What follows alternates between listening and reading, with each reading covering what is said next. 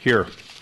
With respect to the meeting agenda, based on the conversation we had during the work session, under section Roman 8, I'm suggesting that we switch out B and G so that B would now be the consideration, the revision to the approved plans for Southdale Apartments, and then the discussion regarding the proposed ordinance for demolition permits for single and double dwelling units would move to be the last item in that section of the agenda. I see the pen of Manager Neal. Your Honor, not to also add that staff would like to add an additional item H, Resolution 2013-32 regarding in pedestrian avenue or Branch Avenue pedestrian enhancement easements. And that item was just in front of you tonight. So yeah, sure is. That would be after H demo or pre-demo? Behind the demo ordinance. Okay. If those are the only changes, I would move the agenda. Second. I've got a motion and a second to approve the modified agenda. Discussion. All those in favor say aye. Aye. Aye. Opposed say nay. Carried. Next we have in front of us the consent agenda. Is there anyone on the council that wishes to remove an item from the consent agenda? I do, Your Honor. 4D, please. 4D. Anyone else? With the exception of 4D. That's 4D as in dog? That's correct. All right. With the exception of 4D, is there a motion to approve the balance of the consent agenda? So moved. Second. Got a motion and a second to approve the consent agenda with the exception of 4D. Discussion. All those in favor say aye. Aye. Opposed say nay. Carried.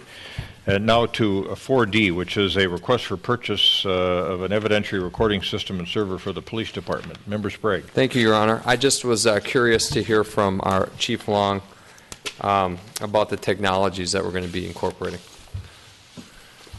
Chief, welcome. Thank you. Good evening, Mayor, members of council.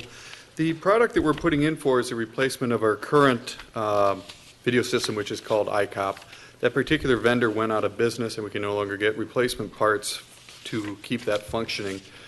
It was specific to the Ford Police Interceptor. It had to fit specifically. You'd remove the old radio or the AM/FM radio, and you'd slide their technology in. Ford quit making that product, which then also forced this product. Not only they quit making it, but it became obsolete because it won't fit in the new police cars, which is okay because we're really moving forward in the technology. Mm-hmm. This has the ability to do things such as download wirelessly to save us time from doing that.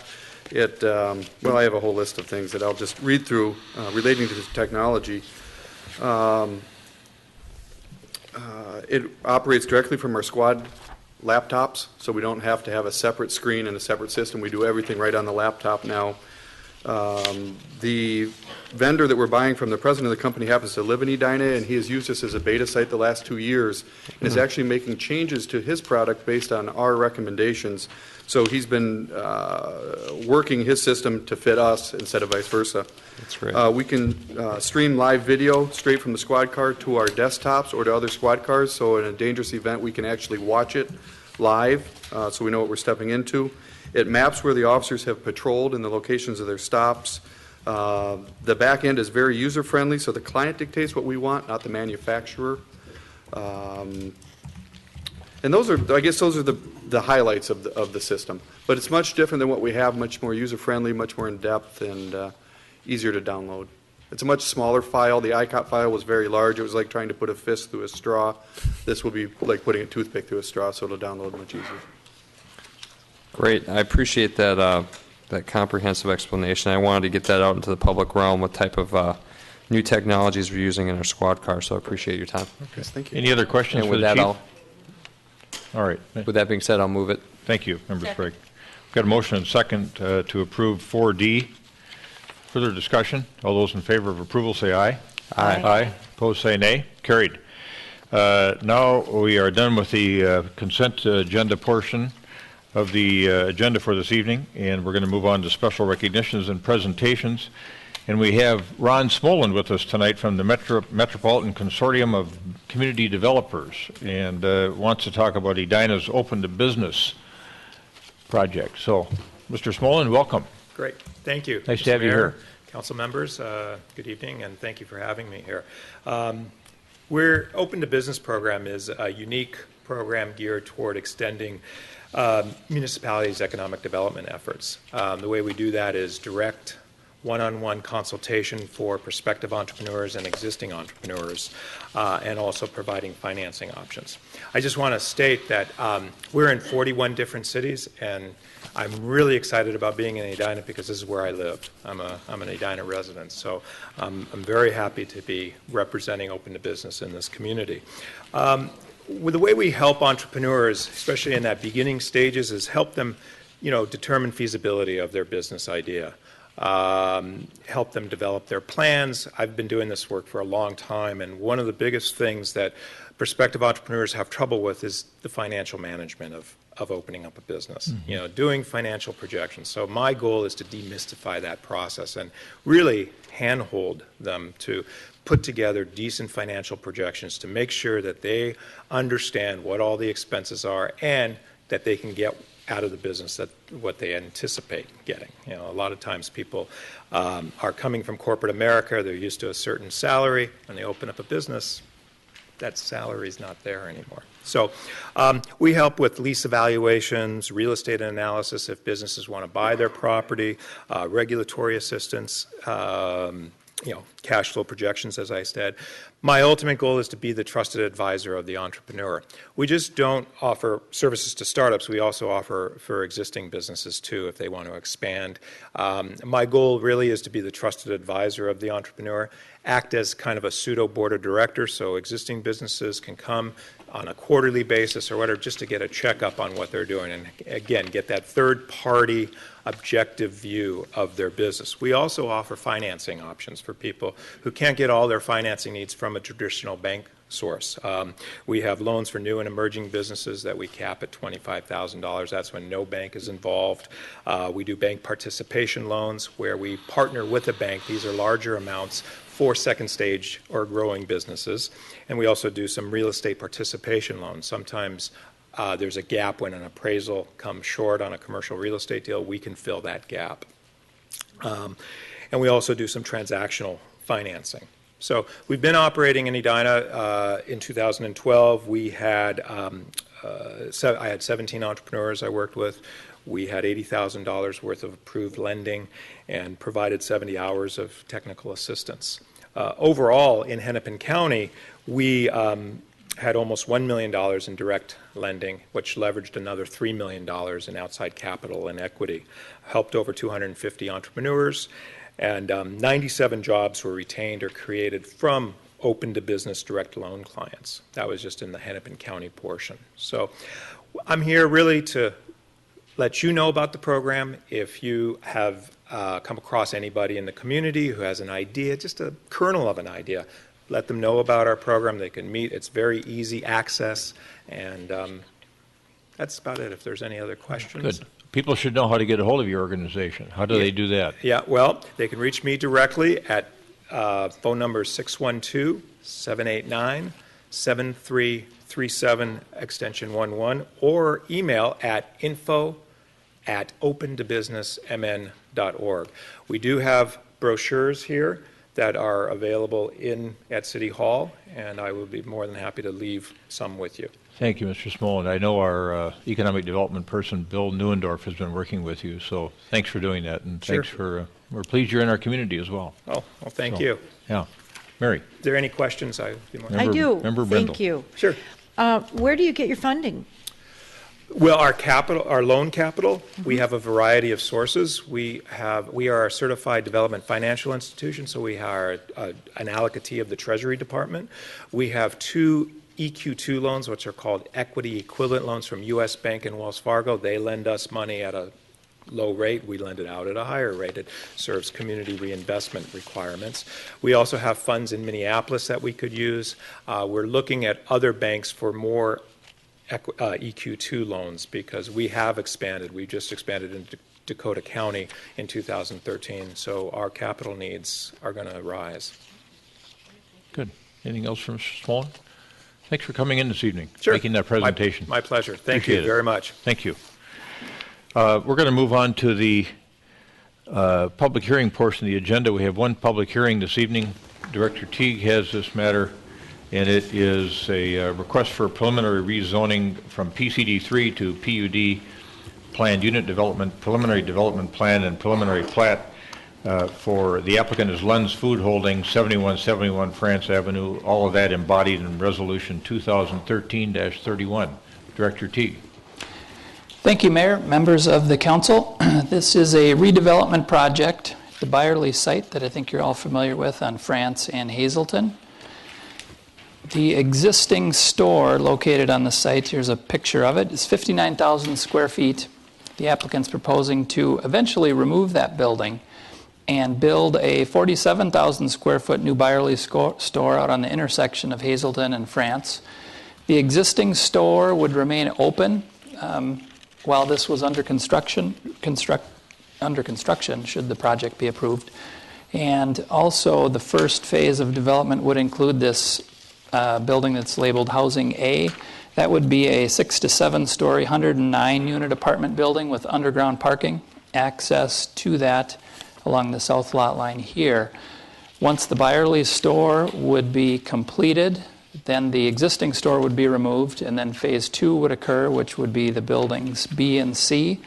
Building B would be a 77-unit apartment building, 6 to 7 stories. There would be a first floor retail, again with 2 levels of underground parking. The housing labeled as C here would be 6 stories. That would be a 60-unit apartment with 10,000 square feet of retail on the first level.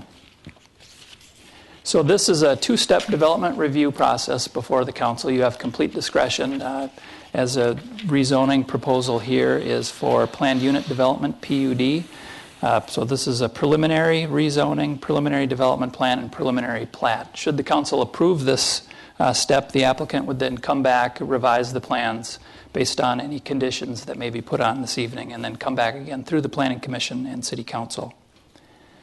So the request again before the council is preliminary rezoning, preliminary development plan, and preliminary plat. Just to take a step back, you may recall about a year ago the Planning Commission and Council went through a sketch plan review. The site plan on the screen here is that sketch plan. It included the new Byerly store located on the first level here with 7 stories of housing above it.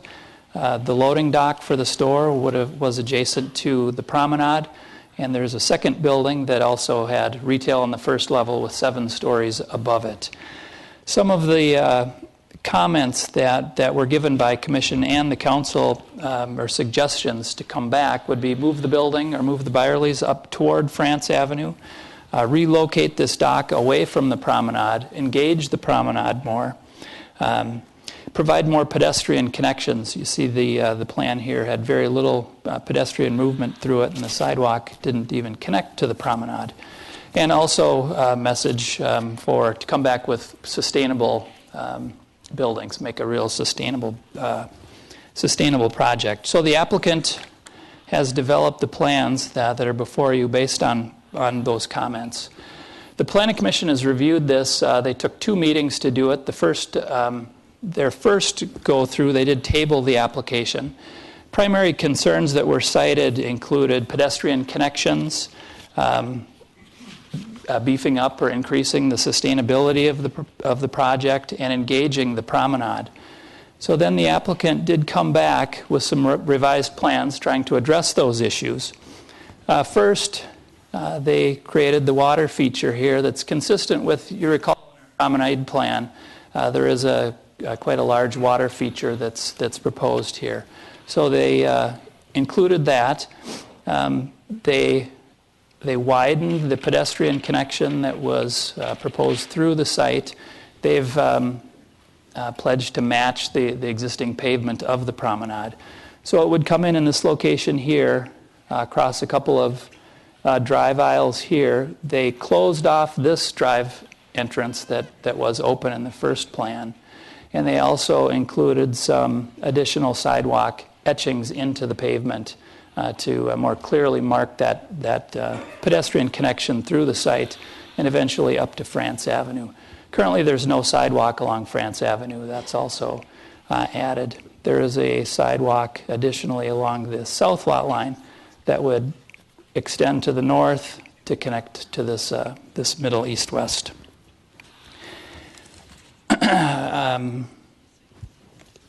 Let me back up here.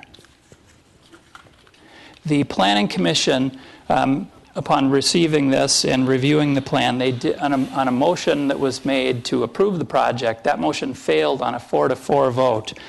Again, they do have some concerns about the pedestrian connections, sustainability, primarily those two issues, the pedestrian connections and sustainability. So just quickly in review of the site plan, the site itself is just under 10 acres in size. As part of the PUD that they're requesting here, some flexibility and some of our setback standards are requested. A 79-foot setback is required to the promenade under the base zoning here, and they're proposing a 32-foot setback here, so flexibility requested there. Parking itself, based on the square footage of the retail space, 357 parking stalls are required. The plan shows 314. A parking study was done and concluded that the project does have enough parking to support the retail. Probably the most significant request and flexibility in the zoning is the floor area ratio requirement. Based on the current zoning, 50% is required, and the plans before you would be 72%. Also, the setback for the Byerly store to Hazelton, the requirement would be 50 feet, and they're requesting a 26-foot setback. Building C, again based on the height, a 79-foot setback is required, and they're requesting 43. So those are the the variations from code. In terms of site circulation, a right-in, right-out is proposed off of France Avenue. Staff has been working along with the applicant with Hennepin County, and it appears that they are agreeable to this right-in, right-out. They have also secured an access with the Macy's to the south in this location here to provide any users of the site that wish to go southbound on France Avenue. They can use this and go down to the stoplight down by the pinstripes. Right in and right out would also be located on Hazelton here in a reconfiguration of this drive aisle. There would be a second access right along the lot line to the south, and the potential for a roundabout in this location here. In terms of traffic and parking, RLK put together a traffic study for us, and again also looked at the parking. And the conclusion was that the project here could be supported by the existing roadways, subject to some conditions. And the RLK is here this evening to answer any questions that you may have in regard to the traffic and parking study. In terms of building material that's proposed, the Byerly's building itself would be brick on all four sides. The apartments would be metal panel with cement fiber. Just to look at some of the renderings, and I believe the applicant will go through some of these as part of their presentation. But this is a look at the Byerly's building. Again, you can see the high quality brick proposed. This is the south entrance into the store. This is the north elevation, and at the review by the Planning Commission, a lot of concern came up in regard to this wall. In response to the discussion at the Planning Commission, they have added some windows to break up the mass of the wall that you can see here. This is a look at the connection to the promenade. The promenade here. This would be that northern connection into the site. One thing I didn't mention as part of their revisions based on Planning Commission comments, they are suggesting an additional bike connection to the promenade here with this little pedestrian footbridge that would connect up to a bike storage facility within this door here. This is the pool that's shown in the site plan. In terms of signage, should the project be recommended for approved tonight, we're suggesting that they come back with a signage plan as part of the final submittal to specifically regulate that as part of the PUD. And we can write those regulations right in. The proposed density of this project would be 24 units an acre. in the high-density range, but not as dense as, say, the Southdale apartments that were in the 40 units per acre range. There is a preliminary plat also associated with this request. Currently, the site exists as 2 lots, so they're suggesting a plat into 4 lots. And as a result of that, a park dedication fee is required of $5,000 per unit. So that would total up to $1.2 million for a park dedication. So primary issues that were considered by staff and then by the Planning Commission: is the proposed development reasonable for the site, and is the PUD rezoning appropriate here? Staff is recommending approval. Again, the Planning Commission, on a motion that failed on a 4-4 vote, is not recommending, or that motion for approval failed at the Planning Commission. To quickly go through some of the issues that staff has cited in its recommendation for approval, we feel that the project is consistent with the comprehensive plan. This is guided as a mixed-use center, and the comp plan encourages a mixing of uses, which the proposal does do here with the housing and the commercial. The overall height, there's a maximum height regulation in the comp plan of 8 stories. And this project comes in at 6 and 7 stories.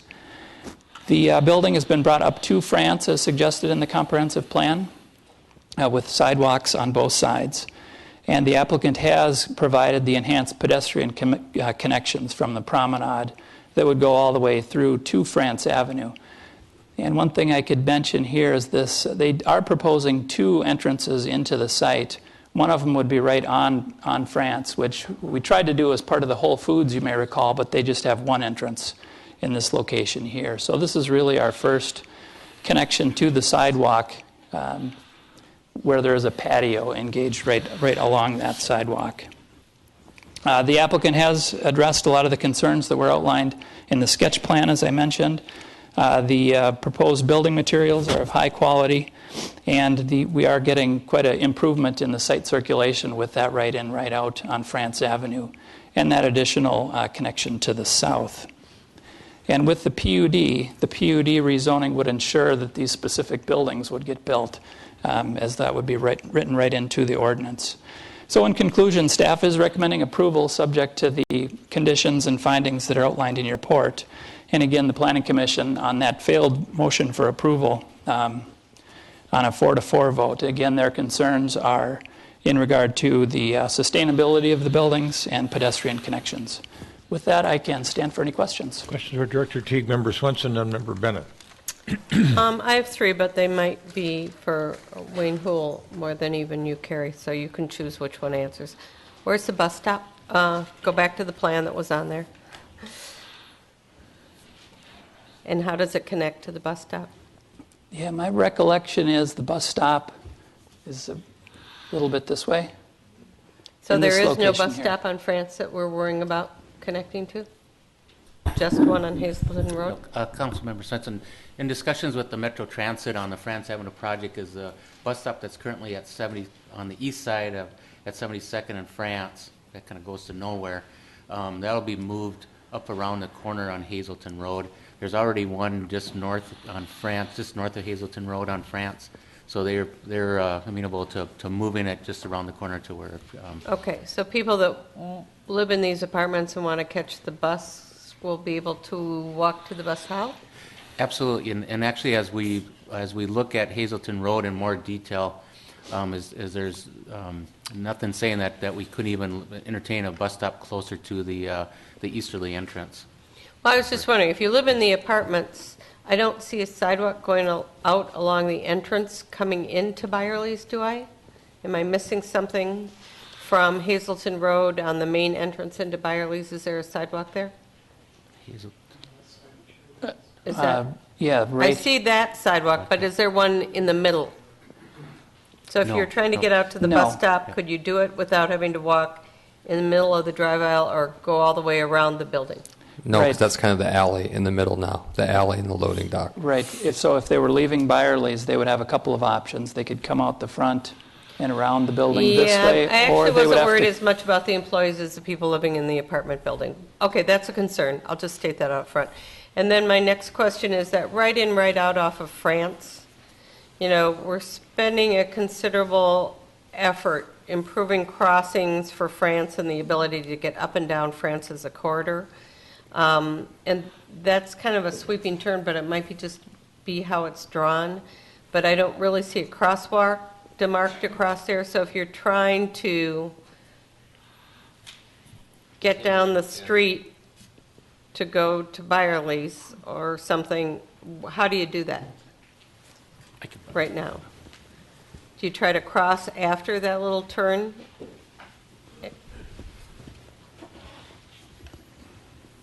Councilmember and Councilmember Swenson and council members, the crosswalk is actually planned. It's not shown on here, but right at the throat, which is the narrowest location. So Okay, you're and is coming that around safe it. as someone's whipping around the corner? Or is That's- that a square corner than I think it is? It's a little bit squarer than you think it is, but actually it's a safer location than just crossing directly across at this location here.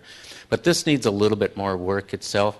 The median that's shown at this location, the county's a little concerned about if somebody's coming out on the right out and then cutting across the Hazelton Road and making a U-turn. So we're still we're evaluating this median versus opening at 72nd Well, Street. as you evaluate that, I would like to make sure that we have the ability to cross people safely across there, since we're putting all this effort into sidewalks all the way up and down France and Right. walkability. Then the last question, Wayne, great that you're up there. If we do a roundabout, which I like the idea of the roundabout, would that be built at the time that the store and the first apartment is built? Yes, How would and that no, come- what we would be looking at is doing a feasibility report on that portion of Hazelton Road to see if a roundabout actually is the right tool that we're going to put in there. And then we'd anticipate that Hazelton Road would actually be done in 2014, next a year from this summer. Okay. Why don't you just stay there for a second? Look at the east side of that building C. Is that a sidewalk? There is a sidewalk through here. So actually, if somebody's coming out of the apartments, Oh, they okay. could Thank you follow for pointing that out. And then there's also a bus stop just on the other side of the promenade, about where the B for Byerly's is. Yep. That sidewalk's a good one, thanks. Okay, good. Member Bennett, and then Member Sprigg, and then Member Brindle, I'm sure, has a few. Question for Director T. Thank you. Director T, what was the density calculation of the apartment units calculated on? The total square footage or the square footage on which the apartment buildings will be built? Total square footage of the entire site. What would the density be if it were only calculated on, since it's being divided into parcels, and to really be comparing apples to apples when we're looking at the density of the other housing in the area, what would the density be if we were looking only at the parcels on which the apartment buildings are being built? Yeah, I would have to run that calculation, but just assuming we were taking, say, half of the site away, the density would be real similar to the Southdale apartments, probably in the 45 to 50 units an acre range. So we'd go from sort of the low end of the range to the upper end of the range, correct? Correct, yep. Okay. A similar question on what, you pointed out the requirement of parking for the retail, the store, the grocery store, and that's a place where it's short, because I understand there are different calculations allowed for the basis for determining parking for the housing. But the parking for the store, the grocery store, what spaces enter into that calculation of what is planned compared then to what is required? Yeah, it would be all of the surface spaces. So all of the spaces here, in here, and here. So essentially all of the surface parking spaces. So sort of a cross parking with all of the... Right. Okay, and how can we know that surface spaces that are connected to the housing and the retail that might be, for instance, in Building B and Building C, how do we know that those spaces will actually be available for people who are using the grocery store, shopping at the grocery store? Yeah, a question for the applicant, possibly, but from what they've indicated to me, there would be shared easements across all of these sites. So it would be available for both, essentially, people at the housing people who are visiting people who live in the housing and for users of Byerly's and the retail space. Sure. So from a legal standpoint, it would be available. I'm asking kind of about a practical standpoint because I know one of the things that is unique about our community is the number of people who actually work from their homes. And I think we also see that people work different shifts, they have different, so any kind of assumption that all of those housing-related parking spaces are going to be available during the day, I think is problematic. Yeah, that might be something that we could address should this be approved tonight as part of the final review of the final plans in that sign package that's for the entire site. That might be something that we could look at the shared parking. And then I know that we're looking at modeling for the Southdale area. I think that Director Houle spoke about this to the Planning Commission for the area as a whole in terms of traffic capacity. It's my understanding we don't have that model available yet, but this development and the Southdale development would become part of that modeling in terms of future capacity. Is my understanding, was my hearing of that dialogue correct? Councilmember Bennett, Council, actually we do, our southeast traffic model takes into account the capacity of all the developments and existing traffic that's down in this area. When they develop the model, and especially when they look out into the future, they apply an inflation factor, and it's usually a inflation factor of 1 or 1.5 or so, and that takes into account typically developments in this part of the metro area essentially. So the model does exist. They actually used it in their analysis, and the last developments that have been approved by the council, like Southdale Apartments, 6500 France, those all have been added to the model that they actually used. So. And the model with the increases that it includes developments of this size and density? It does. All the developments that have occurred in the city, WSB actually has kept up that model, and then RLK actually took that model and utilized it for their use. Thank you. Then with respect to other public infrastructure such as water mains, sanitary sewer, storm sewer, we've had a couple of pieces of correspondence, or several actually, that raised the question of the sufficiency of particularly the sanitary sewer. We also, I saw in the materials reference to a developer's agreement for expansion of the water system. Can you expand on these different areas again of infrastructure? Tell us what we know now and what we don't know in terms of the sufficiency of the existing infrastructure and the necessity of building more. I'll ask Wayne to. Okay, thank you. What we do when we get these developments in is that we check we have our water main, water system modeled, we have our sanitary sewer system modeled, and so we ask those folks, the consultants that have those, to put these into the system and see if the system needs any improvements on it. Because now is the time, if they need improvements, that we go back to the developer and ask them to make such improvements. And these are just fine actually for the sewer system. There's actually a trunk line that runs diagonally across the Macy's property and clips the southwest corner of the Byerly's property. We're absolutely fine in this area for the sanitary sewer and the water system the same way. And there was some concern raised during the comprehensive plan process about the area. Has there been any infrastructure work done since that 2007, 2008 work? For instance, was the Richfield project something that also served this area? Yep. After the Greater Southdale plan was completed, the Met Council actually took that in their sewers division and actually looked at the numbers off of what potentially on the probably most conservative side, I guess, or the highest side of uses, and they put those numbers in when they calculated the design of the sanitary sewer relief pipe that was put in through Richfield. That actually it was an impetus to that section of the 9-mile regional trail that was built over that pipe that they just put in. So they actually have a relief pipe that's brought up right up to our border, and so what our goal or vision in the engineering area is to retake a look at the south area and see how we want to bring that relief pipe into the city, and if it means bringing another line up York Avenue to accommodate some of the development over there.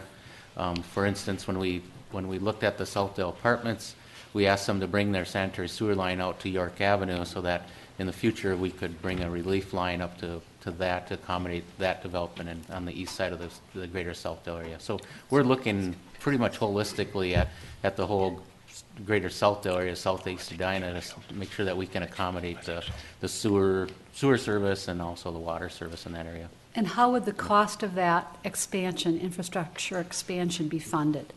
A lot of that is coming out of your rec fees. That you have your rec fees, and then our regular funding of the sewer system is taken into account. Those types of improvements are related back to our rate studies and what we charge for rates across the city. But then also a portion of that, if they have additional SAC units, those SAC units relate back to our rec fees for water and sewer connections. So those also help out the funding of those improvements. For people who may not be up to date on the acronyms, can you just state Yep. what REC and SAC refer to? The SAC is a sewer availability charge that the Met Council actually charges. So that they calculate how many gallons per day a person uses and then charges accordingly to have that water treated over time, or sewage treated over time. The rec fees would be, which is REC, which is a residential equivalent unit, and that is or residential equivalent charge. And that's a charge that if you're hooking up your water or sewers, that you're charged the equivalent of what you're charged for that property of SAC fees. So the Met Council actually does the calculation of how many SACs you have, and then we just apply the same number to the rec charges. Thank you. Two, I think, last questions, and I think these are for you, Director Teague. First of all, what happened to podium height?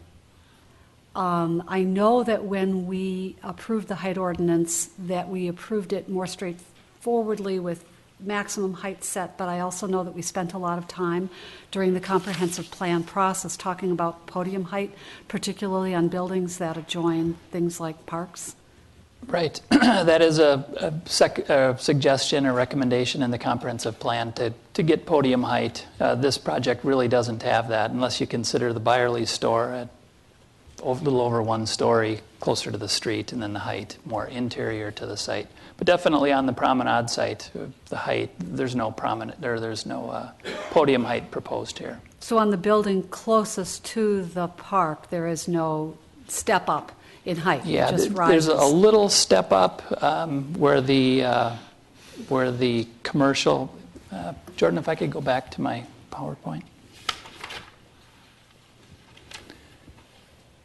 This area that's kind of the lighter shade here, that's the retail space.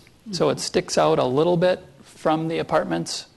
It's not necessarily what the comprehensive plan had contemplated for true podium height, Sure, but and it does stick out a little bit on the first level. Sure, and that because of the presence of the different ownership of that adjacent parcel between Building C and the promenade, there actually is. It's not the building closest to the park, correct? Right. Okay, and then last question, and this I believe is for you and for Attorney Knutson as well, and that is, in terms of some sentiment that's been expressed by some correspondents that we are now getting too many apartment buildings in the area. I know that in the comprehensive plan we contemplated mixed use. Like every other city, we contemplated vertical in addition to the horizontal that we've enjoyed in that area for a long time. Are there cities that limit the number of housing units that are constructed in a part of town or limit the percentage? I know that we've had historically, I think, a 75% rate of ownership versus 25% of rental housing, which is a fairly high degree of ownership compared to adjacent communities. Again, is that something that commonly is regulated, and how is that regulated? I don't believe so. In terms of getting into the requiring rental versus ownership, and Roger can speak to that, but I don't believe that we can mandate one over the other. It's just if you're going to allow housing, the market essentially chooses which it would like to develop as, whether it's rental or... On a very modest scale, I'm familiar with 2 cities who have attempted to do that, but not in this context. It was in the context of, in single-family homes, single-family homes, what percentage of them can be rental, or how many per block, or how many per this and that. And those are the cities of West St. Paul, and Winona. And they're in court right now. Winona is. That was the college. Yes. They were trying to regulate the number of apartments around a college, and I think St. Cloud maybe tried it too. West St. Paul did. I don't know Okay, about yeah, around St. Thomas. Yeah. But that's different than what you're talking about. But it's the issue. Can you limit the number of rental units per whatever? And that's being challenged. And even the units of housing, I guess our comprehensive plan, again, allows mixed use. Our code, our zoning code, allows in PCD3 housing. So does law allow us to put a number on that, or if you allow it, do you allow it? It's really hard to generalize, but I think if you allow, under what we have now, if you allow apartments, you allow them. You don't limit the number. If you say you can have a certain density and certain number in a certain district, we don't have any percentage. It's as many as you can fit in and meet our requirements. You do it essentially through density. Yes. Say that again, please. You do it essentially. You're accomplishing that essentially through density requirements. What school district is this? Can I just add that one question? Boy, I was about to say Edina, but I'm not know. 100% sure. It does a weird switch somewhere right in there. Richfield. Yeah, Okay, that's what I thought. Okay.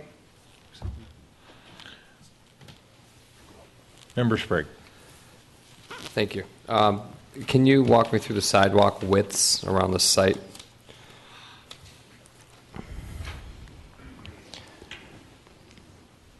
I might have to refer that one to the applicant. I know they've widened the sidewalk widths on the main spine here. Okay, and then just to clarify, I've on the renderings, I know that we have a way through the site off of Hazelden, but there's no there's no back door, there's no France to promenade connection through the site. They don't have that level of permeability. Well, there's a couple of opportunities from France. Along the north lot line, the sidewalk here, and then through the back of Building C that would connect right here. Or they could continue along Hazelden and connect to the promenade down here. There is the middle of the site connection that would run through the front of the Byerly's store. Right. Go to the south across here. Or auto crossings. And then move and connect in that same location. And there's also along the south lot line, you could follow this path up to the retail store, and then you would have to go into It stops on right, the southerly. Stop here. That was my interest in looking at that point. So for parking requirements, are they over or under the limit for a site of this FAR? They are underparked in terms of the retail space. Oh, not looking at the whole globally, the site. Yeah, if you combined some of the, they're overparked underneath in the underground parking for the apartments, but those spaces aren't available to the retail use. So on the surface lots, they're underparked Right. for the site globally. Correct. Okay. And then, do you know what the phasing of the buildings will be? I do, Jordan, if we could. So if you can picture, the existing Byerly store is located roughly right in here. Mm-hmm. That would remain open during the first phase. So the first phase would be construction of the new store here and the construction of housing unit A. Once the store is completed, they would then remove the existing Byerly store, and then phase 2 would be the housing B in housing C. So two-phase project. Okay. And for stormwater management in the parking lot, are they doing something akin to Target with the underground tanks? Yeah, it would be under the parking lot in this location here. And they're meeting the watershed requirements, but not necessarily exceeding them. Is that correct? Correct. Yeah, they'll require watershed approval, and I believe they've had some initial conversations with the watershed, but they would meet all their requirements. Okay. Thank you. Member Brindle. Couple of things, and then I want to hear the presentation. Looking at parking, if this is underparked, would it be possible to investigate a shared parking agreement with Macy's Home Store? That might be possible. I'm not sure of I don't know off the top of my head, the square footage of their building compared to the parking spaces. You would seem they're a bit overparked, just thinking of that parking lot. But. Just looking at it day to day, appears they are. All right. Can we go back, please, to that picture, Jordan? Thank you. Around Building A, there is a dark gray area on the west side of Building A and on the south side of Building A. What is that surface? That one we'll have to ask the applicant Okay. what exactly All right. that So is. in the presentation, if we could get that, that'd be great. Let's see here. All right. I'm looking at the sidewalk on the south side of the entrance from France. So the main entrance there, and it stops on the south side. Yep. Go down. Right here? Nope. Back to France. So on the south side of that entrance, you're on there, that guy right there. And it stops. So if someone were walking on this sidewalk and wanting to get to Byerly's, instead of walking them across that main entrance at the wide part of the throat of that intersection, I don't know whose property this is, whether it's Macy's property or Byerly's property. But Macy's, you can see here's the lot property line. line right there. Oh, is that the line? Okay. Right. Yep. Could a sidewalk be extended to the entrance into the Macy's parking lot, a crosswalk across that entrance, and then a turn, a 90-degree turn to crosswalk right to the walkway to get those people to Byerly's who are going north on France, and give them a crosswalk that is at a lower, maybe a lower traffic area than right at the main entrance? They would have to, they would have to acquire an easement or work out an arrangement with Macy's. Most of that would be on the Macy's site. So Okay. they're providing that connection on their site in front of this retail space here, and then along the south lot line, and then they could continue on to the south, that location there. Okay. I do like this treatment of along France Avenue. There's a median kind of structure along France Avenue, so that if I'm in the right lane going north and I'm turning into France, it looks like once I get into that lane that there is something to my left separating me from the throughway traffic. I like that a lot. Right. We should do that elsewhere along France. And thank you for the sidewalk along France Avenue. It is part of the grand scheme of things. So to have you include that here is wonderful. Let's see. And the underground parking question. The only other thing I have is in the water feature. There's the water feature between Housing A and the Promenade, and then going south, it says water feature by others. Is that an extension of the water feature that would be up to Macy's to do, for example? Correct. Is that what that means? Yep. Okay. All right. Well, I'd like to open it up for the presentation after Mayor Hovland. Thank you, Member Brindle. Couple of questions. One of the things that we wrestled with over at Super Target when we approved that project was the parking ratio.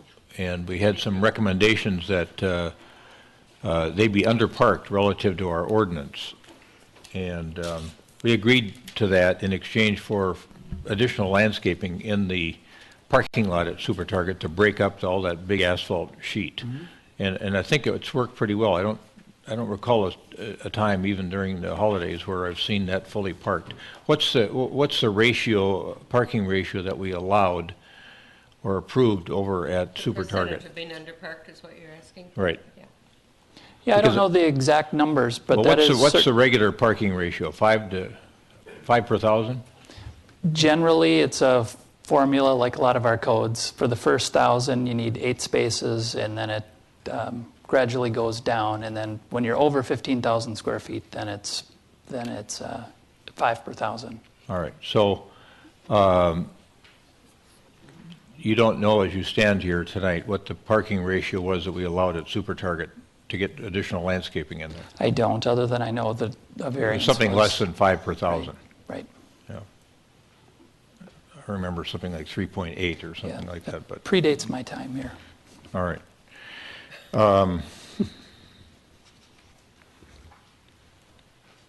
Are you aware of any adverse impact due to being underparked by ordinance at Super Target?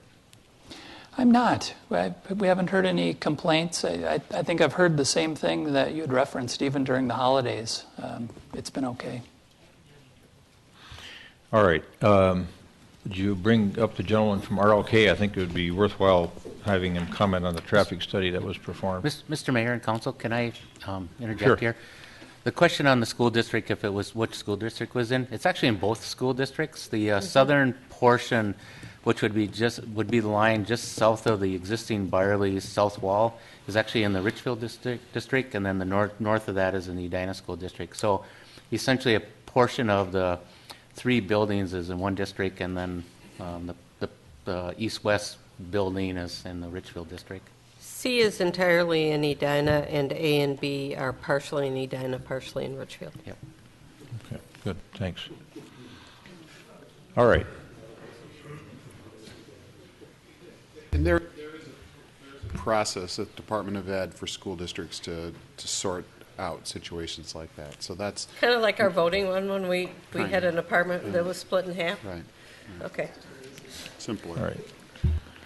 Good evening. Good evening. My name is Steve Manhart, Manhart. I'm with RLK Incorporated. The address of that building is 6110 Blue Circle Drive, Suite 100 in Minnetonka. I am the traffic engineer. I prepared the report that was in your packet and went to the Planning Commission. Are there any general questions you have, or I think just a general comment about level of service, and then the comments that Manager Houle made, Director Houle made about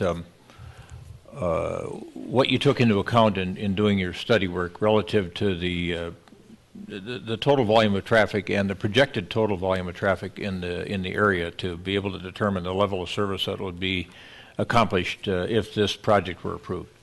Thank you, Mr. Mayor. Yes, members of the council. What we did as part of the traffic study was to look at the existing levels of or traffic levels in the area. We took traffic counts at the entrances of the Byerly Center, as well as at the intersection of Hazleton and France Avenue, and at several other locations or intersections in our study area. And we did those for the PM peak hour and also on the Saturday midday peak. We looked at those because we determined that those, for this type of land use, would be the peak times that we would want to consider for that would see the largest level of traffic in those areas. Then what we did was we put those into our model. We have a state of the practice model we call Synchro that we installed that information into that uses things like numbers of lanes, speed of the adjacent roadways, and other factors, and we developed that model. Then what we did was we looked at the new levels of service that would be in that area, or we calculated existing levels of service for different movements at those intersections around there. We did notice, of course, the existing problems of the people, the drivers trying to exit at two intersections, basically the two driveways onto Hazelton. And then we looked at the future based on the two different phases of traffic. We looked at 2015, which would be akin to the first phase, which would be the new store layout and the first building of apartment units. We calculated trip generation based on the Institute of Transportation Engineers trip generation tables, the rates that we use, that they calculate for trips based on various sizes of developments. Then we also looked at, so we modeled that, and then we determined levels of service based on that. Then after that, we calculated what the additional land use would be for the additional two buildings plus the small retail uses in the bottoms of those buildings. We added that to the trip generation of the surrounding area and ran the model again for a 2016 condition. I must say, as Mr. Houlihan mentioned, we did use the background model plus 1% per year as growth factors, as he had discussed earlier, to replicate the modeling, the overall model condition for our study area. Then we looked at what the effects of the running those models would be on levels of service, and we calculated the new access points, and we distributed traffic based on existing plus projected directional distributions for that traffic. We then brought those, we prepared our report, and then we also brought those to the city for review and also to the county. There were a couple of comments that the county had raised and the city had raised regarding some of our projections, and we recalculated some of our numbers based on what would be the trip generation of the existing store, the level of customer attraction to the store. Because as you may be aware, the actual footprint of the new store is smaller than the existing store. And then we also looked at what their customer base, where they live, and they provided us with that information as to where they live. We recalculated some of the trip distribution based on that and reran our models, and we're still finding comparable levels of service as we had calculated earlier. With that, we basically have brought forward our recommendations and findings from that, and you see them in your report today. And for the public, why don't you express what those are? Okay. Actually, we find good levels of service at each of those access points, primarily because we have a doubling of the number of access points available. Right now, we just have the two access points out onto Hazelton, but by adding that right in, right out off of France, plus adding the left turn capability to go south down at the Gallagher Street access, or pinstripes as we've been talking about it, that provides additional opportunities for traffic to distribute. Also, we looked at whether a traffic signal or a roundabout would be warranted at that main access point, the easterly access, as I call it, onto Hazelton. We find that really right now, under the existing and future trip generation, there aren't necessarily warrants for signalization, but it would work, of course, but then also a roundabout would work as well. Okay. Those basically are our findings. So just so it's clear, Wayne, who hired RLK? The process that actually Kerry uses is to do these transportation studies is that the developer actually will pick an engineer, they'll develop a scope, we'll look at the scope, they'll have a proposal, and then we'll okay it, and actually the developer will pay the city, and so it's basically they're hired by the city essentially, but the funding comes from the developer. Okay. Kerry, one more question for you as a follow-up to that earlier parking ratio issue. If this project were approved, as underparked, what would be the ratio?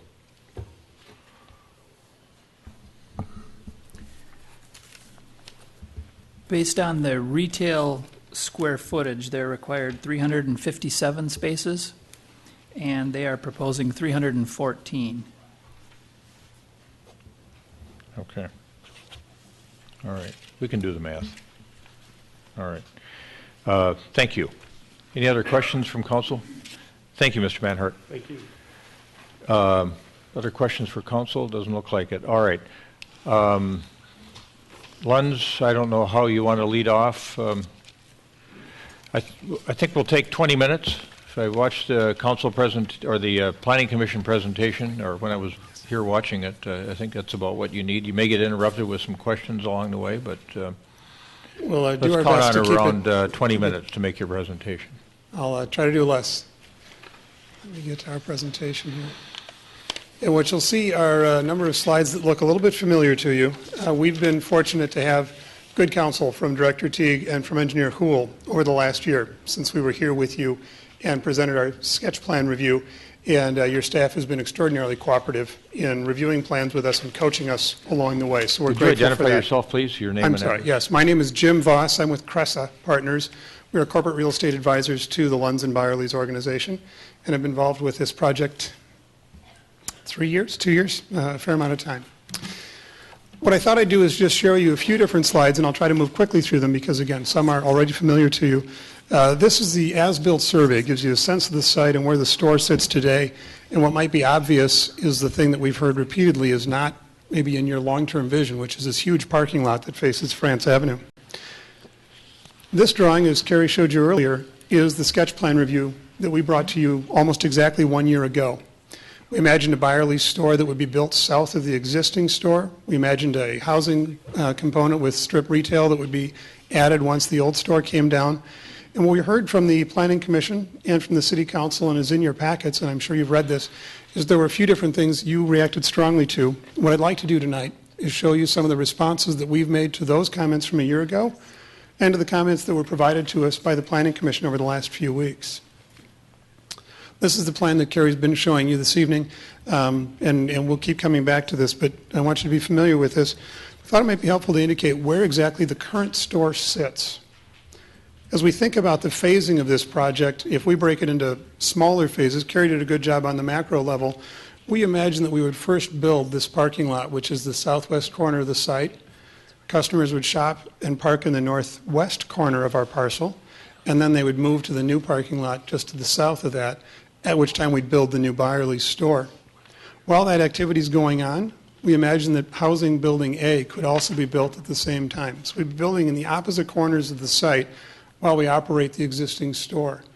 Extensive conversations with our contractor and our housing partner about providing customer safety as well as vehicle access during construction. And we're currently negotiating with Macy's to have a temporary construction easement in their parking lot so that we could do staging and trucks and construction crews parking off-site. So as someone suggested, we work with Macy's. They've been a great partner with us in this. As again, we look at this site, the light blue area that you see here is what was, in our previous sketch plan review, a large parking lot. And you indicated strongly that that wasn't what you had in mind for France Avenue, but rather this livable street or these energetic street fronts.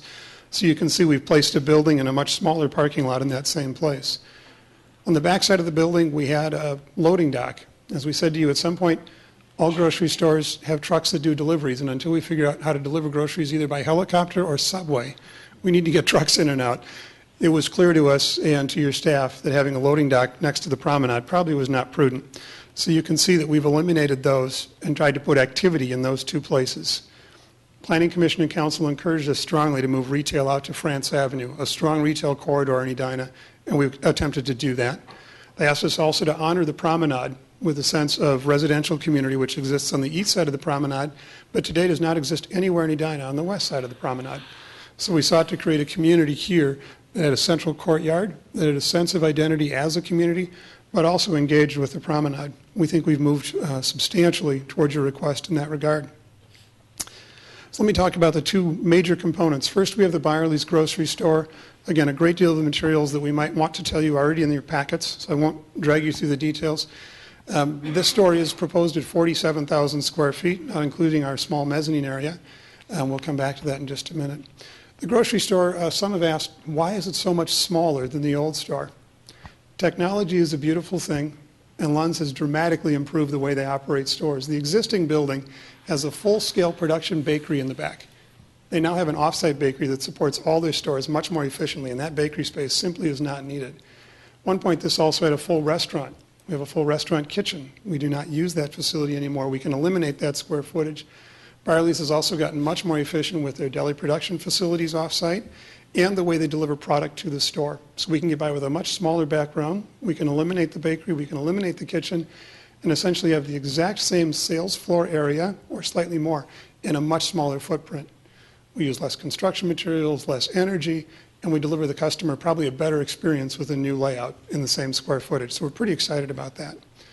This image also gives you a sense that we're imagining a covered walkway along the front of the store. Some of the urban experiences that we admire have some retail activity happening on the sidewalk that invites people to the front door and then in. So whether it's produce or flowers or some of those things. And with a covered walkway, we have the capacity to do some things at the new store that we can't functionally do at the old store. So we're excited about creating some new retail opportunities and, again, some stronger pedestrian experiences as you come to the store or beyond the store that I think this covered walkway accommodates. The housing feature is one that we're extremely excited about. Tentatively, we're calling this 71 France. We're still working on the details, so I don't want to get you hooked to that. But the idea that we would create 246 residential units that are within steps of a grocery store, within steps of strip retail environments, we think is a dramatic addition to the France Avenue community and, frankly, to the city of Edina. It's something that you don't have anywhere else. So the density here is exciting. We did some quick math. If 250 people don't have to drive to the grocery store, I won't pull out my pen, but it's about 100,000 miles a year of driving that's eliminated on the streets of Edina. It feeds this grocery store, and it puts approximately 300 residents into the city who can access the promenade, who can go dine at Pinstripes, go down to Centennial Lakes, access Galleria. This is something that we're pretty excited about.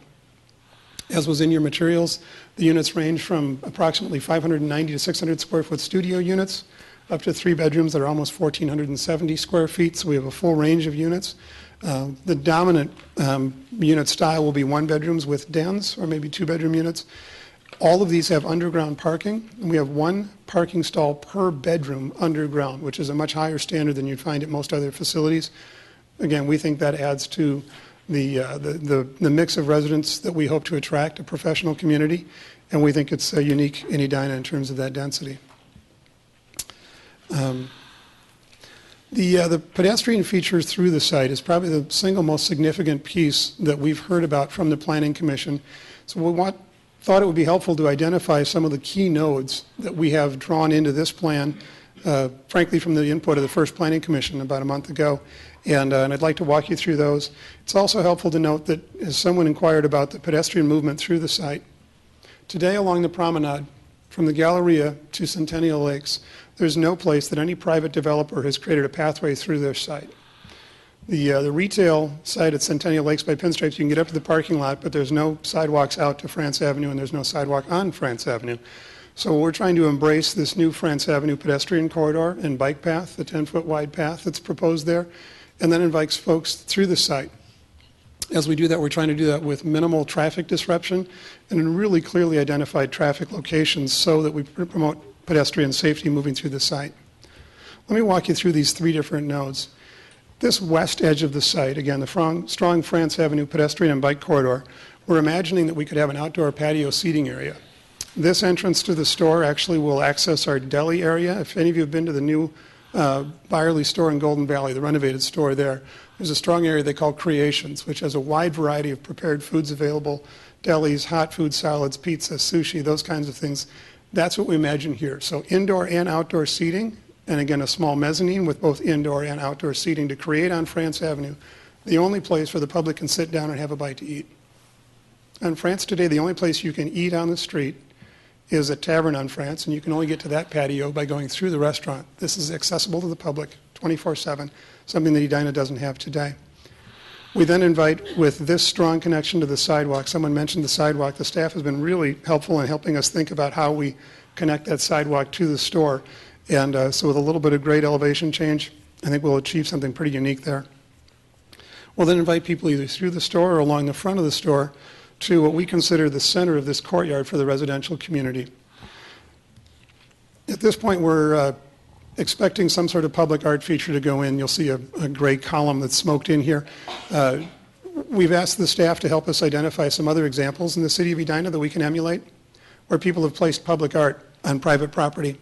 We think that, again, this creates this sense of community engagement and some sense of community ownership to a piece that is part of the private development here. And we're looking forward to creating some seating areas around sculpture or fountains or whatever that might be. Then as we move farther east, engagement with the promenade was the third key point that the Planning Commission asked us to address. And candidly, in our first plan, we knew we'd get out there.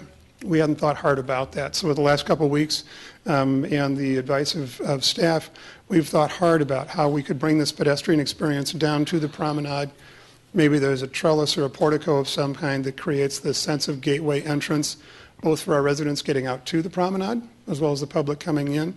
We're thinking about a small sign there that would welcome people to 71 France and to the Byerlys and to the shops that would be there, and really strengthen the connection of this pedestrian pathway to the residential, or to the retail and residential activities. Again, nowhere else on the pedestrian path that you consider the promenade today, this strong bike corridor, is there a sign like this. There's no place else that has a welcome like this. And again, candidly, in the last couple of weeks, we've thought a lot harder about that, so we're grateful to the Planning Commission for pushing us in this regard. The idea that we could do some seating and landscaping there in coordination with your staff on the water feature, we think is a big plus for the site. We've also looked at how this building nestles up to the promenade. We want to create some sense of separation with the water feature, but not a sense of isolation. And we think that we've done so. There was the query raised earlier about podium heights, and maybe this is the time to come back to the gray area. Oops, let me pop back a couple slides. There was a question about this gray area that is on the south side of Housing A and then on the east side of Housing B.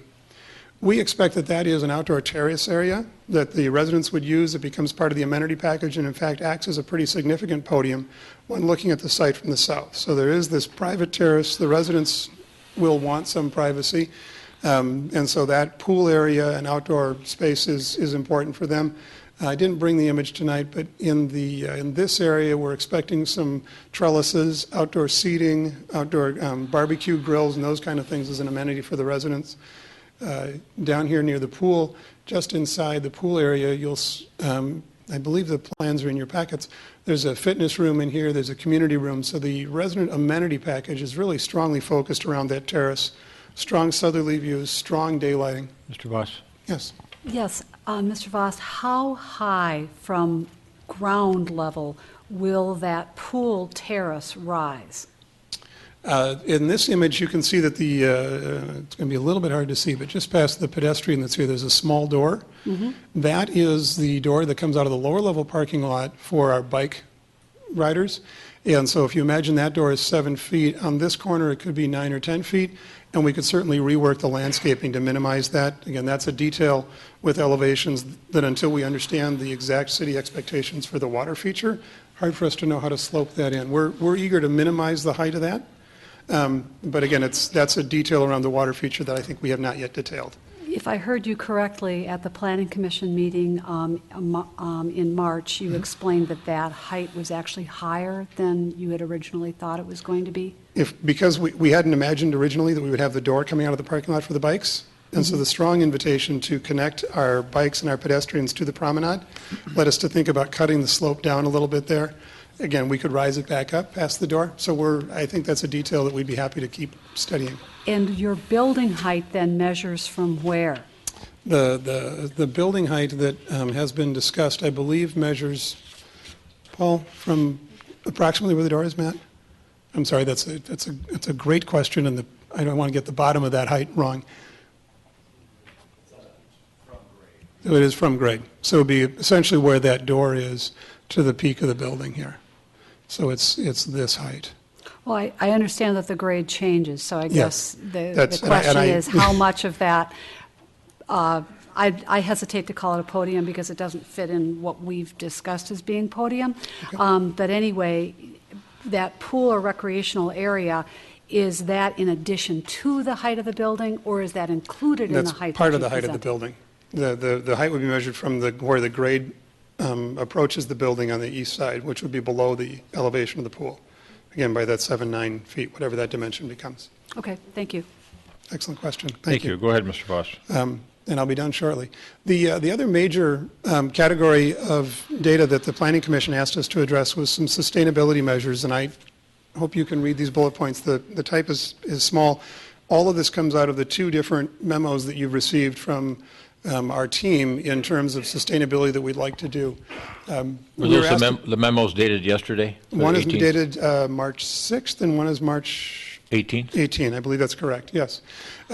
So there's some specifics here about the store. The refrigeration systems that we use now are about 40% more efficient than old systems. You can imagine all the freezer cases in the store. If we pull a little nightshade over those when the store is closed, we actually reduce energy consumption by almost 50%. So there's little things that we can do inside the store that have a dramatic impact on energy consumption, and we look forward to doing all of those things. LED lighting throughout the site.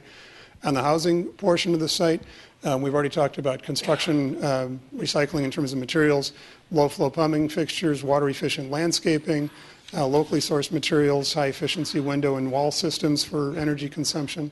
We've committed ourselves to the XL Energy EDA program. They have very specific ASHRAE standards, and you have to exceed those by at least 5%. Fully willing to participate, fully intend to participate in those. Stormwater has come up a couple of times. The system that we drew, which is in the packets that were provided to the Planning Commission, we actually reduced stormwater runoff by about almost 50%. And today there's no limits on the quality of the water runoff. And of course, by infiltration and holding it will infinitely increase the quality of water runoff that leaves the site. And we're studying very hard how we can do some infiltration on the site. This was a detail that we expected between our preliminary submission and our final submission to get much more study accomplished on. And we continue to do that. Your staff's been very helpful in that regard. We also know that, again, redeveloping an existing site is probably the most efficient way to go. We've got access for pedestrian, bus, and bike. And interesting in your sketch plan review, both from the Planning Commission and the Council, you asked us to put in at least 6 electric charging stations for vehicles. Lunds and Byerly's has put 6 charging stations in every new store, and on the housing side, we fully expect to have charging stations in the basement for as many residents as might need them. So we're with you 100% on the charging stations. This north wall of the store, I will tell you, is something that we heard strong feedback from the Planning Commission on, and we intend to continue to work on this. What you'll see on the corner that is France and Hazelton is some glass here and a glass feature that comes down to the ground, and that light will actually drop into our employee break room or possibly one of the manager's offices.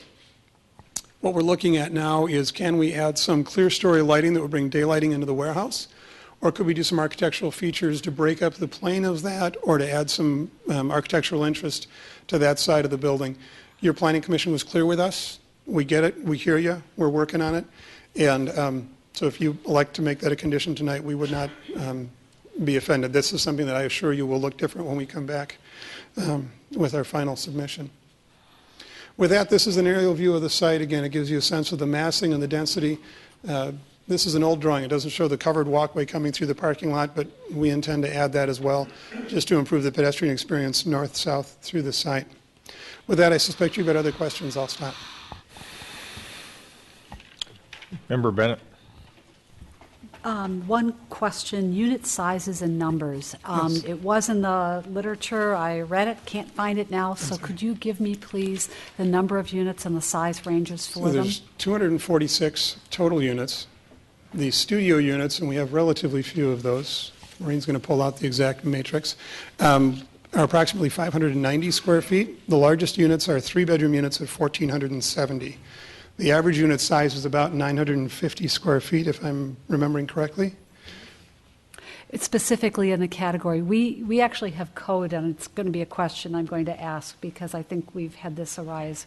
If I might, Attorney Knutson, does our code on unit sizes and percentages apply to PUD?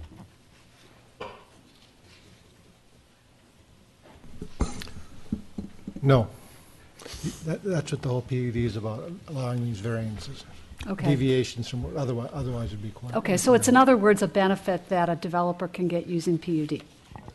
Okay, could you please give me the number of 1- and 2-bedroom units and the sizes, the size range? I'll ask Maureen Michalski of Schaefer Richardson, our housing partner, to answer that question. Thank you. Okay.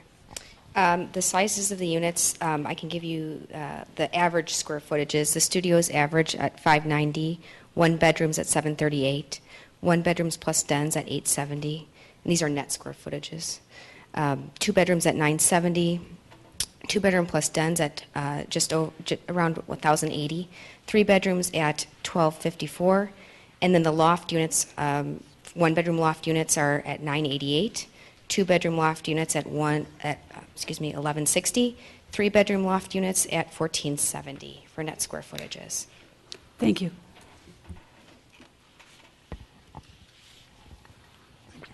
Member Sprague. Do you have a rendering of the first floor units looking towards the promenade, or any closer rendering of those units that are facing the promenade, that exposure? Exterior or interior? Exterior, just the elevation. Wall. I might on this, if you'll give Okay. me just a second. Yep.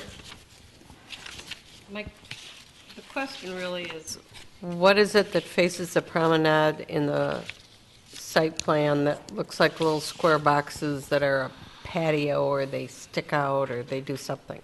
Right there, that. Yeah, those units there. We do have, I wonder how I get to. I think those are ground level patios, if I They are remember ground from level the patios, Planning yes. Commission.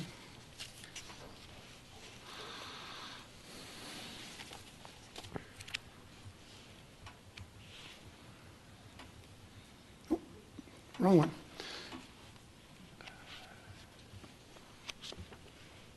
So we do have that I drawing, have and I'm that sorry. picture, I couldn't see. I have Yeah, another. there's one that's a little bit closer. Okay, so This gives that- you a sense right here of a patio. There would be a railing around it to provide privacy and security for the residents. Yeah. It would be up a foot or two above grade, and again, we may end up playing with grade elevations there.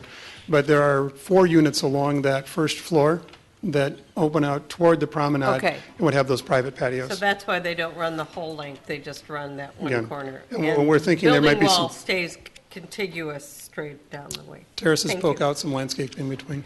I have a question about the pedestrian walkway going through the middle of the site, and I want to start from the promenade and walk west and ask you about the first 2 crossings. Was there ever some consideration given, and I'm talking about, so we're going from building housing A, from the promenade and walking across that first U-shaped parking lot right there. Yes. Was there any consideration to making that a cul-de-sac, so you only have to have one crossing? Because I'm counting 1, 2, 3, 4 crossings just to get over to the store and out.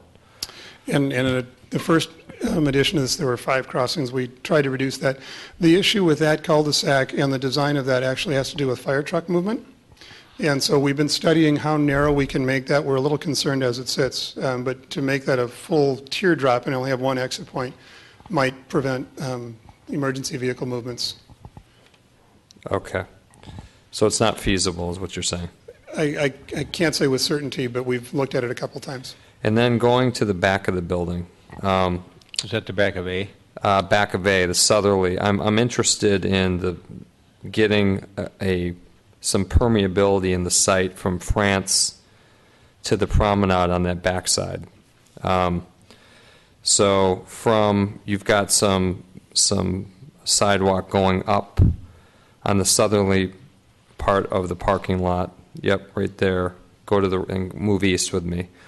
Then you cross there. Is there a way to jog that over and come back on the backside, south side of that building where you have the pool and the common area terrace, and make a connection up to the promenade? Because as you know, we were investing $4 million in France Avenue. It's going to be a delightful pedestrian corridor, and as you said yourself, there's not a lot of permeability between the promenade and France. You can go down to pinstripes, but you also have to weave through the parking lot. So to me, this is an opportunity, and with this being a PUD, trying to do something extraordinary beyond that, we would get out of code. So I'd like to hear your thoughts on that. Well, again, we have the sense that the pedestrian walkway we've designed is pretty unique, and so that is something the city doesn't today enjoy in any other setting. We did look at a couple of alternatives, as you suggest, to cross here. not evident from this drawing, this ramp starts to slope down and it accesses the underground parking. And so we've got some elevation changes that become more dramatic the farther east we go. It's not inappropriate for us that you might ask Macy's for a walkway across their land. It's not appropriate for us to ask Macy's for a walkway across their land. They've been very cooperative with us, and I'd be surprised in the next 10 or 15 years if Macy's didn't think about a redevelopment, and at that point, I'm confident they'd be open to it. If you'd like us to ask them today, we'd be happy to. I just don't control their property. Yeah, I understand that, but they're also not asking for the type of flexibility that you're asking for now in front of us. So that's why I was asking. I just was curious if that was a feasible option that had been considered, since I have this site plan before me, if we could make that connection. So I think you have said that there's some grade change challenges, but not necessarily that it's impossible to do. Would that be correct? We've studied it and continue to find ourselves challenged by the grade. Yes, impossible, and that's hard to say. It would take more cooperation from Macy's than we have solicited thus far. Okay. And then in terms of the energy improvements, talk to me about, so it's 5% above the standard that you, tell me about the acronym that you have in your slide, and how does that relate? That's not the state energy code we're talking about. It is the state energy code. That is, okay. ASHRAE is the Standards Institute. Okay. The state of Minnesota uses a 2004 ASHRAE standard. A couple planning commissioners chastised us for using that standard. Other states actually use a 2007 standard, which is the most recent one published. We were asked to use the codes that are established. This is the state's code. And is there anything that would preclude you from going beyond the 5%? No, I mean, we were asked to identify minimums, and that's an absolute minimum that's part of the project. Okay. Talk to me about the stormwater management again. You talked a little bit, there was just a line about landscaping and trying to do some more infiltration. Can you talk to me about both the bio and the mechanical systems that you're implementing? So in the submission that we made to the Planning Commission, we proposed an underground storage tank field, a pipe gallery, if you will, under the large portion of the parking lot. Since then, we've done a fair amount more work, and you'll see some of these darker areas along either side of this main drive around Building C. Yep. We are studying hard different infiltration systems that would take stormwater and actually take it down as opposed to leading it off-site.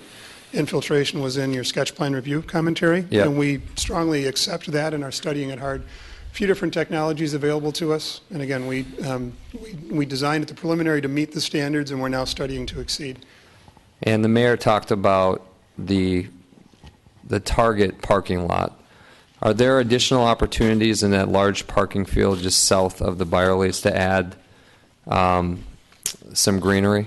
I mean, I think that parking lot is actually quite delightful if you go over there and drive through it. It's broken up by even, just a few trees going down the row. So I'm just curious about your analysis. Their rows of parking, you should know, are probably 2 times the length of this, so we're talking about different dimensions. I can't tell you with certainty the distance between tree islands. What they have there are islands surrounded by curbs in elevation, so they have to irrigate those trees. There's no actual stormwater runoff that happens in those islands. Right. We're looking at maybe in the parking lot for the store, certainly in the retail in front of Building C, doing things that would create better stormwater runoff and stormwater retention. Yep. And so we're studying that. Putting trees in the middle of the lot slows down snow removal, and so we're sensitive to the customer experience and the efficiency of operating the site. But we also want to create places where that water can run and then be held on site as opposed to dumped into a pipe gallery and shipped off site. And then I have a question for the housing developer. What do you anticipate your tenant mix will be in terms of demographics? Maureen? Mayor, council members, Maureen Michalski with Schaefer Richardson. We anticipate that we are primarily going to target a broad cross-section. We'll have mostly Gen X and boomers. 35 to 65 is our main demographic, but we'll certainly have younger millennials, younger than that, and then more traditionalist, older. A couple other properties in Edina to compare. York Place is on the younger end, skews more towards millennials. Cornelia Place skews more towards the traditionalist, older. We'll be somewhere in the middle of that, capturing a broader section. Active lifestyle professionals that are looking for an urban experience, but with suburban convenience is primarily what we're going to see here. Also, it'll probably be a 50% mix between people that are current renters and then 50% that are homeowners looking to downsize and move into a apartment building. So that kind of gives you a sense of that as well. And in terms of childless households, what do you anticipate the percentage will be? I don't have a percentage for you, but we anticipate that the likelihood of families is probably smaller in these units. Even though there are some larger units here, we're expecting that it's probably going to be more empty nesters or singles or couples, and perhaps there will be some families, but that's probably not the core demographic here. Thank you. Member Swenson. Where's package pickup? For the grocery store? Mm-hmm. In which ways do the cars head in and out of package pickup? On some of the renderings, and I could click through, but I'll just highlight it. This area here is intended to be the parcel pickup, and we expect that vehicles will enter from the west and exit to the east so that the driver is closest to the curb for customer convenience. You may be familiar with Byerly's and their web lane service where you can order your groceries online and pick them up at the store. This store actually does a very high volume in web lane activity. So orienting this to accommodate 2 or 3 cars under the canopy was pretty important to us. And so that parcel pickup for the interior flow of the store and for customer convenience will be there. And we've had this experience with that left side pickup on a number of other stores and have managed traffic around that pretty comfortably. Okay, and the sidewalks that we've been talking about a lot, especially the one that's north of Building B going along to the promenade, how wide is that? Right now that's drawn at about 9 feet in width. We're looking at how we do some landscaping along the edge and maybe do some arcing movements to give it a little bit of extra interest. And then your north sidewalk that goes along Hazelton? That's a standard 5-foot walk, as is consistent with the city walk that's along Hazelton Road today. Okay. Thank you. And it might be worth noting the sidewalk that's along Hazelton today is physically against the curb. We'll be moving it inbound 5 feet and creating boulevard there, make it consistent with other city streets. Good. A couple of questions from watching the Planning Commission meeting. I know you were still trying to figure out what you wanted to do on that walkway that runs north-south from the store into the parking lot. It was going to be a covered walkway and using some kind of material that you hadn't made a determination on yet. You've got a pergola type effect at the storefront. Have you made any decisions about that? I think the design on that continues to move toward matching what is in front of the store just for architectural consistency. But because of the slope, it probably would have a roof line that would step down because that parking lot will slope gradually, and we don't want a long sloping roof. Ice and water running off that would be pretty dangerous at the south end. So there's some details to the elevation of that we have not yet worked out. Member Sprague brought up the route a person would travel and the traffic areas you would cross on the way to the store if you were coming from the promenade or going from the store to the promenade. Is it your intention to mark those walkways in motorized areas in some form or fashion so it's obvious to motorists that those are pedestrian crossings? We intend right in this main crossing area to do a stamped concrete, not necessarily install pavers. The maintenance on those is pretty unfortunate with our experience, but to do a stamped concrete treatment that would give the sense of pavers and create a clear sense this is a crossing. We've seen, I believe it's at the west end in St. Louis Park, how the pavement actually rises up in some of those crossing places. We may do that as well. We're looking for a way to optimize the pedestrian safety there.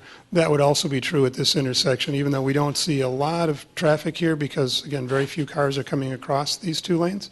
We still are going to be marking those and looking at, again, a stamped concrete or a raised system.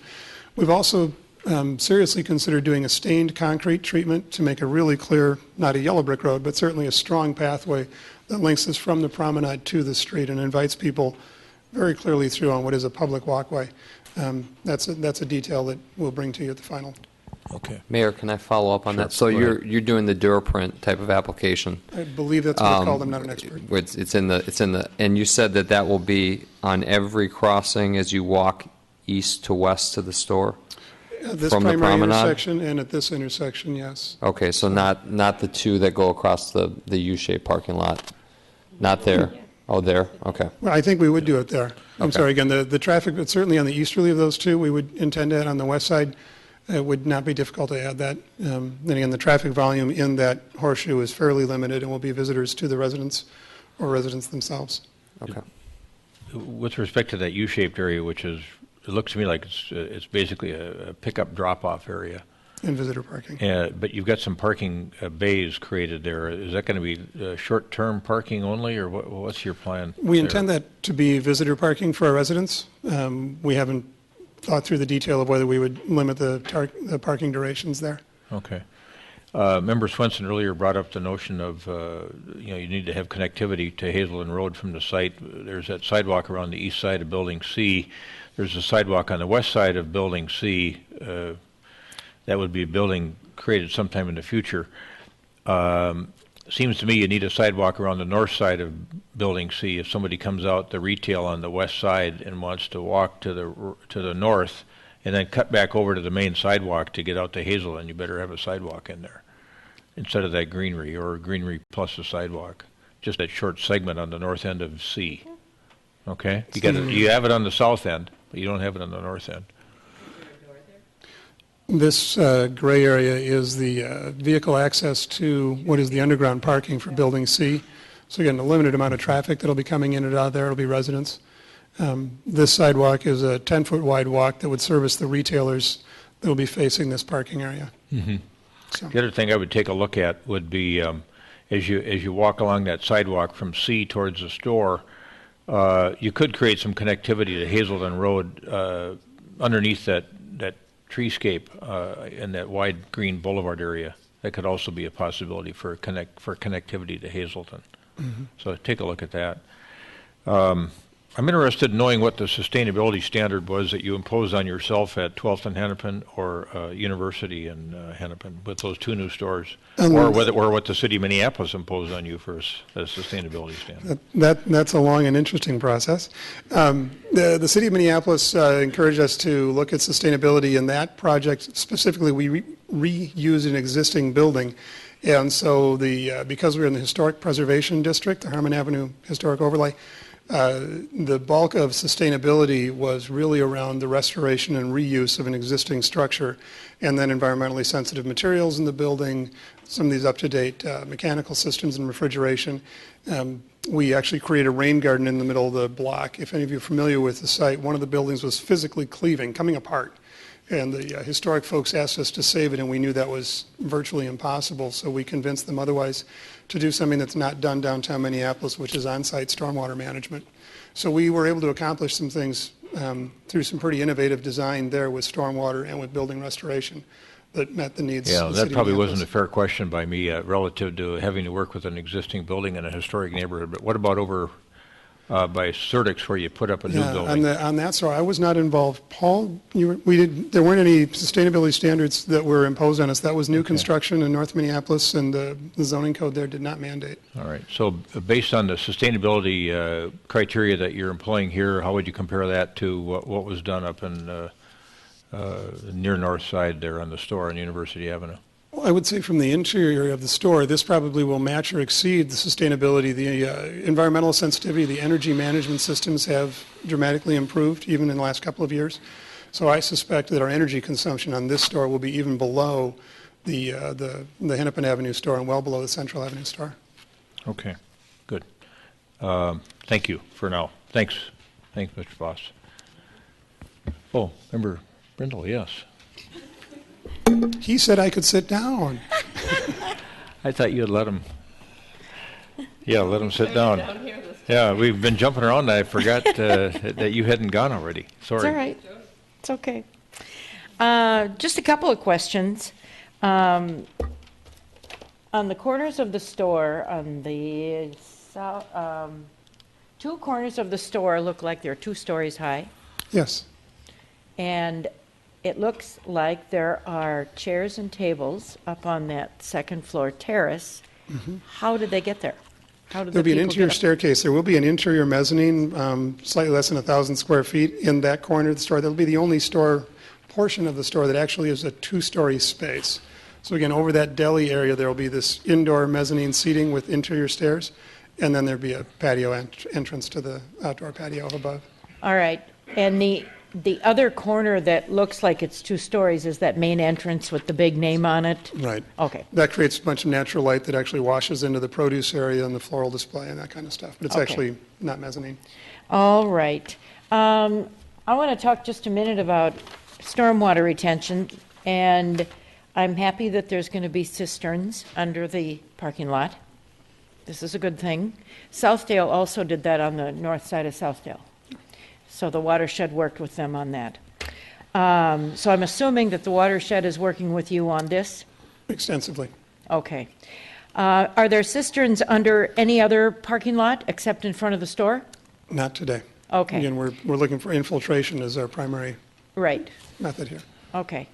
I would encourage Byerly's to do some signage and some public education on how that whole process works, because I don't think people realize how valuable it is to make use of that technology. So I think it'd be nice to tell people what it is and that this is how we're irrigating and just kind of a public interest piece.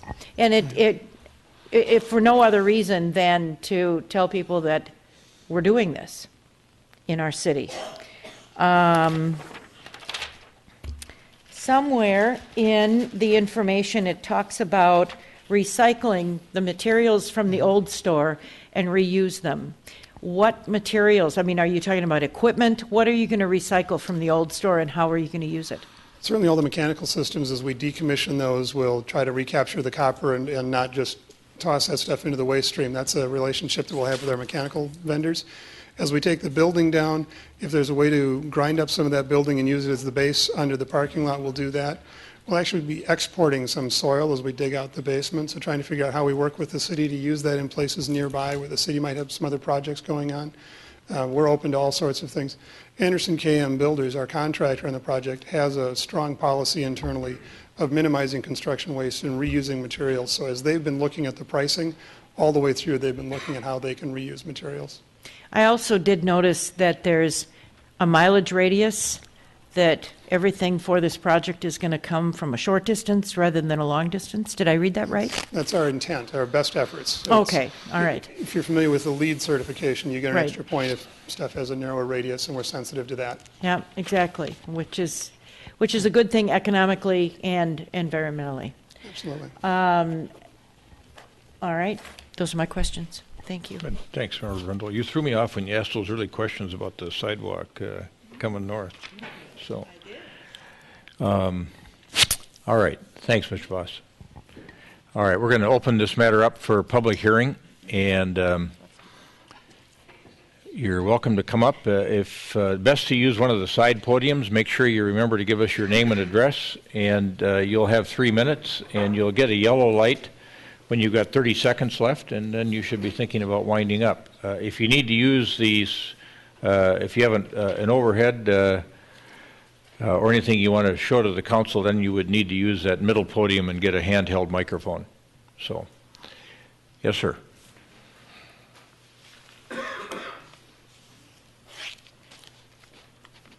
Gene Persha, 6917 Cornelia Drive. I've got so little time, but I have a lot to say. Couple things at the outset. I find it noteworthy, members of this council, planning commission, and city staff meet with the developers and architects about this project, but nobody meets with residents. As you so well know, what's under consideration right now for teardowns in residential neighborhoods, developers probably are going to have to meet with the neighborhoods. And I like to see some of this happen for Southdale because it impacts literally a whole residential neighborhood around the site. A couple questions.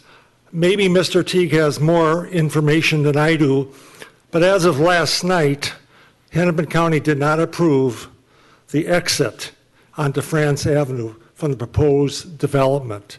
And maybe Mr. T can comment on that. I have major concerns about traffic. Roughly 25 years ago, Equitable Life Insurance owned Southdale. One of their big concerns was traffic on France Avenue, which was, according to them, maxed out. The traffic was going to be a deterrent to customers coming to Southdale. I found that really interesting that the owner of Southdale is concerned about the traffic on France Avenue. 2012, just south of 66th Street, according to Hennepin County statistics, we have 23 cars a day that go through that intersection. 2012, just north of I-94, we have 16,000 cars a day that go through that intersection. You meant 23,000 cars, Mr. Persia? Yes. Not 23, yeah. 22,000. And I find this even more interesting. In 2008, again, Hennepin County, when they're talking about the reconstruction of the exit ramps onto 494, estimated 35,000 cars at 494 in France. I'm concerned about France. I am so concerned about France, and I live 2 blocks west of France.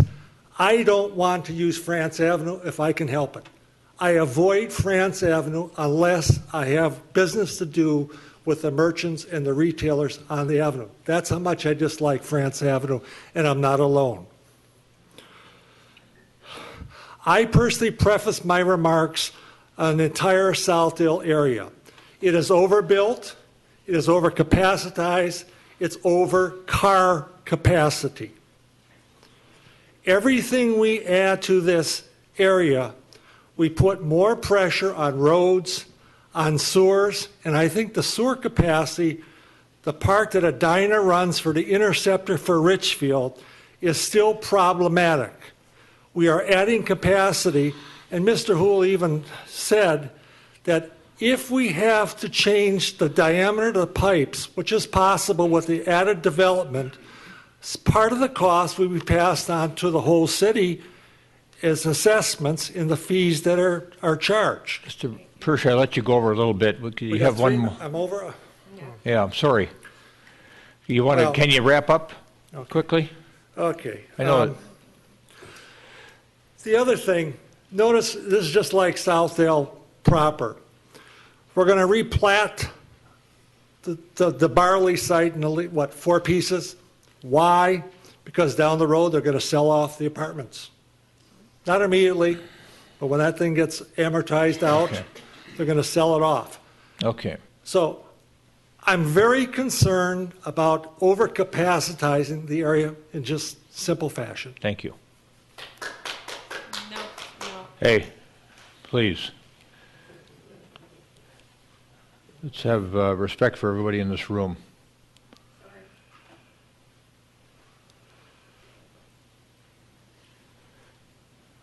Anyone else?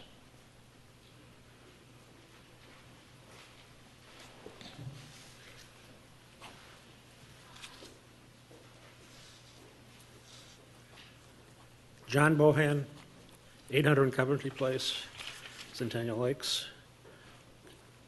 Mr. Mayor, Commissioners, and presenters,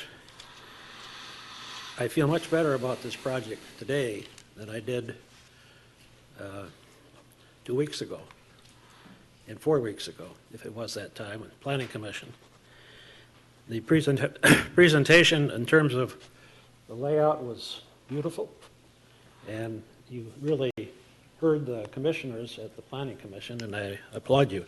I just have some serious questions, maybe not serious. There is a traffic problem. Gene has spoken to it. I won't add to it. I go on York. I don't go on France anymore, so I've found my solution. It's clear without the curb cut, this project doesn't fly, which leads me to the question about the semis. Will they enter and exit on Hazelton? Is that a fair assumption? Okay? Oh, yeah, we'll ask that question, Mr. Okay. Bohan. And I make probably 3 or 4 trips a week to the mailbox. Where are you going to put that? That's all I have. Okay, thank you. I forgot that question, sorry, John. Sorry, I was trying to answer or ask you. All right. Thank you, Mr. Bohan. But go ahead and sit with him if you want, and he'll answer the question.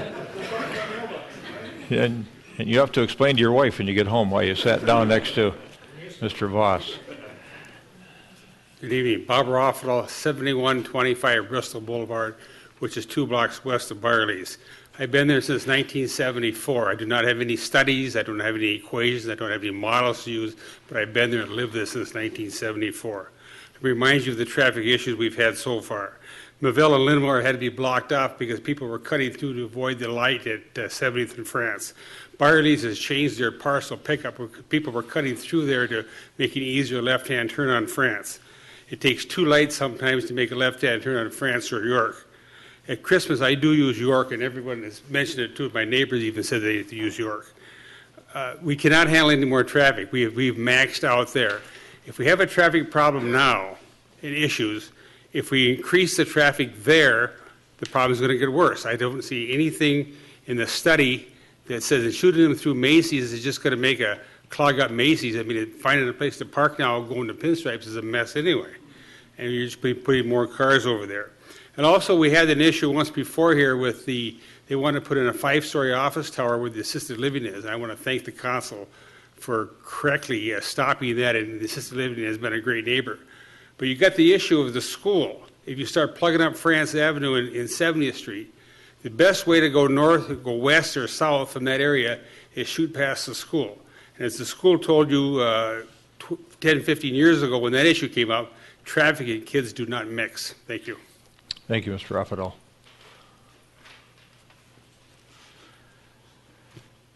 Anyone else wish to come forward?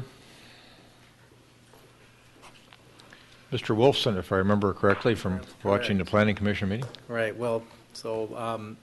but please identify yourself. Sorry, Bill Wolfson, I represent 3655 Hazelton Road, the property just to the east. And as the last person who spoke, I think they've made considerable efforts and they've minimized the impact on our property, and we appreciate that. But I'm not sure that all of the sentiments that came from planning have come through here. And I think the use of the PUD and the setback and the impact of the vertical of Building C adjacent to, which essentially screens our property and somewhat dictates our future use, is something that should be considered. And so I don't have anything specific around that except that it was, I thought, a specific point that was brought up that hasn't been addressed here.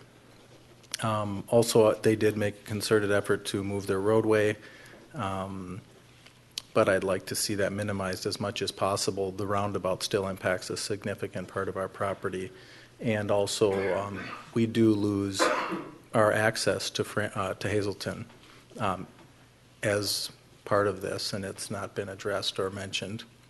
And that's a significant issue for us as well. We're dependent on the traffic flow, the function, the parking ratios, and the success of this project as our success of our property going forward. If I understand it correctly, the proposed roadway now would be on their property, not partly on your property and partly on their property, but you'd still have customers that would be able to use the roundabout to access your property. Yeah. So you have access to Hazelton that way if this were approved.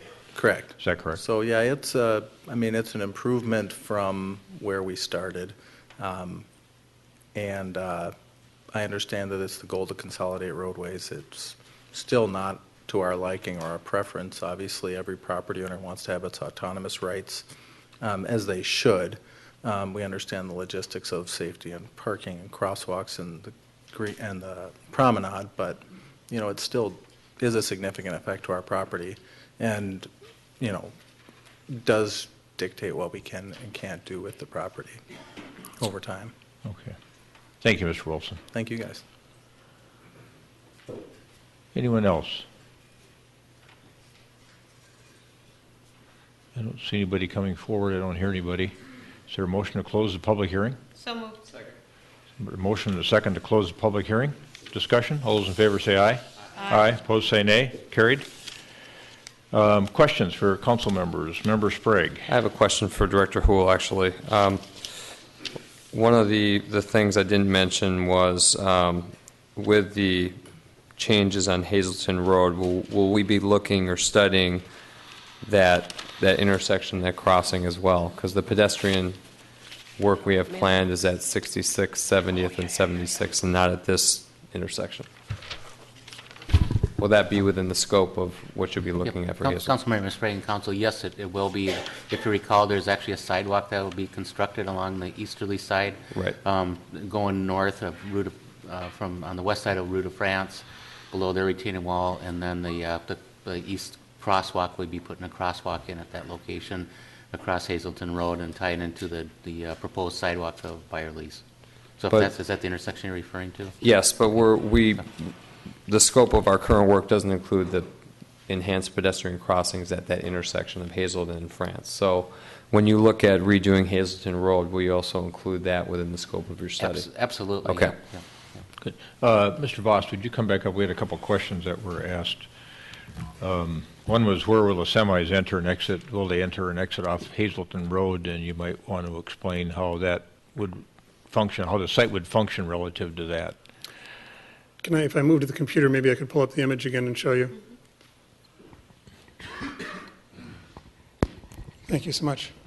What we imagine right now is that all the semis that would service the grocery store would come from France, either north or southbound onto Hazelton, pull into this secure waiting area, back onto the dock, and then either depart eastbound on Hazelton or come south and go northbound on France.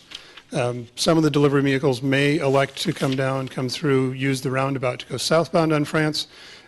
We can't control all of our delivery vehicles. Those that are Lund's trucks, which are the bulk of our trucks, will either be sending south across the site onto France or back out onto Hazelton.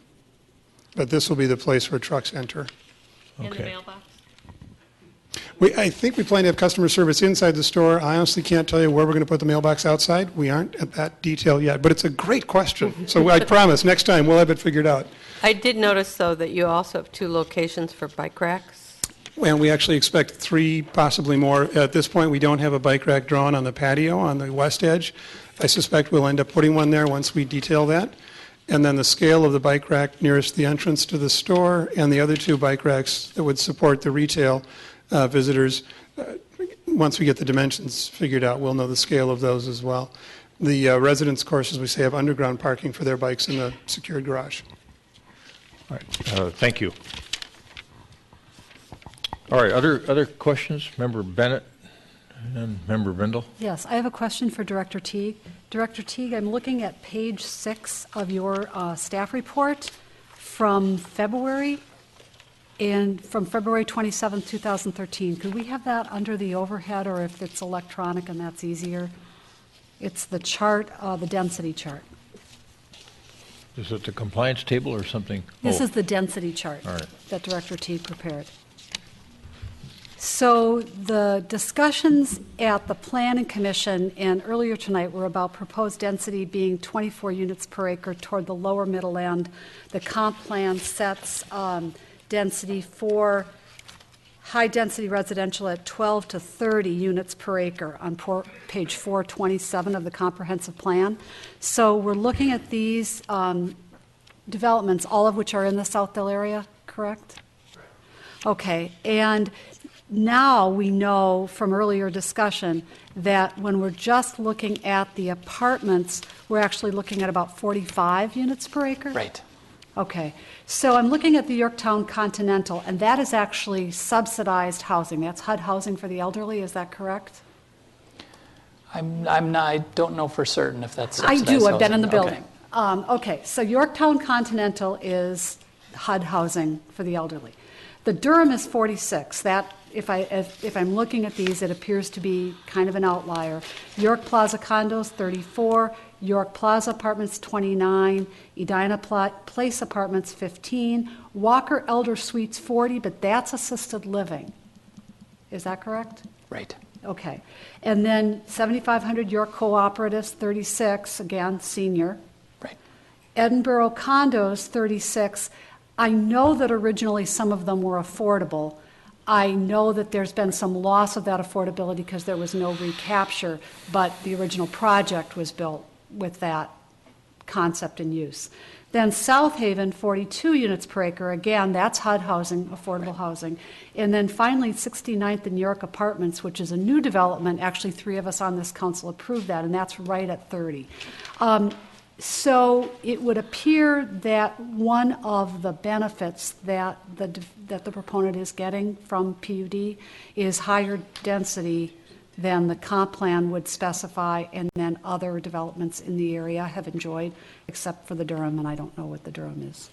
Taking out the PUD, or taking out the Byerly's portion from the proposed zoning, that would be true. Okay, and then again, possible electronic, but I've got hard copy pages here if helpful. Page 449 of the comprehensive plan and 451 do discuss podium height. Can we put those up as well? Thank you. So we know that one thing that we are getting, one goal in the land use chapter of the comprehensive plan is we do talk about buildings pulling up to the street, which is now proposed with the design of the new design of the store. Podium height, when we agreed to the comprehensive plan, that part of the building that abuts the street or that provides the required transition to residential neighborhoods, parks, and other sensitive uses.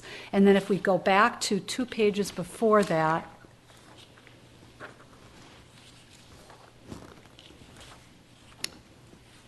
okay, building height transitions. It's actually, so we, in 10, which is again these principles that we were agreeing to at the comprehensive plan, we talk about the question of building height being particularly significant in a developed community where any new building has the potential to block views or cast shadows on established neighborhoods and land uses.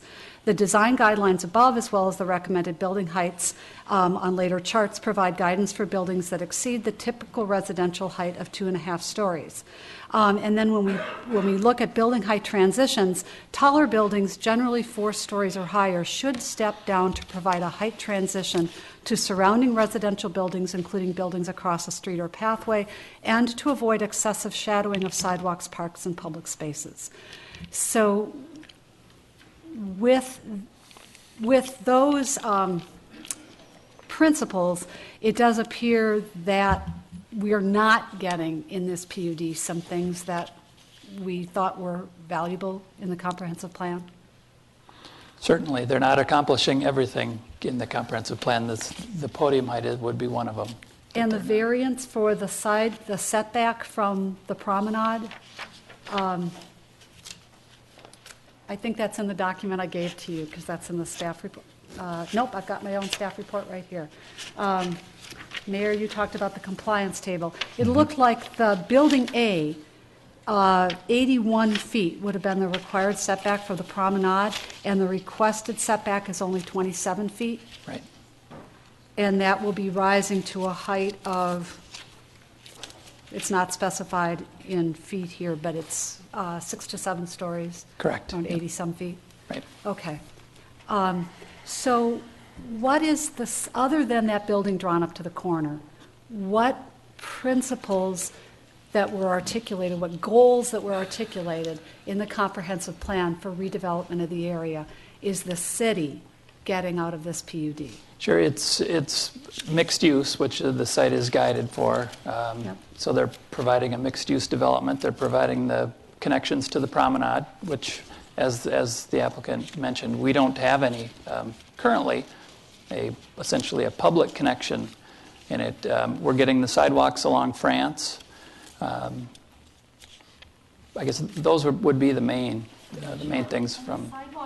The sidewalks along France, by code, can be required of any development, correct? They can be as part of a conditional use permit if they were requesting under the standard zoning, a conditional use permit, we could require the sidewalk along France, right? I thought that with any new development that With the required site plan approval, we review, could- with the redevelopment of the site. Okay, so we could, so in other words, it isn't the PUD that allows us to get the sidewalks. We could get the sidewalks, whatever the Correct. redevelopment was of the site? Right. Okay. I guess, not to be argumentative, but I don't see where the city is getting very much out of this, and I think the developer is getting quite a bit. Thank you. Well, if you look on page 13 of the report that Director Teague did, you'll see 7 illustrations of why PUD zoning district is appropriate for the site and what the city, page 13. You know, there's 7 different items that he articulated, and in his report tonight to us, he also talked about some of the PUD benefits. Sure. I do note that when, in the discussion about PUD, when we're talking about the eligibility standards and other criteria, we do talk about, it's actually on page 7 of the staff report, under PUD. When we talk about the purpose and intent, C, item 1C, says provide for variations to the strict application of land use regulations in order to improve site design and operation. Desired design elements may include sustainable design, greater utilization of new technologies, pedestrian-oriented design, and podium height at a street or transition to residential neighborhoods, parks, or other sensitive uses. And then down below, 1F says that, again, purpose and intent, what PUD is supposed to allow the city to get is preserve and enhance site characteristics, including natural features, wetland protections, trees, open space, scenic views, and screening. And I'll just say, I appreciate very much all the changes that were made to the design from sketch plan. I think it's been good work, and I came tonight in a different mind than I am right now, and that's why we are quasi-judicial in this capacity. We are supposed to keep an open mind to the end, but as I have had questions answered this evening and have heard the discussion, I think it's really a one-sided deal. I think that the applicant is getting a lot more out of this than the city is. My chief concerns, I know there was some concern about specificity at the Planning Commission. Here are my chief concerns. I think that Building A is too close to the park, and I'm sure I'm a minority voice in this, but I think Building A is too close to the park. I think to present a wall of that height adjacent to something that is so important, a natural feature in this town, and it's really what we offer the residents and employers that we hope to draw to that area is the promenade, and to have it be shadowed by a wall, no podium height, so close, 60 feet closer than code would allow, causes me great concern. So it's chiefly the location of Building A. I don't have a problem with mixed use. I don't have a problem at all with the building at the corner. We asked for it. I like what you've done with the site otherwise, but I'm really concerned about the impact that Building A will have on the promenade, as well as on the residences that are across that park. And sharing that space. And I think it's a lost opportunity, last thing I'll say, is because with the nearness of that building to the pathways, you lose the ability to have what I think that was the student on the Planning Commission talked about, kind of a central gathering space, and because I watched both Planning Commission meetings, and so you lose that sort of park-like amenity on your own property that you could offer to your residents. Yes, there'll be a pathway. It'll kind of again be in the shadow of that building depending on time of day, and so it's just, I think, again, much improved, but those are my concerns. Member Sprague. Thank you. I actually find there's a lot to like with this iteration of the plan. I find it unfortunate that we can't get that southerly connection to the promenade. I understand that the slope at that southeastern end is pretty severe. I mean, you've got about 9 or 10 feet rise for the pool and the common amenities, so it might be difficult to navigate right there. But I guess I'll have to rely on you to pursue Macy's in the future to help us try to get that connection. It won't be this go-round. just because of the site. I love the stamped Duraprint coming across. I was a little bit concerned as we went through this on the number of crossings, so I'd like to highlight those as much as we can. And I actually would like that as a condition, that those crossings be the Duraprint. Am I saying that correctly? That form? Okay. Let me write that down. I started a list of conditions here. Let me add that one. I also would like to follow up on the mayor's comment, and I think whether it's landscaping or stormwater infiltration, one or the other, within that parking lot, the large parking lot just south of the building, I'd like to see some more breakup of the impervious surface and that parking plane, looking at that as, from an aesthetic point of view, not necessarily making a major impact on stormwater management. So that would be another condition. And then I would like, kind of echoing Member Bennett's concern about, we want, when you're leveraging PUD and getting a significant benefit out of it, I do see part of the community benefit here, and the plan's improved. But I'd like to offer another stretch goal on the energy efficiency. You're going 5% above the state energy code. I believe there was a discussion with Commissioner Potts about trying to exceed that. They haven't done anything yet. Projects that receive state funding dollars are held to an energy efficiency standard that beats the code by 30%. Obviously, that's not your case.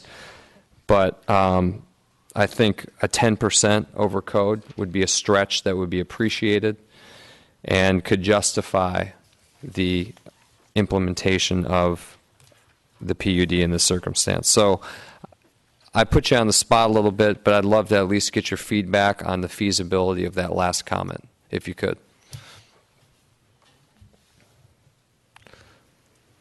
We have a team of experts. I'd love to look into that. If I were to commit tonight to 10%, I don't know what I'm committing to, but I'm happy to look into it, and I don't mind that you're asking us to stretch. Yeah. So with those comments, those would be my conditions to approval. Okay, good. Thank you. Member Brindle. I do share the concern about the closeness, but I really like what we see. It really is attractive. I think that people will want to live there.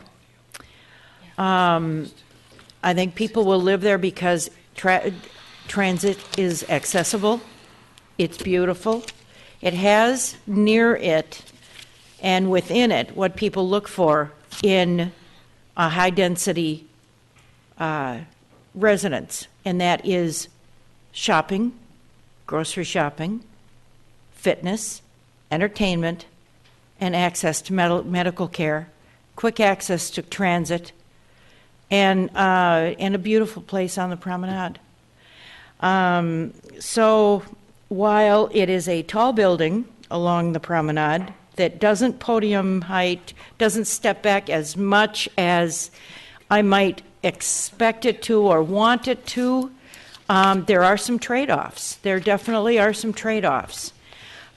We had a session with the Urban Land Institute a month ago or so, and I don't recall what the population growth in the Twin Cities was proposed to be, but it's huge. And Edina is a city that is very sought after. This is one reason why Edina is very sought after, is because of the Southdale area and what it provides. One thing that's just kind of going through my mind is the number of residents or the number of apartments where there's only one car, where you've got a parking place per bedroom. You may have an apartment that doesn't have a car at all. I wonder if there's a way to incent some of that, to incent people to have just one car because they don't need to. The baby boomers probably, I shouldn't even say probably, I know several of us, I have to say, now are going to one car because one or the other car sits in the garage. We had a car not start recently because it hadn't been started in so long the battery was dead. I mean, there are times, since we both work at home, that we really don't drive very much. But there are times where we're both going different places. So, but if I was a person who used transit for where I was going and could get along on one car and wanted the convenience of this would be a marvelous opportunity. But I think I would encourage you to kind of wrap your head around what would it be like if we incented people to come in here with just one car? What would it be like if we incented people to come in here with no cars? There are facilities such as this that have car shares, and you've probably even talked about that a little bit, but I think this would be a perfect opportunity to look at that, because it may be that somebody wants to use a car, but they don't need it often enough to have a car. And so I think it's an opportunity in a high-density area to provide that convenience when they just want to go over to something that's in the area but far enough to drive. So I would like to see that. The one other statistic that I thought was interesting that sort of supports the things that I'm thinking about is the young people today of my son's generation and probably a little younger. It is more important to them that they have access to the internet than a driver's license, which I think is really telling for who is going to be looking at living here. So I think underparking is less of a concern to me, especially hearing tonight that Target was approved underparked, and I never have trouble parking there. But I think I really would like to kind of get creative with what can be done about lowering the number of cars in the area that live in these apartments. Thank you. It's beautiful work, and I don't know that I have any great condition that I would attach to this, but just kind of look at that. Thank you, Member Brindle. Member Swenson. I'd like to move resolution number 2013-31 with the following conditions.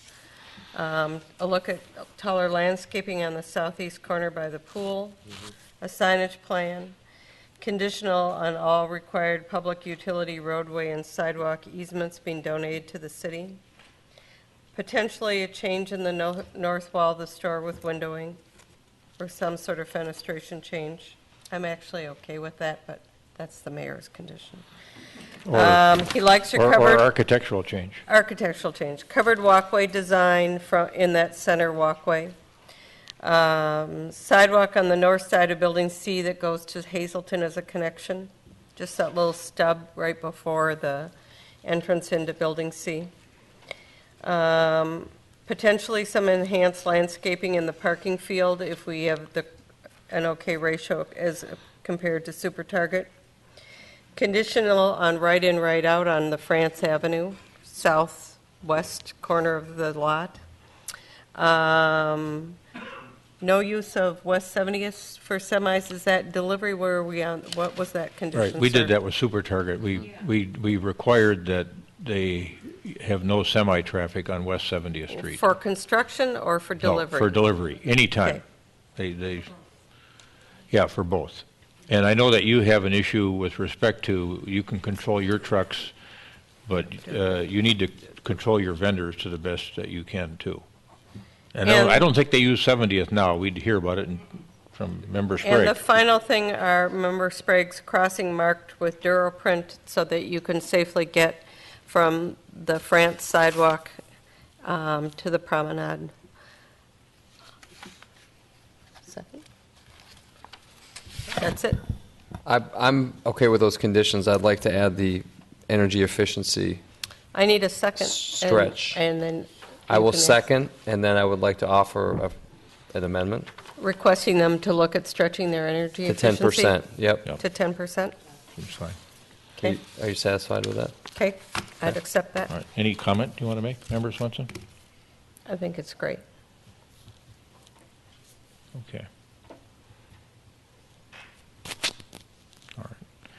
Well, when we approved and built this promenade as a public realm amenity, extending north out of Centennial Lakes, all the way up behind Super Target on that 80-foot right-of-way that the city owns, our hope was that at some point in time, private development would be spawned around it, that it would grow up around that public amenity so that it would become a true economic development tool for us. That's exactly what's happened with this project.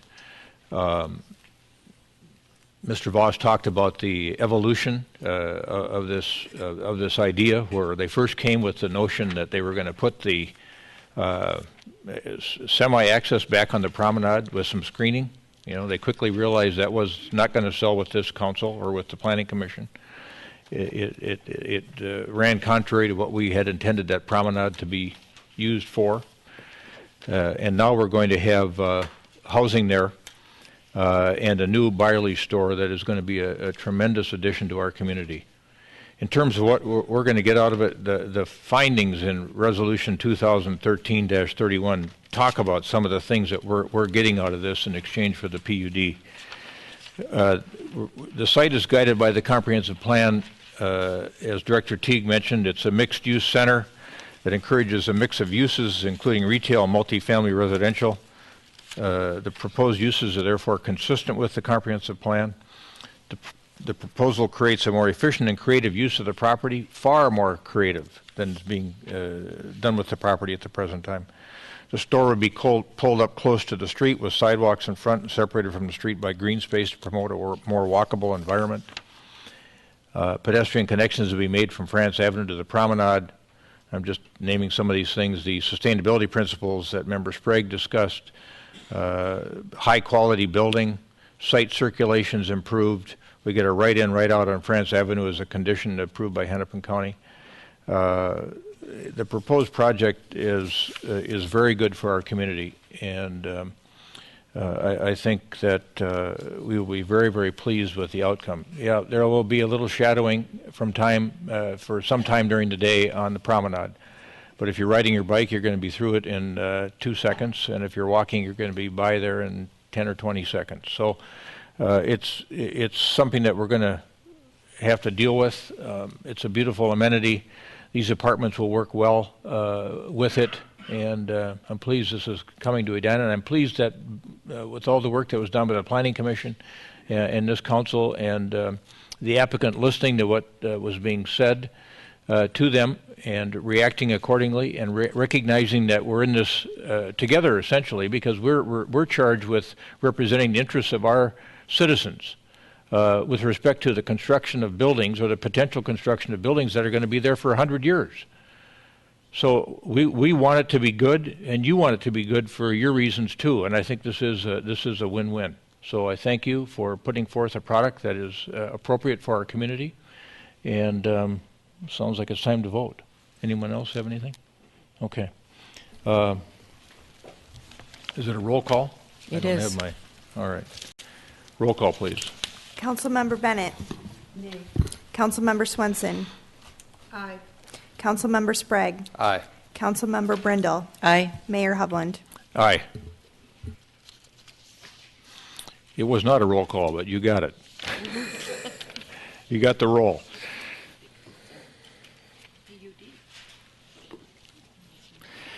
Okay, good. Thanks, folks. Everybody interested in this project, if you want to leave, we're going to follow up next with community comment.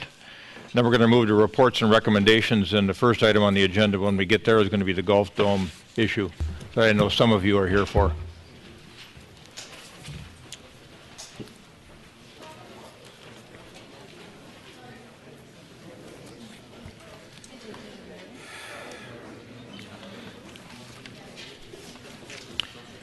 Is there anyone in the audience that wishes to come forward and address an issue with the council that doesn't relate to anything on the agenda this evening?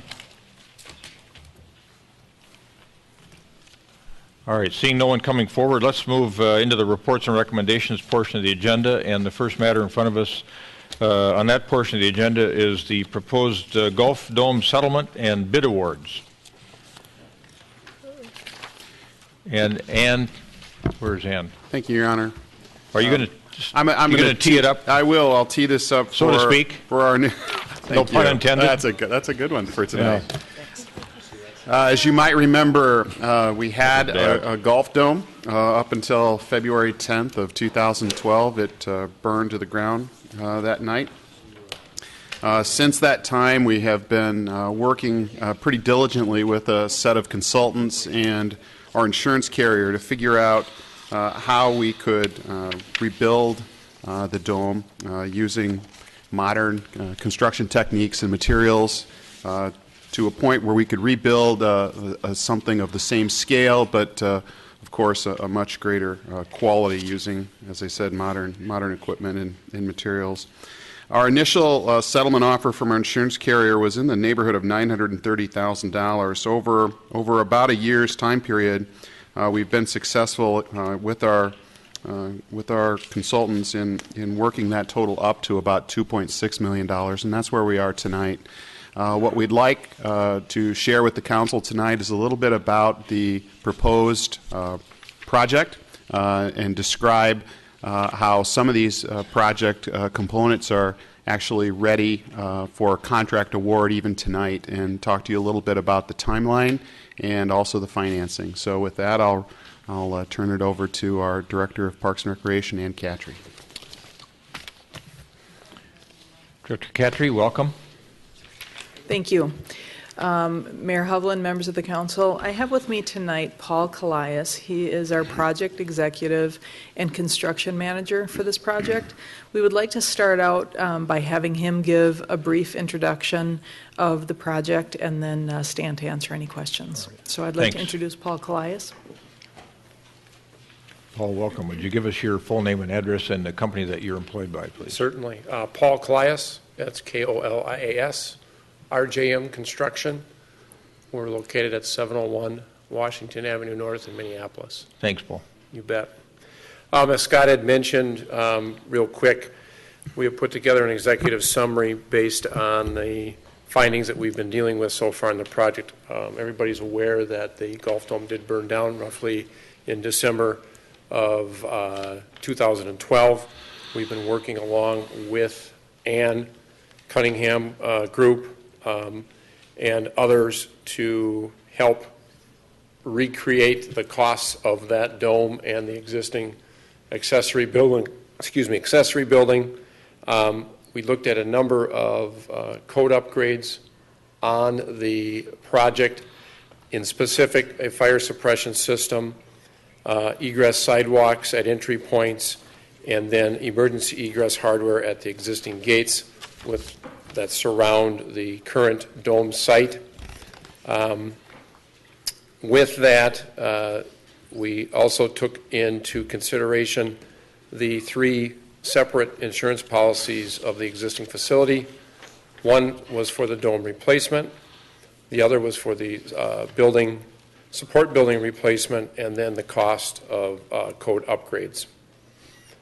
Within our packet, we provided some information and a graph depicting the dollar values that we have worked with the insurance companies in order to get that roughly $1.7 million worth of reimbursement.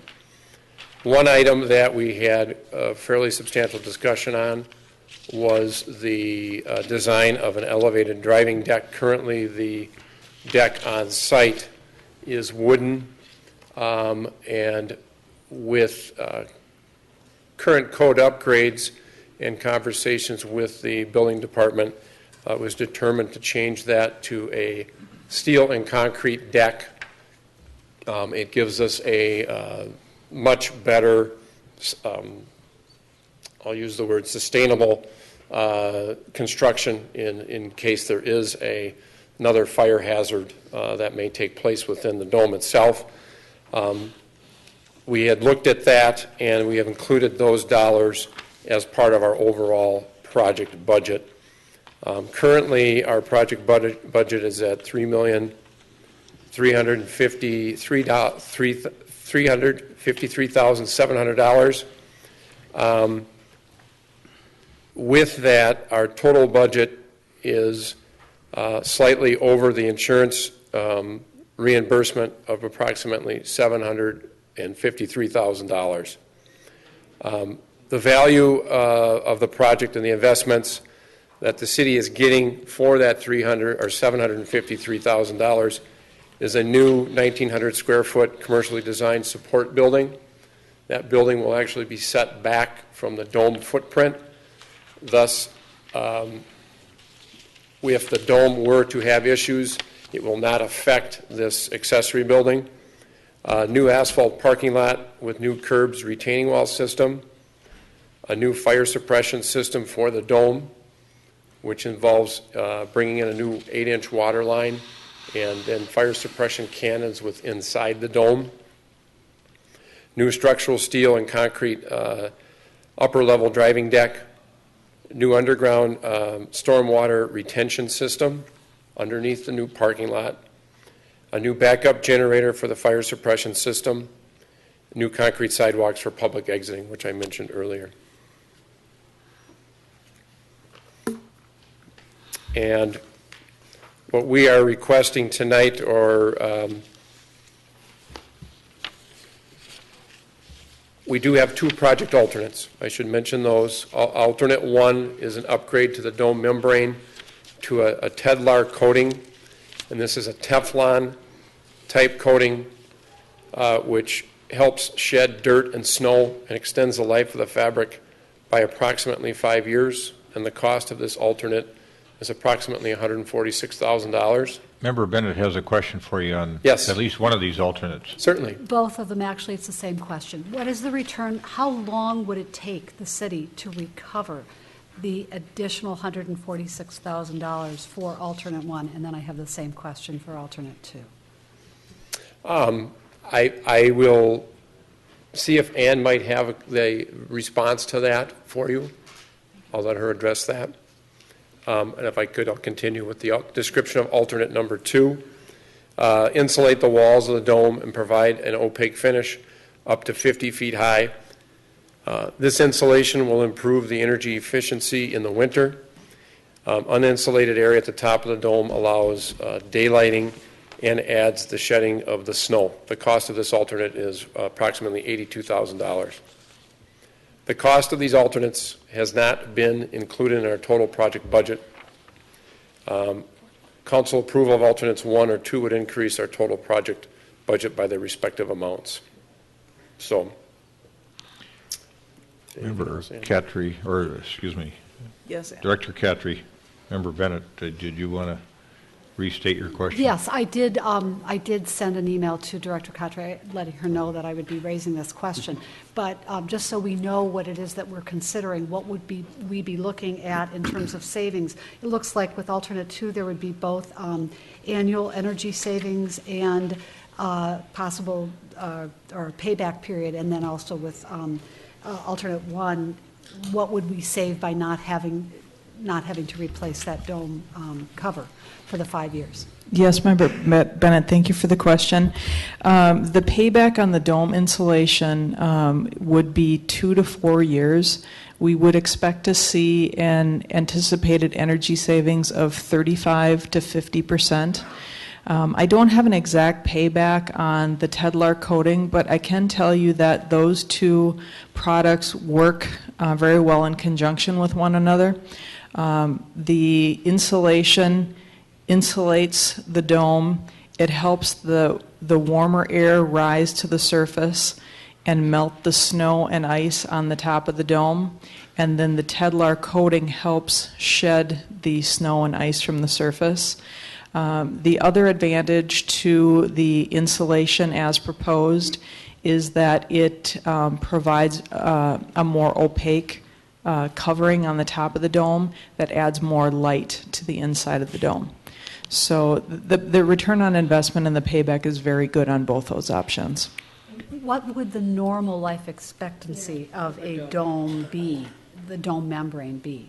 And am I correct in assuming that both of those are related? In other words, when the dome covering is at the end of its useful life, both of those improvements would be also at the end of their lives and would need to be part of a replacement package. Is that correct? That is correct. And 20 years? And I'm just kind of recalling what I know of the history of the existing building when it was built in the early 1980s. The dome was replaced in the mid-90s, so I think it's probably a 10 to 15 year lifespan for the dome roof itself. Member Sprague? I want to follow up on that because it's hard to make a rational decision about that without knowing cost per year, on the membrane. So if it's, as I read this, the dome fabric is $632,000 for the base. That is for the dome itself, also mechanical equipment. There's a fair amount in that $600,000 contract for the... How much is the dome fabric itself? Do we know that? I do not have that off the top of my head, no, sir. Okay. I was going to try to extrapolate on it. Right, I think we could. Yeah. Yep. I can't, it's hard to decide on that without that information. And I think there are some people in the audience that could answer, the staff people that could answer the question of dome life, but it seems to me like the last time we replaced that skin, it was 10 to 15 years old, just as has been stated. Yes, I'd say on average 15 years. Would you please identify yourself, please? Todd Anderson, Braemar Golf Course. And the Tedlar would bring it to 20 plus. Do you know what the cost is for the dome fabric itself? That I do not. Okay.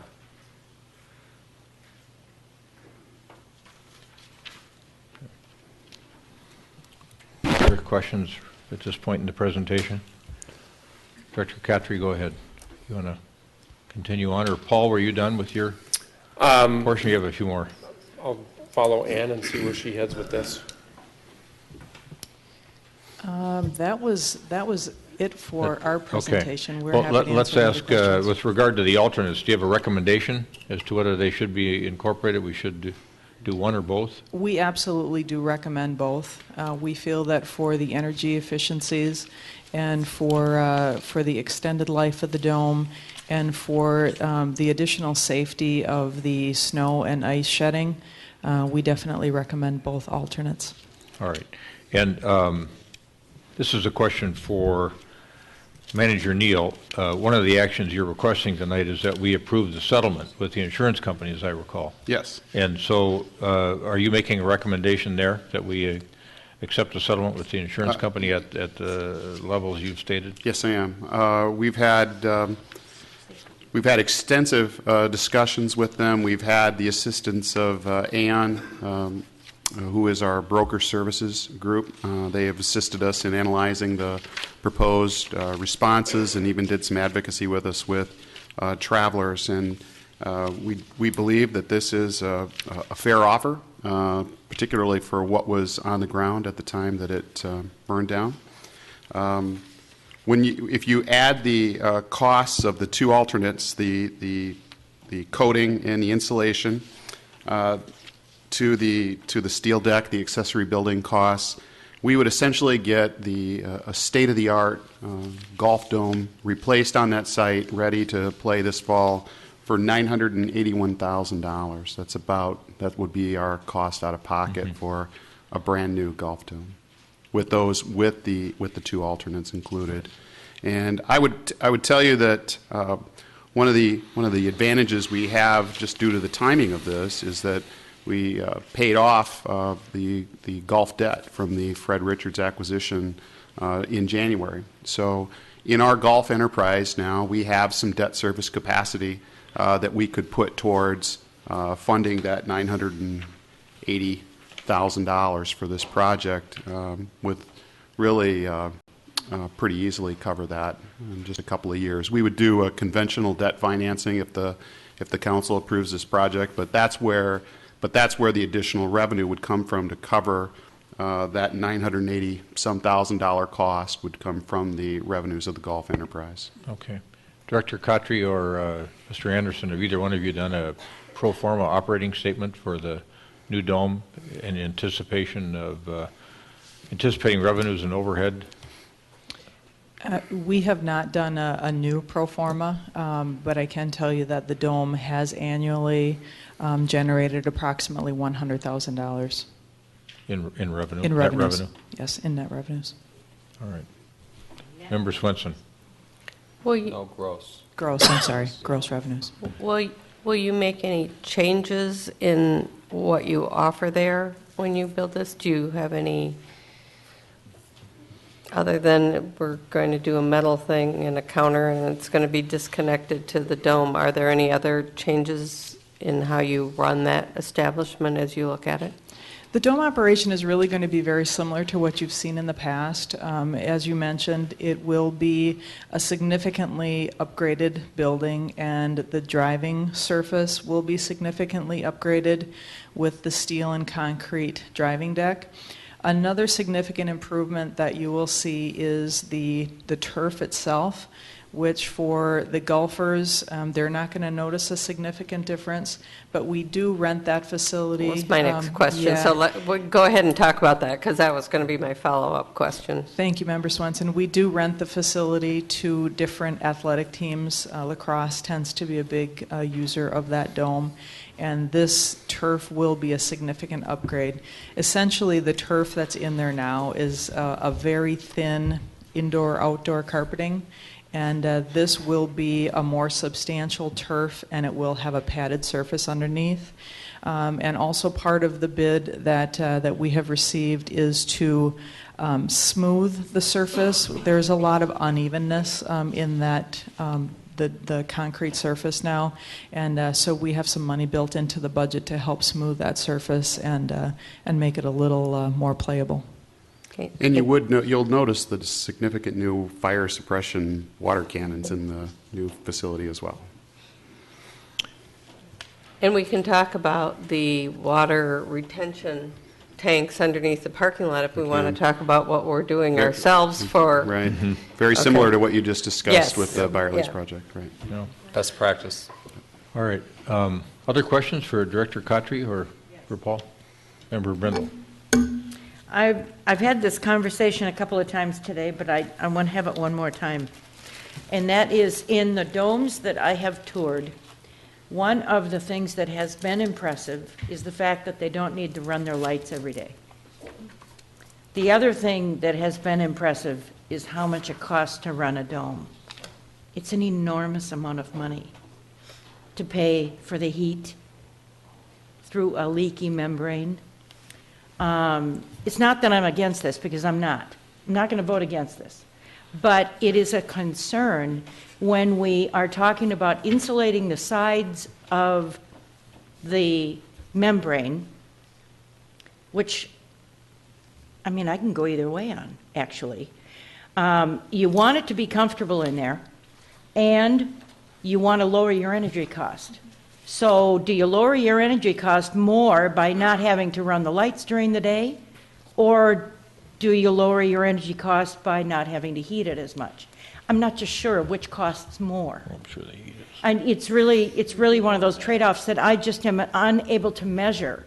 But that's one of the things that in looking at how these domes are constructed and how they are run, it's one of the things that I've learned, and I'm kind of fascinated with the fact that there are no lights on all day long, and some of them don't even bother to heat it. It's just the kids running around in the dome that heats the dome. This being a golf dome, you don't have kids running around in it. You've got people hitting balls, and in order to have a comfortable environment to virtually play golf in, it has to be a little warmer. And I do understand that. So let's talk about for a minute. Let's talk about that insulation. It's my understanding that it goes up 50 feet up the sides. Now, is the structure of this new dome going to look like the old one where it's high on one end and not as high on the other? All right. So is the insulation 50 feet all the way around, or would it follow the slope of the dome so you get more light space? It follows around the slope of the dome. It's a trapezoidal dome, same shape and structure. We're utilizing the existing grade beam. Mhm. And with that, when you bring up that insulation, because with the trapezoidal shape, you'll have some what I'll call flat areas of that roof where when it snows, that snow can settle. Getting the heat up to that area to get that snow to shut off is something that you're going to want to have happen, so you don't have any issues with puncture or seams coming loose and leaking over time. So the insulation is really going to be along the walls? That is correct. More so than up in the top of it? The top Correct. of it is going to be as clear as possible? Correct. All right. Mm-hmm. And as far as lighting goes, as part of this project, we had an alternate for dome lighting, and there is a no-cost change to go to a more efficient lighting, which is a fluorescent lighting. We are in conversations right now, maybe seeing what the dollar values may be to do an LED light to help reduce the energy costs on the lighting side of things. So. And just to tag on to that, Member Brindle, we don't have a lighting cost for the LED option yet, but we have been told that the payback on that would be 2 to 4 years. And we really do feel that the combination of the insulation on the sides and the ability to have more light is kind of the perfect scenario that you're describing. And I would comment too that our staff does a very nice job of turning down the heat at night, so when there aren't people in that building, we're not heating it. And there will be plumbing in the building, but not in the dome itself, right? Well, we do have a new water cannon system in the Oh, dome, that's so right. we would have to That's maintain. right. Yeah, we would have The dome would need to be maintained above freezing. Okay, all right. I guess the last thing is a huge thank you to whoever it was or whatever team it was that got $900,000 turned into $2,600,000. So that's marvelous. I think it was just kind of staying at it until we finally felt like we got what we needed. So I guess we owe a debt of gratitude to the public for being patient during this period of time, but I do think that reaching that $2,600,000 number has been worth the wait, because otherwise it would have been a financial cost that would have lasted a little longer. So I appreciate it very much. Thank you, Member I have a Brindle. question. Member Bennett has a question on one of the bids, I think. Yes, looking at 32C site fence, it looks like the recommended bidder is actually the high bidder. Is there a reason for that? Let me grab that information and take a Sure. look. While he's doing that, can I ask Sure. Ann a Member question? Swenson? The golf dome deflated, but didn't go all the way down when the Vikings Stadium dome ripped that winter during the freezing rain, blizzard, snow. If we do both alternates, 1 and 2, does that help us avoid that kind of situation? Because what I think I heard you say is that we want to get the snow off the top of the dome as quickly as possible, and that the Teflon coating helps you do that, correct? Member Swenson, yes, that is correct. That would definitely be our goal and our expectation. I just with those remember getting improvements. emails from our then city manager, Gordon, that the dome was going down, and it didn't do what the Vikings did, but it did go down. Paul, have you found that sheet? Yep, I've got it right here. And comparing the two bids, just a quick glance at them, our number that we have proposed for recommendation, the $15,865, they also included a dollar value for temporary fence and a dollar value to do some repair to the gate. Our gates existing gates that are on the existing fence line need to have panic hardware on them, and the other bidder did not include the gate hardware, so that's the difference between the two. Sure. If something like this comes forward again, it would be really helpful to have that explanation Certainly. in the materials, because You it bet. really caught my eye at about, I don't know, 1 o'clock or something in the morning. Sure. Yeah, thank you. Well, Not a problem. you went to work early. All right, Member Brindle. I have a question about warranty. Yes. What is the warranty on the dome, and what's the warranty on the work? On the work, we have a standard 1-year warranty for material labor for everything that is involved with the construction of the dome, and that includes the accessory building. After that, the manufacturer's warranty takes place on the dome, and I've been actually having conversations with the dome contractor on this. I believe we have a 20-year warranty on the dome fabric Excellent. itself. All right. Good, thank you. All right, it seems to me that we've got 4 actions we're being asked to deal with tonight. Roger, one of them is to approve the insurance settlement as stated by Manager Neal, approve the reconstruction of the Golf Dome with the insurance settlement proceeds, award bids as presented in the package, and then also approve the bid alternate A and B, or 1 and 2, I guess it's described. Can we do that in one single motion, or do Yes. you want multiple motions? You can do it in one motion. It's bids and quotes. All right. All right. We got a motion and a second. Approve the insurance settlement as stated, approve the reconstruction of the Golf Dome with the insurance settlement proceeds, award the bids as presented, and adopt the use of alternate 1 and alternate 2 as well. Further discussion? I do. I just want to clarify. Member Sprague? Alternate 1, which doesn't have a built-in payback like the energy efficiency. So the benefit, one that's not listed here, is risk management about the snow staying on top of the dome, to Member Swenson's point.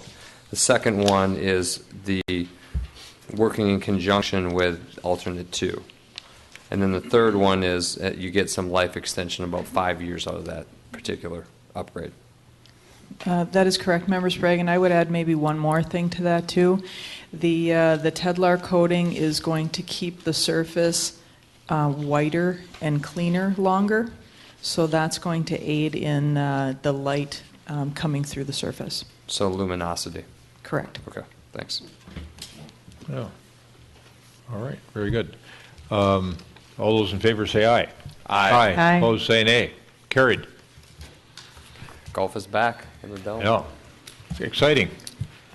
Now, you, everybody. now I can go home and face my husband.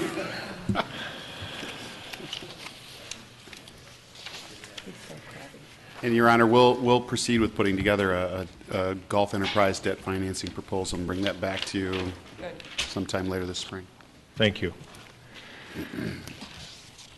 Now, next, we're going to consider the revision of the approved plans for the Southdale Apartments.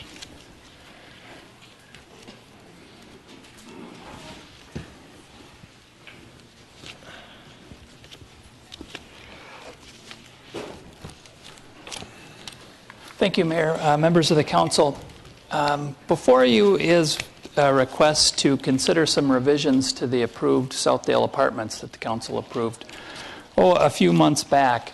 The council can do one of two things tonight with this. You could approve the proposed changes that the applicant will go through in a minute, or you can send this back to the Planning Commission for full review and recommendation. If that's your option, if that's your choice this evening, it would come back to you along with any Planning Commission recommendations. So what I will do is just quickly outline some of the changes, and then I'll turn it over to the applicant who will go through them in a little bit more detail. When they did come in, staff wasn't comfortable in signing off on these changes, and so we're choosing our course of action that we haven't done in a while, but it's bring it to the City Council and have you determine if these rise to the level of needing to go back to the Planning Commission. So just quickly, in the original plans, there was a full update of this intersection here with some pedestrian crossings. The applicant is suggesting that they would do a pedestrian crossing in York and no other changes there. Other changes would be the 6-story building that's located that faces the west end would be reduced to 5 stories. The round buildings proposed that would face Southdale's a slight reconfiguration and sharpen those corners. These were initially townhome units. They're proposed to be apartments. Initially, there were garage entries, 2-stall garages for each of these units. Those have gone away, and all of that paved surface would turn into landscaping. So just quickly to show some of the changes. So again, here's the rounded build. This is the approved plan, rounded building, and the 6-story building that faces the west end. They've taken 1 story off. Building materials essentially stay the same. And then you can see the reconfiguration of the previous townhome type units, but now apartments. Again, here's the rounded style with some small green roofs. You see the garage entries and the proposed revisions where the garages go away. It's all just apartments, and they would access through the underground garage as with the rest of the apartments. Here is another look at the approved 6-story building. And then as you see, it goes down to 5-story. So with that, I could turn it over to the applicant, and they will go through this in a little bit more detail. And we would ask that the council make a determination as to whether these proposed revisions are acceptable or they should go back to the Planning Commission for review. All right, thank you. First of all, any questions for Director Teague? All right. Good evening, Mayor Hovland and council members. My name is David Motzenbecker with BKV Group. I'm the landscape architect for the project, and I will walk you through some of these changes, and I'll call on my colleagues, Mike Krish, architect for BKV, and Tom Lincoln from Kimley Horn, should we need any questions clarified from them. As you received in your packets, we submitted 2 plans that highlight the changes for you. We have the previously approved plan and then our current proposed plan. The items on the site changes were highlighted in blue. Items on the building were highlighted in red, and those changes were seen down the side. So I can just walk through those in more detail as Carrie mentioned. So item number 1 on the site, you can see right here. Previously, there was a ring road internal to the project here with an entry into the underground parking garage here. As we looked at the underground parking and we're trying to improve the efficiency of that parking garage, it turned out by improving that efficiency, we no longer needed the second entrance to the underground from the north. All we ended up needing was one down at this location. So as a consequence of that, we no longer needed this entry on the northern side of the site that we had previously explored, which then eliminated the need for this, this road through here. This space originally had been the most tight with all the green space on the site, with a very small buffer right here along the ring road to the parking lot of Southdale. With this change, we have now added much more significant green space in this area. You can see that here in this image. So we've continued the pedestrian path along here and enhanced all the green space, also adding a lot of outdoor space for the residents here with patios. So this space has been much more improved and buffered in green. So that's one change. So due to, again, stemming off of that change of the efficient underground garage, as Director Teague mentioned, the intersection here, which was originally proposed to be reconfigured for the main reason of turning into this north entry. Since we no longer needed that, we wanted to work to just include the existing pedestrian crossing that is there currently, which is right here. This has been painted. There's some images from Google Earth I can pull up. There's an existing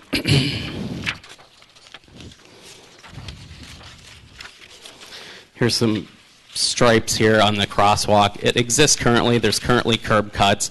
It's just been a year since it's been painted. The city painted it in June of 2012. They're planning to paint it again in June of 2013. So we're happy to keep continuing having this access from our northerly location. So that's shown here in the proposed plan. Keeping those connections right here and moving them across. So the access to Cub Foods is still there. This access that goes across to this bus stop is still there. Item 2, this was a condition that was placed on the project previously. We're just highlighting it here for you. So that walkway to the transit station has been added per the request. Item 3 was also a condition, the crosswalk to the Weston, which we'll be working with the city on to finalize that over time. Item 4 was the walkway to the mall.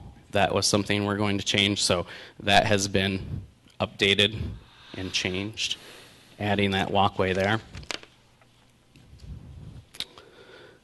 Item 5 was taking off that was also a condition, taking off the boardwalks that went over the rain gardens. So we've just designed the rain gardens so they're effectively look like one, but are actually two and have a culvert underneath.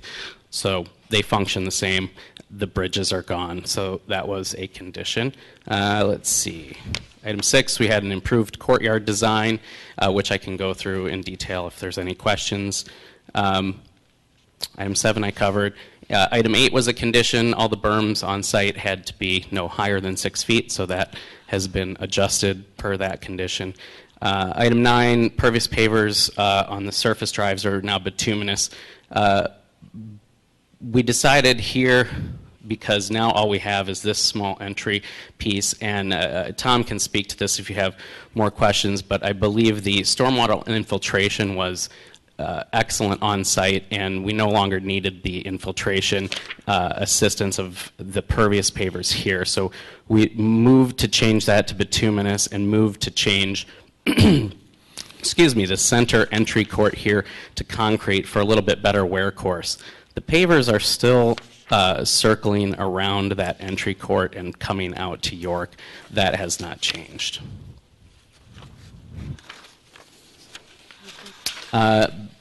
Building revisions, if you have any clarifications, I can have Mike come up to discuss these. But essentially, item 1, the shape from building C, which is this building, changed from curvilinear to this more angular piece. Item 2, the parking garage efficiency, as I had mentioned, was improved. Item 3, the walls of the lobby and club room change. So these two little spots right here, they were a little more curvy before. They're now a little more angular. So overall, just some of the angles in the site, we were playing off of these angles out here on York, became a little bit more prominent. It was just a design choice. Item 4, I had covered in the first item. The parking garage access was eliminated due to efficiencies. Item 5, we reduced this by 1 story. And item 6, also along with the curve changing, this building also did reduce a story. So it went down from 4 to 3 stories. So that covers all of the changes that we've made. We felt that these changes have actually been an improvement to the design, adding more green space and some other things. So we stand for any questions that you might have. Okay, Member Sprague. What's the topography and the height of the landscaping you've added on the northwesterly side of the site? In Yes. this location? Going down. In Yep, here? right there. Yep. All these, there's one, there's is that bermed or is that on grade? There's some berms. So Okay. here's the previous approved plan. There was 1 berm, 2 berms, 3 berms. There's basically still 3. They've just reconfigured in shape a little bit, and those are all between 3 and 4 feet. Okay. And then we've added some more plantings in there. All right, Member Swenson. I have architecture questions. Okay. Do you want to answer those, or would you like the architect to? I think I'll let the architect. Okay. I see a number of differences between the renderings of the two. So let's start with the main entranceway where the turnaround concrete circle is. The original drawing, and the angle's different, but it looks like almost a 2-story glass structure. In your new rendering, yes, the shape changed, but it looks like you maybe changed the height and you have panels and not glass now. So that's your original one. And did you change not only the shape, but how the materials in the new one? We did change the shape. It's become more angular. I got the shape change. I'm asking about your materials and the height. The materials are the same. They're just distributed a little bit differently. Is the height changed? And then the height change, I think it has changed slightly. The fascia is a little thicker, and so it's reduced the amount of clear story or transom windows at that upper level. To me, it looks significantly different. Structure. The first one I thought was pretty. The second one I think is ho-hum. On your buildings, your tallest building, what I see is now some dark panels along the top floor or two, where you had a lot of glass before. Is that correct? That is correct. You also don't have green roofs on the 2 low bottom podiums that you had on the original. You have green roofs on the entranceway. We do still have the green roofs on the Okay, you just didn't put them on the pieces. drawing, because this drawing has these 2 green roofs. Correct. But originally, those were also green. That is correct. You've taken the green off those? We have. Okay. Then on the middle height building, it looks like the whole top level again of that has changed from glass to less glass, more solid. Through the evolution of the design of the units and where living rooms are located, that's changed a bit from the previous design. Yes. Well, I would tell you that from your pictures, it looks like you took 50% of the glass off the top level. So is that the evolution that I'm seeing? I can't. These are small pictures. Yeah, and, I don't think the you're percentage is asking me correct, to approve changes. If you had not changed the look of the buildings, if the buildings had stayed the same, but you took out an entrance and you changed the townhouses to maybe that octagonal building, but it had the same look as the original design, I wouldn't be uncomfortable with it. I probably would be supportive of it. But you took all these buildings and changed them, to me, quite considerably from what we originally passed. So you have a narrative of your changes on this sheet of paper, but that really doesn't cover your changes, because you've changed the architecture in a fairly dramatic way of the buildings. So I would say the differences mainly have to do with the amount of openings that you're seeing. The materials have remained consistent and stay the same, and some of the forms have changed, but the nature of the entry and that kind of thing is still consistent. So I think it seems a little bit more transparent from the original design. Yes. Because if you look at the top level on this drawing right there, that's all glass. Right. And then you look at the top level of this drawing here that has black cubes and some small glass and other things. To me, it's a very different building. And that's just my opinion. You're obviously the architect, but that's how I feel about it. Member Bennett. Yes, I note that the detailing on the top of the largest building is different. Can you explain those differences? I'm again looking at... On the roof? Yeah. I think there's just there's a change in color with the cornice line from the champagne to silver to make that actually a lighter color as it meets the sky. That's a subtle change.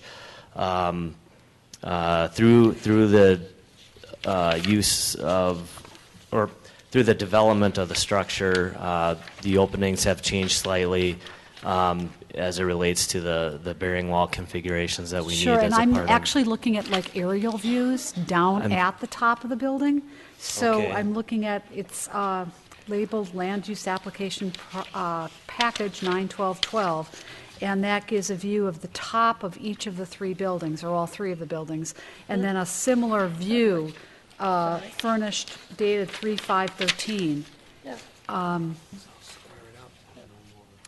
it looks like there's some kind of walkway with a railing that's been added that was not shown. The profile is different. It's in the air, whereas it was flat before. Can you, and also a little bit different size and structure? It's a huge difference. The structure is exactly the same footprint. The roof, this roof element here is just it's a required guardrail, so it's 42 inches in height. It's not seen, it can't be seen from the ground level since it's in the middle of the roof, but it's a requirement per code. But it wasn't on your original submissions. That's right. As a part of the review with the city and the code requirements that we've had over the past month or so, that's one of the elements that we needed to provide related to the fire and life safety. It's a code requirement for this connection from the roof terrace on this side to the stairwell at this side, that we are required to have a guardrail protecting the occupant as they might need to egress from this side of the roof to the stairwell here. And then one last question for now, and that is, in Mr. Matzenbecker's presentation, he referred to the removal of the boardwalks from the rain gardens as a condition. I can't find that on the list of the conditions that the council set on this. So can you tell me who set that condition? I would have to go back and look, Member Bennett. I It have may have them been right in here. Planning Commission. I'm pretty sure that it was if not a condition, it was a very strong request that Yeah, those be eliminated due to maintenance concerns on the wood, shoveling and things like that. So we've just made the sidewalks continue as they normally would for snow shoveling, ease of access. Sure, I don't find it in what Well, came then that's my forward to the mistake. council from the Planning Commission. Thank you. Mm-hmm. Member Sprague again, and then Member Brindle. Member Brindle. All right. Couple things. Are you reluctantly going? No, I'm not reluctantly going. I'm looking at this going, it was really, I thought, a beautiful high-end design that is not as high now. And I'm a little concerned about that.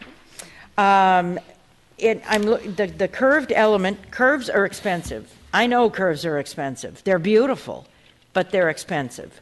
So I don't have a problem with straightening that out and having that be a 3-panel, but I think it's unfortunate to lose the townhouses.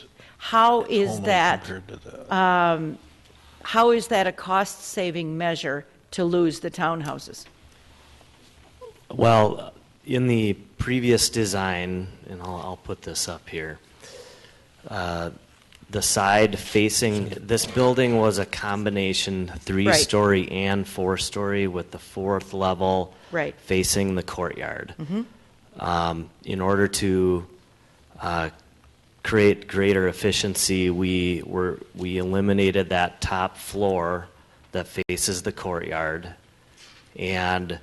but we still kept the same number of units. And part of how we were able to do that was to, instead of the multi-level townhomes, which are 3 levels, the ground floor being the garage, and then the 2 other levels at the 2nd and 3rd floor, those became flats on that side. So we took the units that were up on the 4th floor, being able to eliminate that and simplify the building construction, and being able to put those units on the where we had the townhomes originally. We were able to keep the same number of units and provide some simplification to the design. By putting those there, we still kept the bay windows that we had. We have individual entrances on that side, which creates some activity and interest on that side, and not having vehicle entry garages at the 1st level. So instead we have bay windows and patios and entrances. All right, so here we're looking at a rooftop, and going off of the previous question, you have the protected walkway on the tall building, and then you have a line drawing on the middle building. Sure. But that's the same protected walkway, is it not? No, they're different. On the lower building, this is just they're roof pads that allow for maintenance of the rooftop units that are on the roof. Again, this is in the middle of the roof. It wouldn't be seen from view, so that's all we need when it's a maintenance-related issue. On the 10-story, we have an occupied roof terrace that can be used by the residents of the building. And so there are added safety measures that have to be put in place in order for, in the event of, a fire or life safety event, that people who are occupying that roof have a safe means of egress off of that roof, either from this portion of the building or being able to cross the roof to the other stairwell. This So is is this like noted a as party an room unoccupied on the roof? This, Is that what it is? yeah, It's a this party is room on the roof? unoccupied. This is occupied. Okay. All right. My thought on this is that if I felt like there wasn't enough of a scope change to need to go back to the Planning Commission, and I've been wrestling with that today, how much of a scope change is there? The number of units is different, but the type of unit, The number of units is exactly the same. We've not reduced any numbers. Again, we've redistributed some of the units that were in this 4-story piece, and you've just taken out the townhomes, though. Correct. Okay. Yes. So as far as apartments are concerned, the number of units are the same? Correct. Okay. All right. And there were the kinds, but within the apartments, all the classifications are there, and the numbers are there. Okay. Yes. All right, that's fine. The scope change that I see that's different in just the buildings is the materials and the overall look. I mean, I'm wondering, where's the line at which you can't cross from a financial standpoint?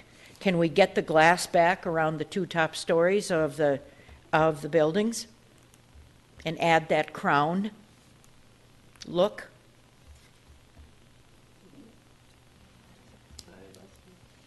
I think that's possible. Okay. Yes. What do we have to give up in order for that to happen? Is there something that, is there something else that has to push in order for that to happen? You don't have to give up anything. They've already been through final approval. They got a Well, project. I know, but I'm just wondering, where is the line that they say, no, we can't do that? So, Yeah. They've come to us to ask for a change because we approved something that's now vastly different than what we approved. yes, I know. I'm just not asking the question the right way, I suppose. Anyway.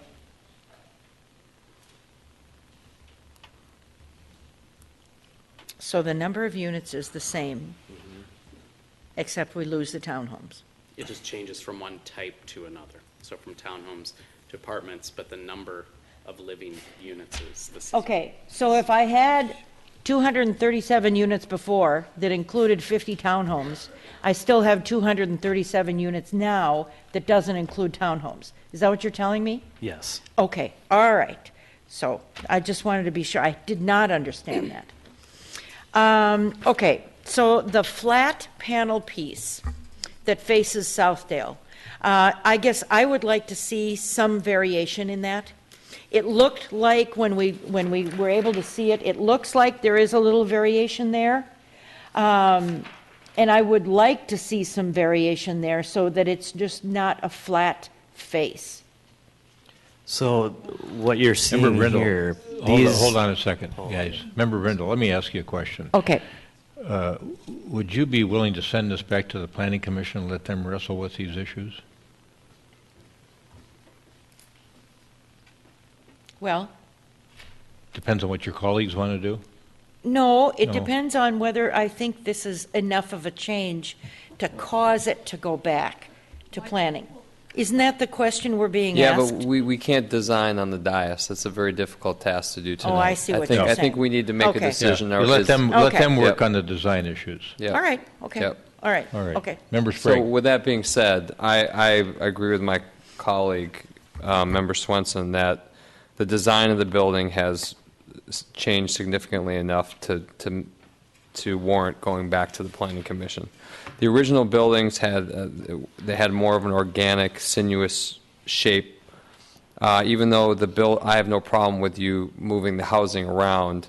When you drop that one building, now the buildings do not relate to each other in the same way. It just doesn't have the feel of the original set. The material finish has changed as well, and it's becoming a much more dull product from the bar that we asked you to reach in the original approval, which I think you did reach. And I'm also not inclined to remove the condition that intersection be improved. That actually wasn't a condition, Councilmember Sprague. The 7 was not a condition? That's correct. Okay, so We were putting it out there, working with the county to try to do that. Okay. So with that clarification being made, again, I would send it back to I would move to send it back to planning and deny the application for the revisions. We have a second? Second. All right. Discussion? Make a comment? Your comments? Go ahead. My biggest issue is the change in the look of the architecture of the buildings. I'm actually more comfortable than my colleague with what you did with the townhouses. I understood that process and trying to cut down on costs. I know that your bid came over and you have to figure out a way to make this more cost efficient. What I didn't want to lose was the look of the architecture because I thought you did a good job when you came back. So I was disappointed to see this. It took me a while just in comparing it. If you look at my pictures, I spent a lot of time circling areas trying to figure out what had changed and what hadn't, because I knew I didn't like it as well, but it's hard to pick out from the pictures what it was. So I'm more comfortable with the new building instead of the houses in its shape. I'm okay with that, and the greenery around it. I'm just really disappointed in what happened to the original 2 buildings and a little bit to the entryway too. We asked you to do something special, and you did.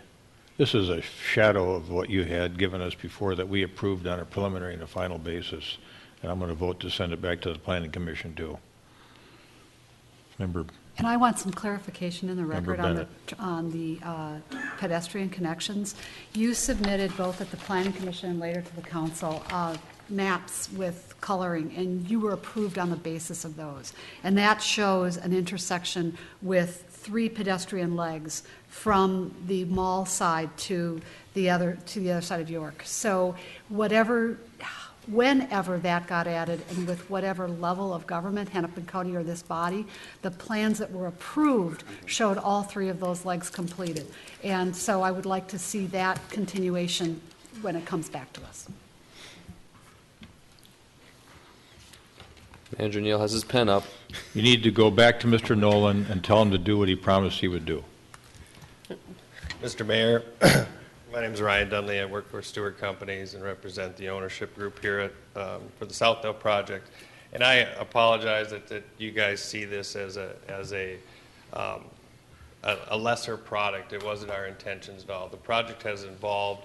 When I look at the exterior, and maybe it's the pictures or the renderings or It could be. or what, But this is what you give us to look at, guys. and I understand that, but from our perspective, it has never been put on these guys to say, let's lessen the exterior. We haven't changed as owners our view to provide a great project here, and we feel that this site needs it. I personally, at looking at all the things that were brought up tonight, didn't look at this as being an issue, and unfortunately you guys all do, and I get what you're saying now, but by no means is the ownership group taken this and given these guys directions to say, let's get rid of this, let's move this. It wasn't our intent in tonight's pictures, and it wasn't our intent in what we're going to deliver to you. We know that this has to still, and we've said it to them, we have to obtain what we presented to you, not only because it's what we presented, but it's what the site deserves, and we know that, and that's what's going to make this project successful. And yes, has there been, as the plans evolve and we take different looks at it, and new eyes on it, and construction people get their eyes on it, and are there openings that he didn't know about or not know about, but that because of structure, parts of the building, stuff is affected after we're here with our first set of pictures, and it becomes a reality when you need to build it. And we kind of make those things work in order to keep the process moving. And when we do, some things do change. But I don't want the message tonight that we've hacked off the glass and we've moved materials, because it's the same materials and the same amount of materials with some, I'm not going to say that as a blanket statement, but the design and everything is true to us as well as it is to you guys. And I'm not here to try to shuffle some product through that is a lesser product by any means. And I just want to make that clear. It's our intent to deliver it, what we presented, with some changes, but changes that are due to the product's evolution, not because I'm telling you that, let's try to get something past you guys. That isn't our intent at all. It's fine. We appreciate those comments. Yeah. You bet. Manager Neal. Just to be clear for all of us concerned, and for you and for the folks who watch these meetings at home, when what you're asking for the council is to approve an amended plan, and it sounds to me like they're not going to approve your request, but I'll be that as it may, they have to vote on that yet. But you should know that you still, even if they don't approve your amended request, you still have an approved development plan and development rights for this site. If you change your mind on this, you could go forward with that plan tomorrow. If you don't, and you decide to resubmit this plan through our planning commission, just like a brand new plan, that affects also your variances and your CUP that you had for this project as well. So you'll have to go through new processes for those development rights as well. If I could just say one more thing, as far as our process and where we've been as owners with this project, we have worked diligently to get these plans to where they need to be, to stay on schedule, to get in the ground. The ownership group has approved these. The Simon Group has approved these, with realizing that things do change, and our intent, which quite frankly, I see where this may be going, but our intent was to deliver and get this product in the ground early summer and plug away, and the excitement was there to do that. So setting it back. Can I ask a question for Carrie and Roger and Scott? Is there an option to table this and let them come back in whatever time, if it's 2 weeks, since they know how we feel about it? Is that an option without sending it back to planning? They still might end up at planning. It's not a promise that it's going to get passed. I'm just having a discussion before we vote on this. Sure. You know, I don't know how the rest of my colleagues feel about that, but I'd like to at least... Having made the motion, I want to see the project go forward in as close to its original form as possible. So if it's possible for the group to take the comments and come back with a clear set of plans that still meet the architectural standards that we've discussed tonight, so be it. I would also like clarity on that, on the intersection. It seems to be a misunderstanding between us and you about what was expected, and I would not waive that requirement in any request, assuming that it's in there. Yeah, I think you've heard that the landscape. Carrie, go ahead. The intersection was on their proposed site plan, so it was assumed that that would be constructed. And I'm not inclined to remove that condition. Right. So this is all. So I guess it's kind of like sketch plan review of the. In answer to your question, it wouldn't. Post It doesn't matter approval for sketch us. plan. It's their timeline in terms of their project. So delaying it for 2 more weeks is, or changing their mind and doing the project as originally proposed is up to them. Or going back to planning. I mean, you got... I appreciate that suggestion, and if we could take you up on that, I mean, you guys are all up here with the same kind of view on what was brought to you tonight. You didn't hear a lot of differences in our comments. No, and I've listened to your comments, and I understand. What's the timeline you need? We'll work fast. I mean, I'll take the 2 weeks, and we can work fast. It's getting the pictures to a level, and you've seen 2 levels of pictures throughout this process. Those aren't great pictures, no, by the way. and I agree. Just so I could tell you that if you're going to come back... I agree. If you remember, at one point, these pictures could be taken to another level. Is a timeline, 2-week timeline, in order to do that. I would like the opportunity to take these 2 weeks, and rather than start the process over, because at this point, as owners, we wanted to move forward and not backwards, and we'll take this time to hopefully get there. So I think, go ahead. I was going to say, I will, with that discussion having been had, I would withdraw my previous motion and move to table this to our next meeting. I will withdraw my second and second the motion to table. Thank you Any more very much. discussion or comment? All right, so you've heard, I think that the site revisions we're pretty comfortable with, except for the crossing. Yeah. Pedestrian crossing. So it's the building revisions that have got us. Why don't we all talk a little bit about the townhouse? You concerned. heard how Mary feels, I think, about it. Mary, did you have anything you wanted to add? No. Okay. Are you going to talk about design now? Well, no, I think we need to be clear when they're going forward, about how you don't like the geometric building. I'm okay with it. I'm okay with you mean the replacement of the townhouse building with the. I don't He have was a okay problem with that, but then you, at the front door, you've lost something with the entry as well. There's something It that looks more squared off. Everything looks more squared off. It all looks squared off. But and let's be as clear as we can, so that when they come back in 2 weeks. What I'm saying, Member Swenson, is that it seems like a lot of the curvilinear aspects of the architecture were squared off. Some I can live with. I mean, and I understand you have to change that back building, but. Yeah. And I think. And then the materials, composition, the percentage of glass is the other theme. I don't think the exterior of the building that now faces Southdale is as attractive as it should be either.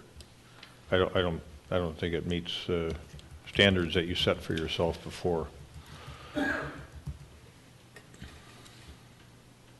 Can I talk quickly on? You can ask us any question right now I'd like you want, more because clarity. I would rather that I we would too. be I'd like to give successful in guidance. 2 weeks than be. Perfect. And that's why. So please. I want to talk quickly about the intersection and how, and the confusion. I want to clear up the confusion, and hopefully you can tell us if we're wrong. But the intersection, I agree, was on our plan. The intersection is on a county road that we went to the county for as a benefit to our internal property. We fought with that garage that was on the north side of our property. We thought it was easy in and out. When we revised the parking garage and that north garage entrance went away, we feel that we were building this intersection for naught at that point, when you can still enter from the north, and with Simon on the internal stuff, that our site was still in and out serving the purpose without having to build a whole new intersection. When talking with the county this past week, the county came and said that they'd be in favor of, or they would go back and agree with us in keeping the intersection as is, and just restriping that walkway, and that ties in and still gets the city, which I thought was most concerned about, the connection across there, pedestrian connection across there. So that was kind of our thought. It was something that we wanted and thought we needed, and as this went, I don't know if we actually need it for our site, and that's why the intersection has gone away this route. And the main public benefit of the pedestrian crossing is still existing in what we're bringing back. It's that pedestrian striped crosswalk that exists that will be replaced. But this was a PUD, and so there's always a, wasn't this? No, CUP. Oh, this was CUP. Okay, all right. That was a. But I don't know if you were here during the public hearing earlier. Yep, I've been at all of them. There's a lot of concern about traffic in the area, and part of the intention with the comprehensive plan and the intention in the discussions that are accompanying these development approvals is this idea that as much as possible, people will be encouraged either to not own more vehicles than they need or to use them less than they might be using now by living in an area that is walkable, where amenities are present, movie theaters, restaurants, liquor stores, shops, grocery stores, and there is a shopping area. Not only are there wonderful shops at Southdale, but there are also wonderful shops across York. And so the intention with this design, with the approval of this design, was that you were not only going to be offering your residents great access to the mall, but you were going to be also improving their access throughout the area. And that's why one thing about what was brought forward this evening, it's not even clear. If I look at the redraw, it looks like the only crosswalk that's left on this is crossing from your housing property to the transit station. I don't see any crosswalk marked on York at all. I look at your text description, and that looks like what you're taking is a full set of crosswalks and reducing them to one.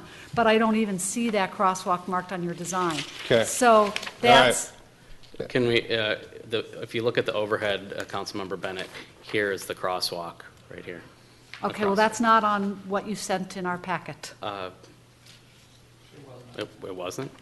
Nope, nope, it's blank.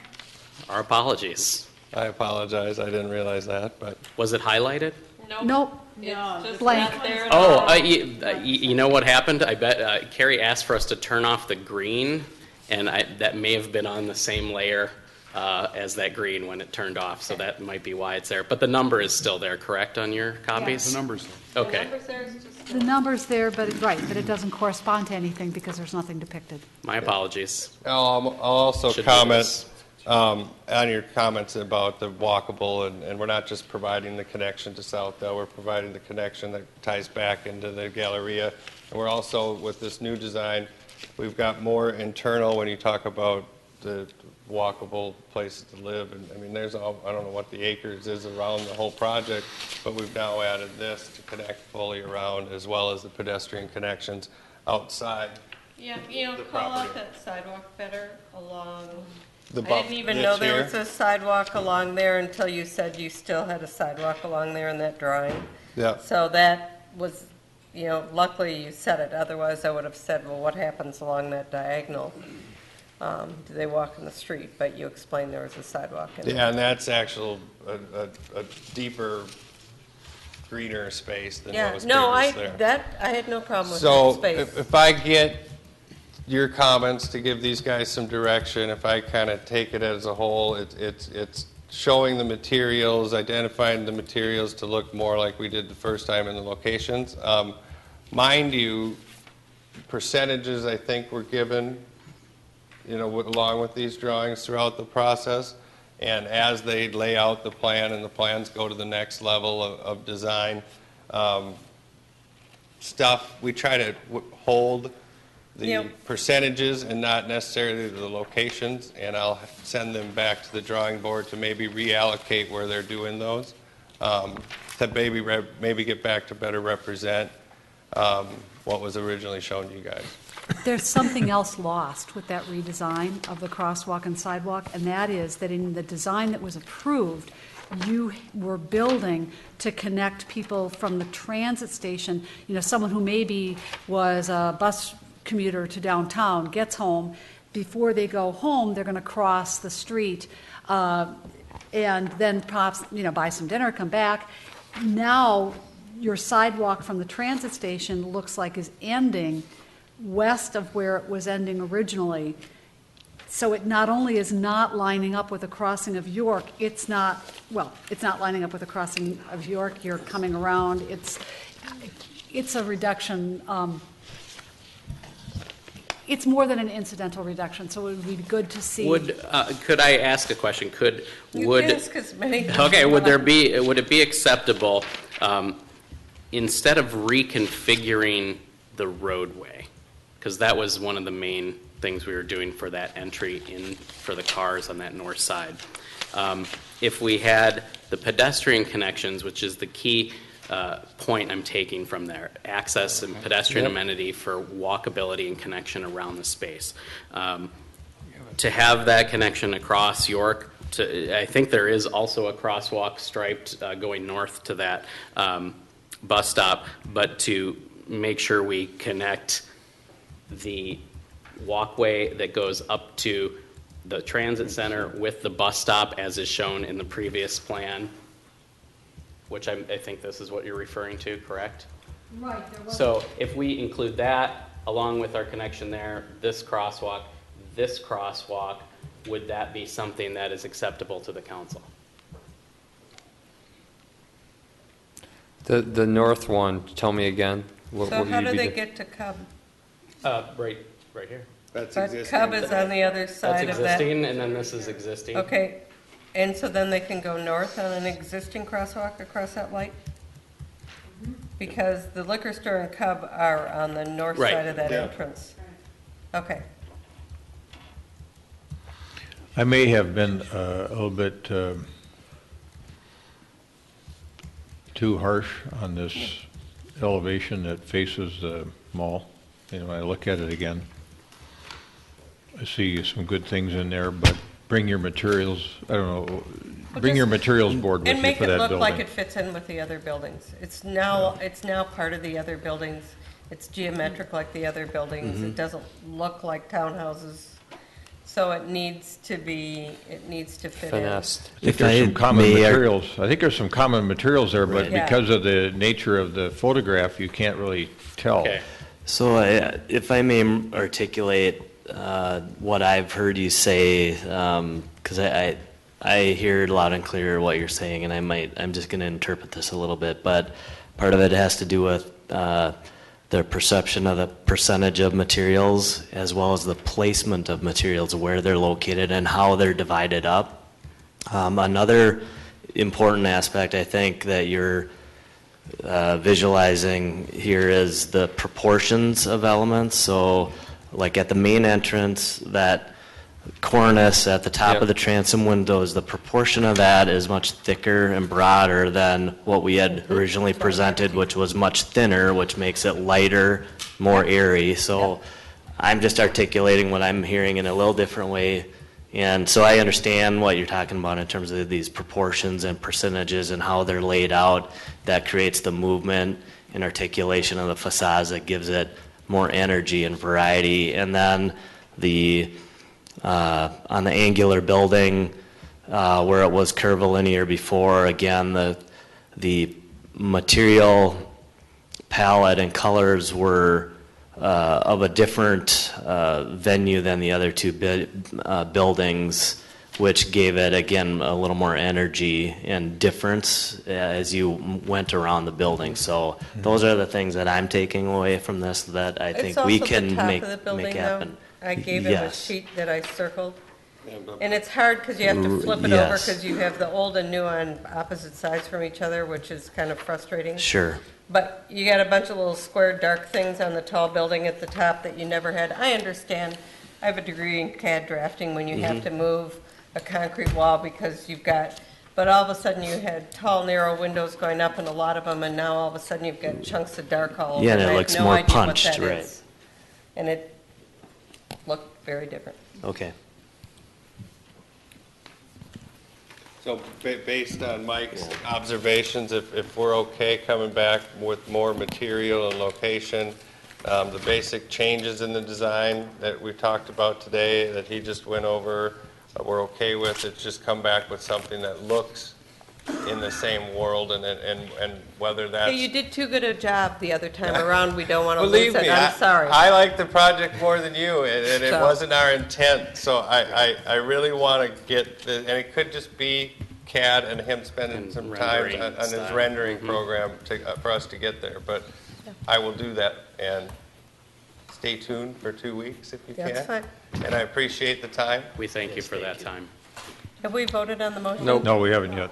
All right. All those in favor of the motion as stated, say aye. Aye. Aye. Opposed, say nay. Carried. See ya. Thank you. All right. Thank you. Thank you, gentlemen.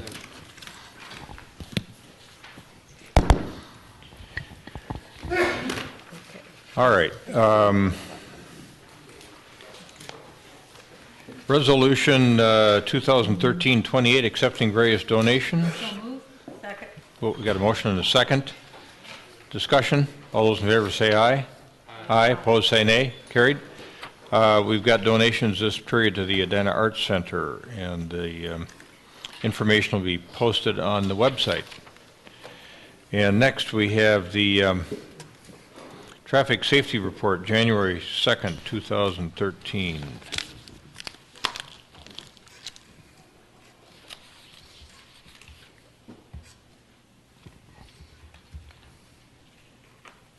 Mayor and Council, tonight I have before you the traffic report of January 2nd, 2013. That one, actually, we were going to bring it to the City Council about a month ago, and we talked to the requester that for the stop sign request at 61st Street in Kellogg, and they did not have a chance to go to the Transportation Commission in January to state their case, so we held it over and had them show up at their February meeting.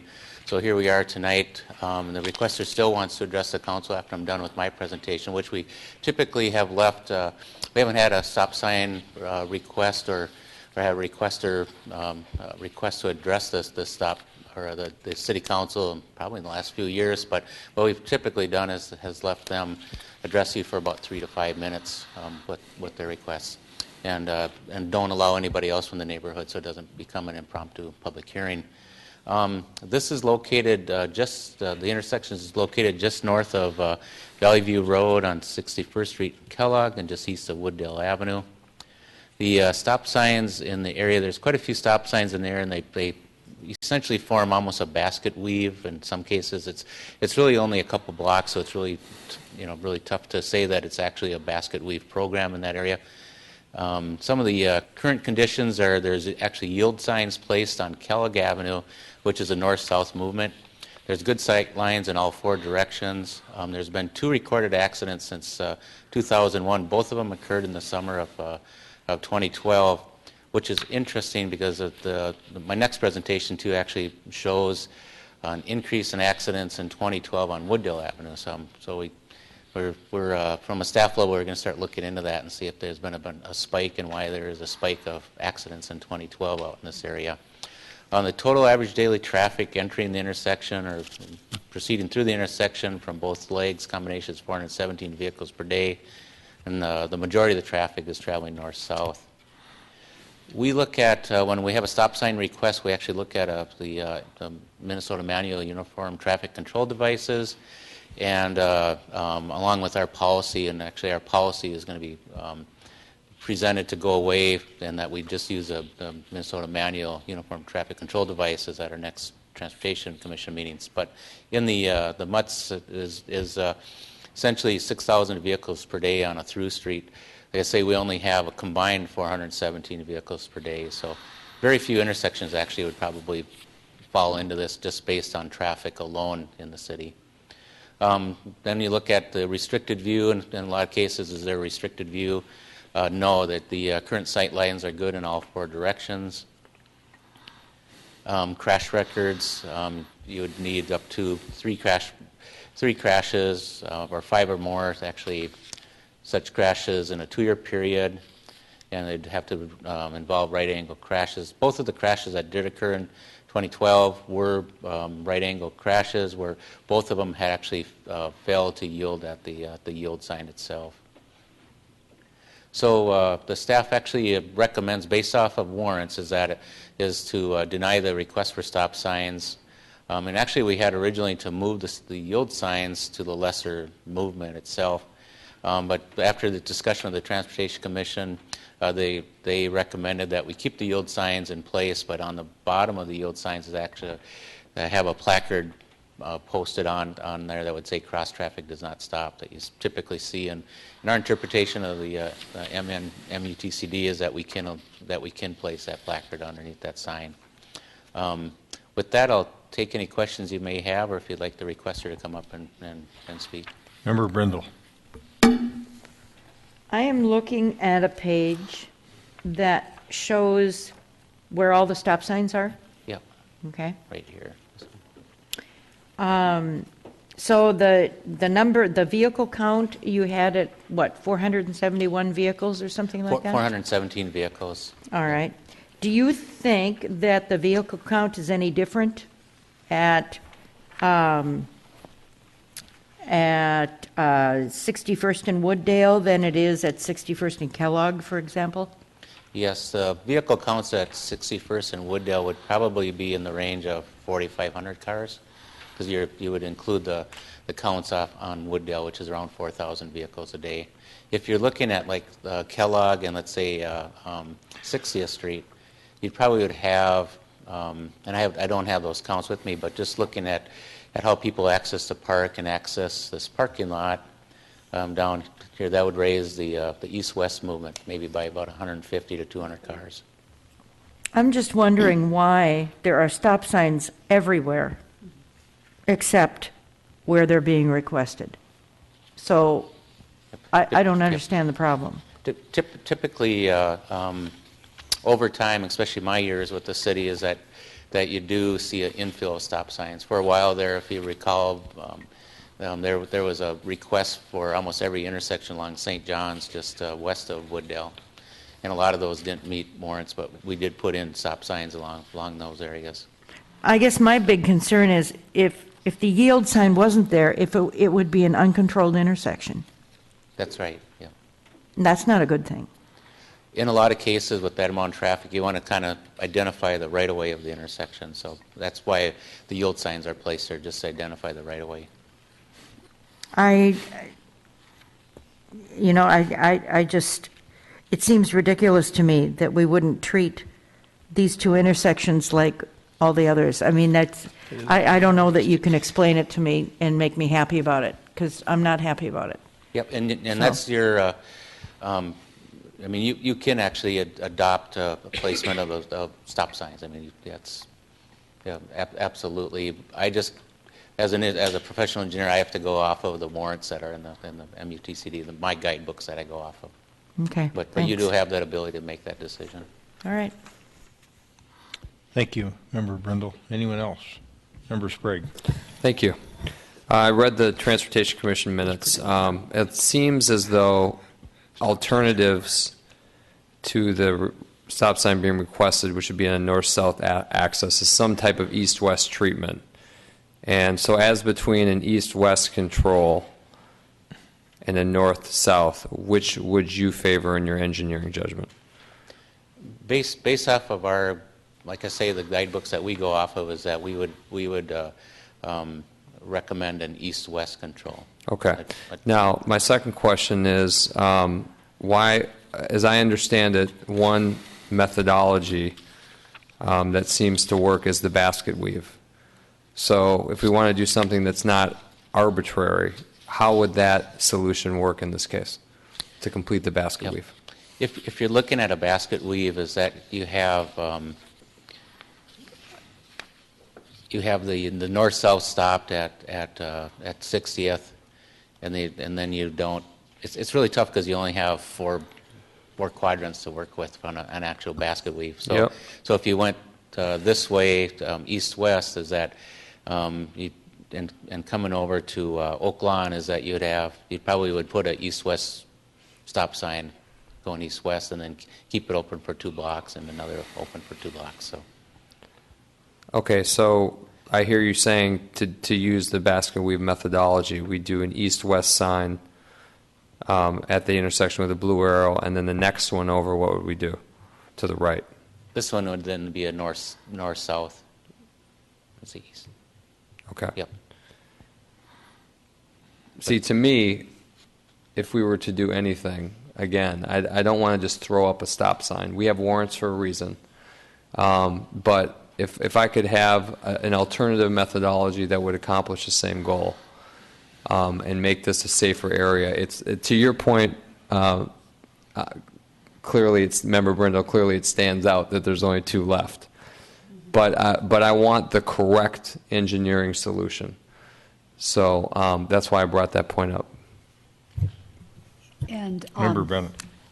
I concur with both my colleagues at this point that, yes, there is, I think, a pattern of signage creates expectations. And in this neighborhood, however they were approved, there are a number of stop signs. Virtually every intersection is controlled from at least 2 directions, and several of them are controlled from 4. So it is likely historic and just a pattern of usage in the neighborhood that people have come to interpret a stop sign meaning one thing and don't really have a point of reference or frame of reference for a yield sign. And I also concur with Member Sprague that rather than perpetuate random placement, it would be good to figure out what the pattern is and perpetuate the pattern. And I'm a walker and cyclist, occasional cyclist, but a daily walker in Minneapolis and St. Louis Park. And I also note from previous traffic safety reports that Richfield also has instituted a basket weave pattern of stop signs. St. Louis Park uses both basket weaves and on 38th and 39th Streets, which could be used as commuter through streets for folks traveling from Excelsior Boulevard to France. They have a stop sign at every intersection, which I understand probably doesn't meet anybody's warrants, but it does, I think, discourage some through traffic and makes other observant motorists come to that stop block by block by block. Minneapolis, east of France, uses the basket weave stop signs to great effect. I know they work best with grids. We do have a grid in this area. So what I would like to do with the consent agreement of my colleagues is send it to staff and ETC with the direction to determine what the pattern is and institute the pattern so that these 2 intersections currently with yield signs are like the rest of the neighborhood in whatever pattern is the best for the neighborhood. Is that, what were you going to propose? I would join your motion, but I think what I hear from Engineer Houle is that if we wanted to rely on the basket weave system, we would do an east-west at 61st and Kellogg, and then at the next intersection to the east, we do a north-south. Right. That's what I would look for staff to study, because that utilizes the basket weave model that we were just discussing. So if that were the motion with that clarity, I would support it. Can I ask a question? Member Swenson? Well, I think we want to hear from the Fentons. Yep. Was there also something in the report about those little round nodes that we have on the bike path over on 54th that we split between Minneapolis and Edina? Yes, that was another part of the discussion, was to look at putting traffic circles in that neighborhood. And I think over time we need to really kind of look at the neighborhood, especially with the activity at the park and the traffic that generates in the summer months. And if we really need to be looking at that in the future, and that is a study for another day, basically, is to look at because then you have to figure out the funding and everything else that goes with it. Uptown Linden Hills makes really good use of them. I have a couple questions on those. One, have we plowed around them enough for winter that we know how we feel about them? I believe we have. I haven't talked to Brian Olson about it yet. Yeah. You know, as we look at those things, it would be good to know that now that we've had a really heavy winter. My other issue is that because I live on Valley View and Concord, I happen to know that Valley View, especially when the hospital lets out, from then on is kind of the cut through to Benton, which it's supposed to be. I understand that. Unfortunately, that intersection at Wooddale and Valley View gets really, really backed up. And what I notice people doing all the time is turning at this street and the other street so they can make a quick exit and get farther along on to Wooddale. So just so that we understand that, the basket weave might be what you guys all think is the best because that's standard. But this intersection may be functioning at a different time of day differently. Right. Because people are cutting through. So the node almost was more interesting to me actually than a stop sign. Because you have to slow down to go around it. You don't have a choice. And so. Yes, again, from a volume perspective, it is by the Linden Hills Library. They have a circle. So on a relatively busier street, 43rd Street, it really does Well, slow. as an experiment the other day, because I had read about this, I went and drove by our new ones that we put in where the bike path is, just because they're a little bit smaller than the Linden Hill. I love the Linden Hills ones. I'm a huge proponent of that. But they just made more sense to me with what's actually going on, because I actually think the problem in this neighborhood is only certain times of the day. Right. Yeah. All right. So hear from the proponents.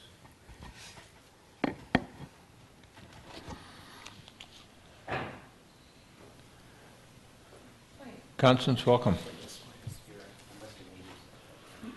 I'm Constance Fandon at 6033 Kellogg. Thank you for having me here this evening.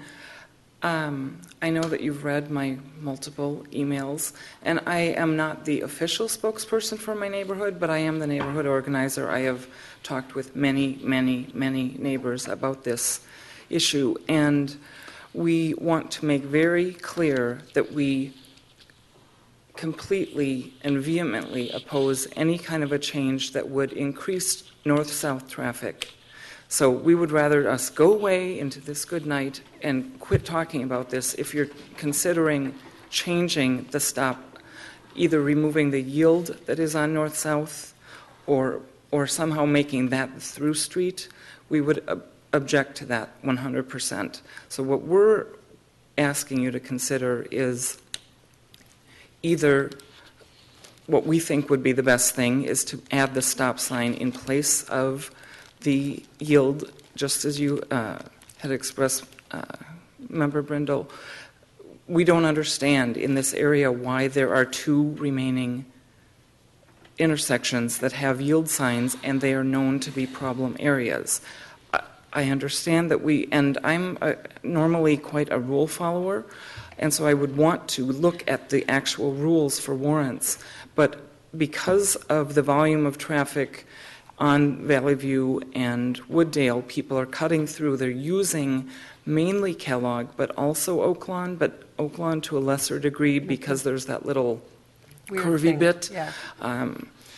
But I do know that my neighbors on Oaklawn would like to see that yield sign removed as well, the ones that I've spoken to. So the basket weave idea, while it's a great idea in Richfield where it's extended straight streets. We have little bits of curve because of Valley View, so it doesn't really allow for the full basket weave the way I understand it. And what we're looking for is a very clear signal that this is the way the traffic is to be controlled in this intersection. And to me, the clearest signal around is a stop sign. If people understood what a yield sign would be, then I'd be happy with it. But clearly it's not working. I know we spoke about it a little bit during the Transportation Committee, or whatever it's called, sorry, Commission. I don't know that there are special rules because we're a block from a park, but to me it seems a little bit like the special rules that sometimes take place when you're near a school. We have so many pedestrians, so many cars speeding in and out to get their kids to soccer, and then we're a block from Snuffy's and a block from the neighborhood ice cream shop, and we have 2 daycares that take their kids in those little kiddie mobiles to Pamela Park every day during the summer. So there's just a lot of activity, more than one might imagine in a typical small neighborhood. And so because of the number of pedestrians, the number of walkers just in general, and children, and because this is being used as a cut-through street, that's the main reason that we're asking for a stop sign. If we can't have a stop sign, we'd be obviously willing to try this idea of the cross traffic does not. I would prefer, when I spoke with all my neighbors, and they've all been copied on all the emails, people are incredulous that we would even be considering a roundabout. Well, it's not really It's not a roundabout, but it's that little thing in the center so that you can't go straight. Let them go drive around them. And they just, everyone that I've spoken to, doesn't like it. Pretty much without exception. I like roundabouts. I don't think we need one here. Everyone says, why don't we just get, the bolts out and change the yield signs to stop signs? I'd be happy to do it later on this evening if you need some help on that. So, thanks. I don't think there's anything more that I was, let me just make sure I didn't miss any other thing on Can my I notes. ask you one question? Yes. I think you were clear in saying this, but I think what I heard you say is that you're not supporting an east-west stop. You would only support a north-south stop. Absolutely. That is what I heard you say, correct? Very clearly. That's correct. Okay. We believe that would be Right. not eliminating the problem, it would be creating a new problem. Right. Okay. Thank you. That's helpful. Thank you. Thank you very much. Thank you, Constance. All right. Back to council for further discussion. Member Bennett? Question for Director Houle. Director Houle, we know from traffic studies in other neighborhoods that because people who do come to a full stop then need to accelerate to go out of that full stop, that often we see faster speeds, higher 85th percentile speeds, immediately after a stop sign than mid-block or later. Does the presence of stop signs every block then mean that is less? I suppose that's the principle that is behind the 38th and 39th Street every block stop signs in St. Louis Park. But in any event, I was speaking with a resident the other day about stop signs on Morningside Road, and she said the fastest traffic on Morningside Road is measured just on the other side of the intersection at Grimes and Morningside Road with the four-way stop. Yep.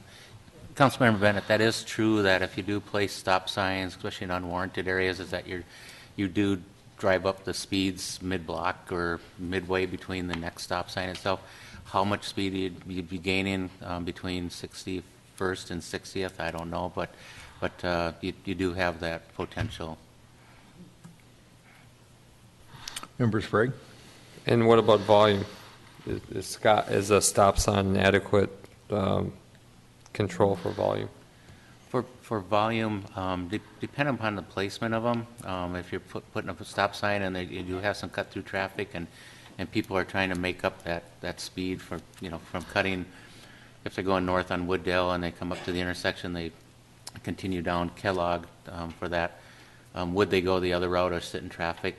Most folks do like to keep moving, so I don't know if that's a deterrent for volume or not. I don't, personally, I don't think this is going to stop people from cutting That's through. what It might that's my stop- point. Make them stop at the intersection. No, it doesn't change the speed or the volume. It's really, a stop sign is for right-of-way. Correct, yeah. And since there's a right-of-way issue with the two crashes, the way to address that is to clearly assign the right-of-way to one or the other. But it sounds like the problem is about cut-through traffic, and I don't see a stop sign either side changing that, really. Well, stop sign east-west certainly isn't going to slow the cut-through traffic down, because you've just given the cut-through traffic a straight shot for one more block or a free left turn without having to stop or even slow down. I would say there's every logical reason in the world to follow an engineering model here and not do this until you look at the neighborhood and you see what's happened from a presidential standpoint, and virtually every intersection is signed with stop signs. It reminds me of Country Club. And who knows why all those stop signs are up there, but people thought that they would work, and I actually think they do, and I think they work up in St. Louis Park, where you have to, if you're going to make a decision not to stay on Excelsior Boulevard and go on, what is it, 38th or 39th? Both. I mean, you're just plodding along, working your way towards France Avenue and saving yourself about 4 or 5 blocks or something. So, it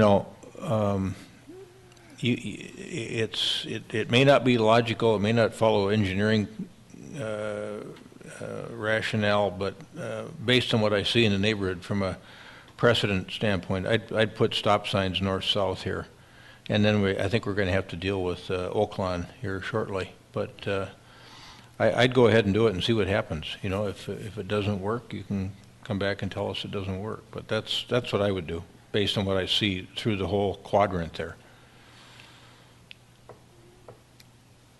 Well, from nearly being hit as a pedestrian by somebody in an SUV on a cell phone on 39th Street in broad daylight, I can tell you that long-term, I think Member Swenson's recommendation to look more seriously at traffic circles, which really do make people slow down. Not roundabouts, but those little traffic circles on narrow neighborhood streets, which is what 43rd is by the library. People don't have a choice. They can't decide to blow the stop sign. They can't decide to not pay attention. That circle is there, and it causes a change in driving behavior. Well, could be the next solution if the stop sign doesn't work. We've got them over on 54th, those little circles on east of France. Yeah. Mayor and Council, we do have those on 54th, but I think we need a lot more internal discussion between our public safety and engineering group to see how they actually are working. So I don't know what those are my thoughts. Can I put this in a motion? Because if I look at the map for PM peak, it's 136 cars coming in, and they're only going one way. They're coming from south. They're going either north or they're turning left. And I know it makes sense in a basket weave, and I know you guys have experienced it, and you're both on transportation. But I think in this particular case, because this is a cut-through traffic issue, if we're going to bother to put stop signs in, we might as well put them in north-south, because that's probably what makes the most sense because of the cut-through traffic. And that's what I'm going to tag this motion on, because that, to me, changes it. You should then go to 59th Street and change their stop signs to north-south too, because there you're allowing a 2-block run for that cut-through, and here you're only allowing 1. And then on 59th and Oaklawn, there's no stop sign, so those people, while they get to get a one block stop, they have a 2-block stop through there. So it almost creates another inequity in that side. Maybe I don't know if you looked at that side of Wooddale holistically for a redo, on that part of the system. We're actually studying 60th and Kellogg. They've had a request over in that area, or the next block up, for an all-way stop. No.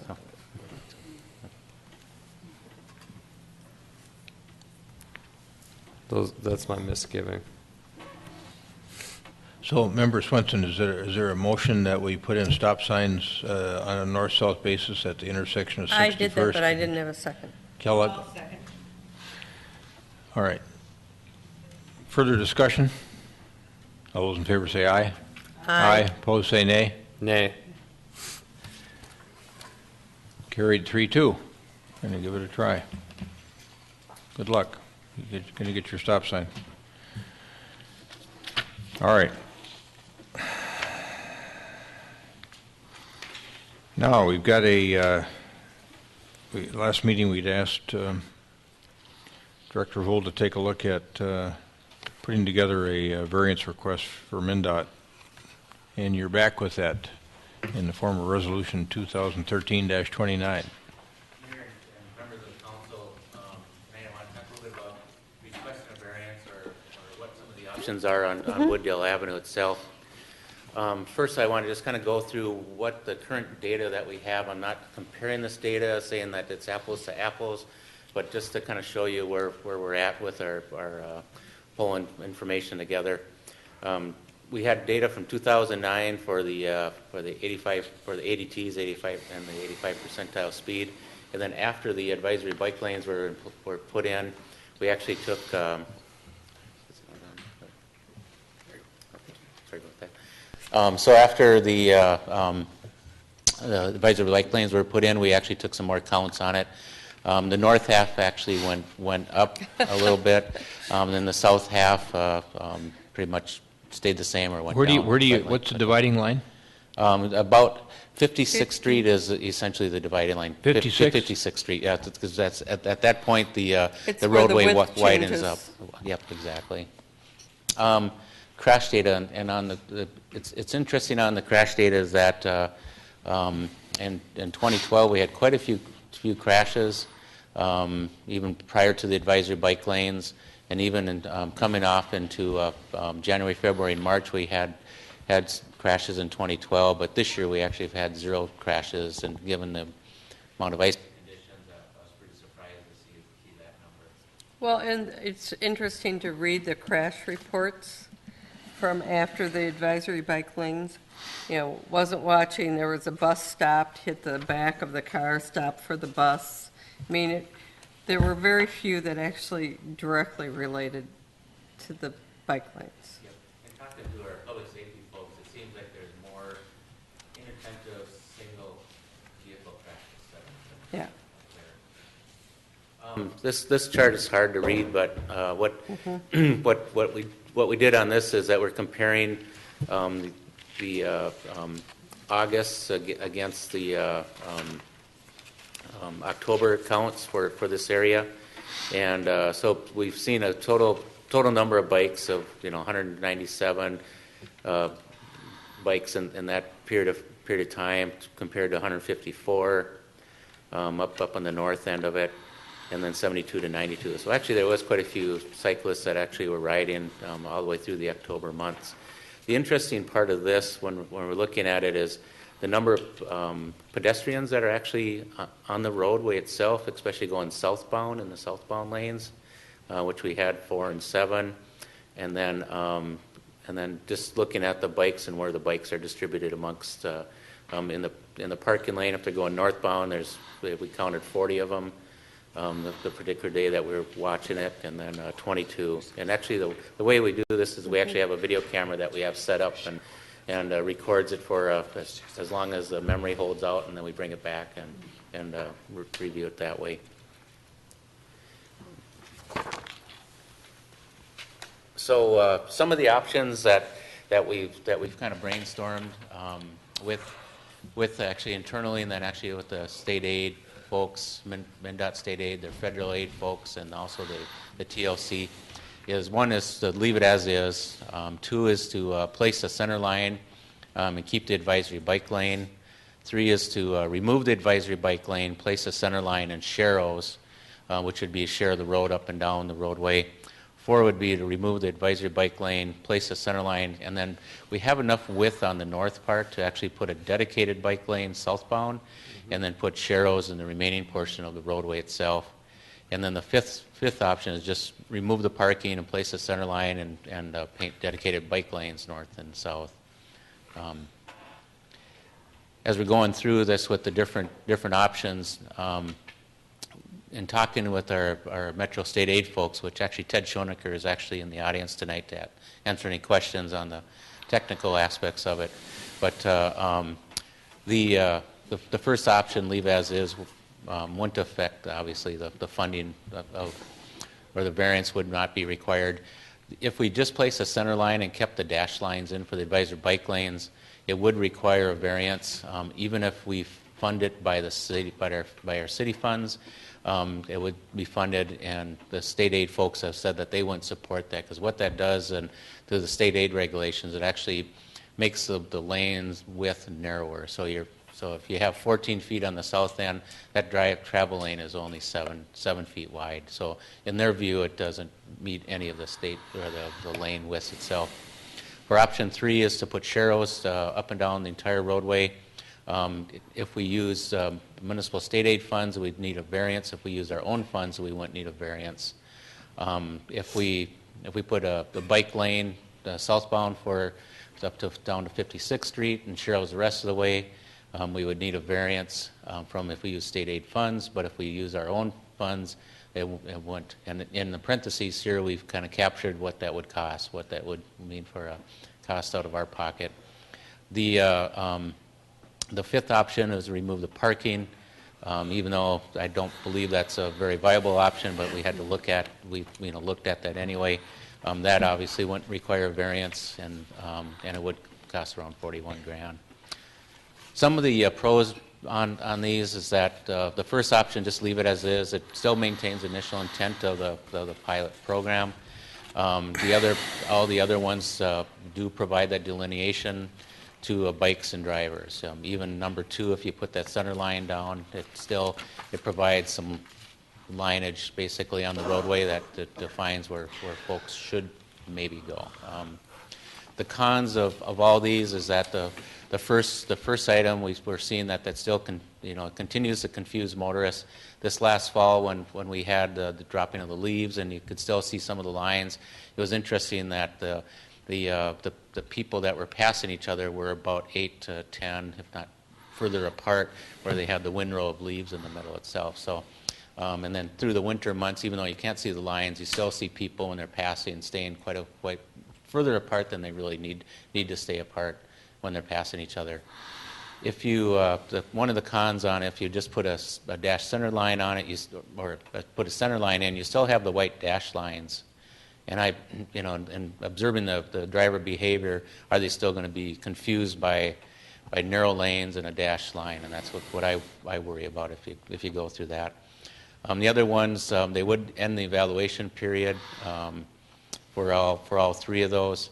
But I've told the TLC and Federal Highways that we would still continue evaluating it, because we want to know how many bikes are being generated by if you do go with sharrows or some other method here. But we still want to know what's happening out in the corridor and how people are using the parking lane itself. The fifth one obviously removes the on-street parking, which creates a whole other issue for everyone. With that, like I say, I do have Ted Schoenecker in the audience if you have any questions. Sure.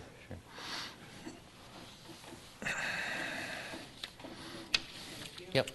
Member Brindle, go ahead. The other thing I need to add too is that we did somewhat find out from Federal Highways is that they would, if we did options 3 through 5, and obviously 1, that we wouldn't lose our federal funding. We wouldn't? And would not. And actually, Ted probably maybe want to come up and maybe talk to that. Okay, well then I would like to do kind of a deep dive into number 3. Maybe to the side podium here. Introduce yourself. Mr. Mayor, council members, my name is Ted Schoenecker. I'm the MnDOT Metro State Aid Engineer. Wayne asked to come participate in this discussion if you have any questions about state aid rules, federal highway. I just want to add to Wayne's last statement there. We talked to Federal Highway about the funding that was used on this project, and their their kind of discussion with them was, we don't see at this point a major obstacle to making revisions. However, they weren't ready to say, no, we're not going to ask for a payback, or yes, we are going to ask for a payback, because there's really not a plan in front of them to react to. So it was one of those, talking with them about the options that were out there. They weren't going to be overly concerned about making changes, but they weren't ready to make a commitment one way or the other at the time. So I just want to make sure that that's kind of out there, that that's still something that they're hanging on to until something is brought to them as far as proposed changes out here. Okay. Well, number 3 has been my desired design since this whole thing started, is to get the sharrows in there so people see that there's bike accessibility there, and then the center line. My concern with a center line and advisory bike lanes is they're going to be very confused. If they're confused now, they're going to be very confused about how they fit their car between the center line and the white dotted line, and they're not going to know what to do. So I think number 3 is it's the clearest design. If we want bike accessibility on Wooddale, that is the clearest design there is.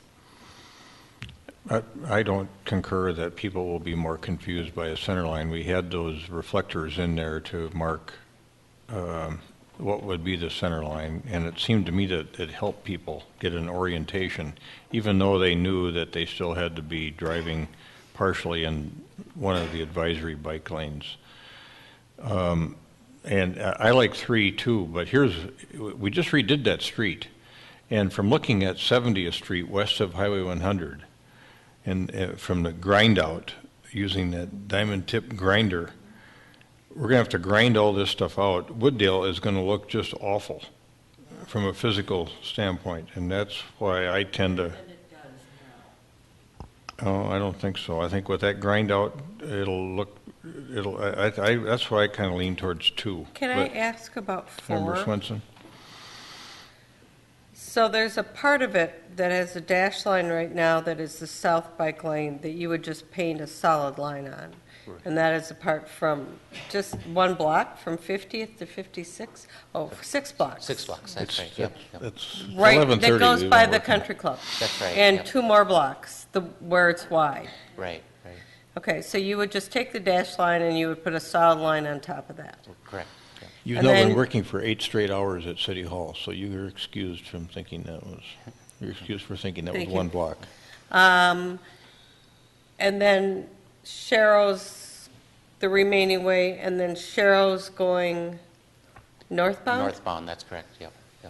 Okay, because part of the northbound traffic lane has the option of going into the parking lane kind of too, but Sharrow's are there also.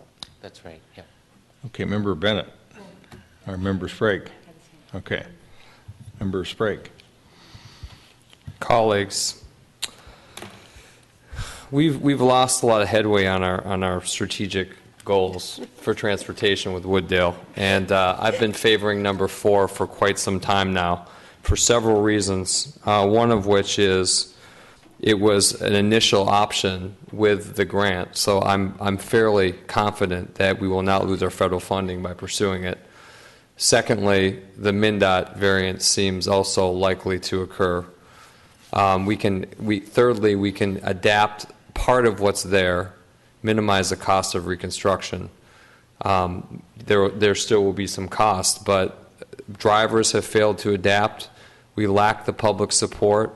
It's a thorn sticking in our broader strategy, what we're trying to do in our transportation network. So let's go to an option that still gives us the highest level facility on one side, the best protection, because we know there were bike-car conflicts on that road before we did anything, and that would be a dedicated bike lane, combined with a Sharrow, because that's all you can do in the rest of the right-of-way. So, and if we can, that's number 4. The Sharrows on both sides is not really a bold move from the conditions that was there, and the bike driver conflict will continue to exist. If we can at least give the highest level facility on one side, we have not lost our strategic objective for the street. Member Bennett, no? I appreciate use of the word bold. I also appreciate that this is an experiment. I think that it was not the intention of this body to be either bold or experimental. It was to solve a set of problems. And we have a bike plan, part of our comprehensive plan, one major north-south route on the east of Highway 100, it's Wooddale. It's the only one that works. One major north-south route on the west side of Highway 100, Tracy. It's the only one that works. Fortunately, with Tracy, we had a reconstruction opportunity that let us put on 2 dedicated bike lanes, full-time bike lanes, along with the parking bays and the parking. Issues that we knew existed on Wooddale before we did anything were that the residents on that street wanted parking. Parking had been limited to a solid striped lane on the right side of the street, and that lane was being used by recreational walkers, skateboarders, and bicyclists as a 2-way bike lane. We knew that in making it clearer that it was a bike facility and more inviting to bicyclists, hopefully safer for bicyclists, that the neighborhood wanted to retain parking. We also knew that speeding was a problem. And so we chose the option that appeared best at the time in order to be able to keep the parking, have bike facilities that would fulfill our other goals. And I think the experiment was incidental, like being a patient and agreeing to participate in an experiment because you need what you're going to get through the treatment. And in that way, I think we've been collecting data. I would like to know what happened to the crash rates. In fact, it doesn't appear that they increased with the advisory bike lanes. We have reports of confusion, but driver confusion, if it slows people down, is not a bad thing. However, it also doesn't appear to have slowed people down. So that's a really odd set of facts. All of that being said, and I apologize for my long-windedness. It has been a long evening. I support 4 too because it gets us a long way to get to supporting 4. It goes to in part because I think there has been, just as there has been on some other agenda items this evening, some misunderstanding of what we were about. And again, we weren't plunging into the abyss trying to be the first users of advisory bike lanes. We chose them as the only option available to us at the time, the best option available. The Bike Boulevard funding was for us. Let's not argue about that, guys. It's late. Let's just get somewhere on this. I'm just saying the Bike Boulevard funding challenged us to do something that would really increase safety and numeric use of biking in those corridors. That treatment at the time appeared to be the best, and I don't begrudge us or the ETC or engineering for trying this option. We've gotten some data out of it. You know, there are applications where it works. How has 54th been with the advisory bike lane? I think it's been just fine. Because it's more symmetrical. So all I'm saying is we've gained what we can out of it. It's time to close the door on this treatment, go back to another option that was part of the original plan, and move forward. So Are we putting that in a motion? I would move option number 4. I will second. Okay. And I'm just saying, I would like to given what we've done, it would be good to have more data. I don't think we have, hopefully we've collected enough to be helpful, but also we need to serve our biggest charge is to serve our community, and I think we'll do that by choosing 4. Mr. Shaneker, were you going to say something? Or was yeah, Mayor and Council, to give staff a little bit of clarity, if you're choosing number 4, and if you want it funded by municipal state aid, which we do, we do have funds in there, we'd still have to apply for a variance because we still have a with variance with And is that a June timeline That's again? a June timeline. If you do use our local funds, if I pull that back up for costs wise, at Couple $1,000, No, it's 22,000. 30,000. it's $30,000 $30,000 is what we're estimating. It could come down if, if we're doing that somewhat in-house. I haven't talked to Brian Olson if they have the capacity, but it's still around $30,000. Keep in mind that we have spent very little city funds for this project. The design was actually paid for out of the grant, and then the construction costs were paid out of the grant, and we just had a little bit, about $18,000 of construction administration costs from our consultant to help us out on the federal documents and So things. for 30 grand, we gain how much time? Because you can't do this until May anyway. You'd gain about 2 months, for May. Well, it depends when the snow disappears and the streets warm up, but you'd probably gain, month of May and June. I think it's usually June 24th or the last week of June is when the variance committee meets. Yeah, Mayor, council members, they typically meet towards the end of the month. However, you're also buying a little more certainty. Again, the variance committee is a committee that reviews requests to variances to the rules, and they ultimately are the ones who can decide whether a variance is granted or not. So by you as a local community saying, we're not going to utilize our state aid money, you no longer have to go through that variance request, and you can do it through your own resources at your own time, at your own discretion.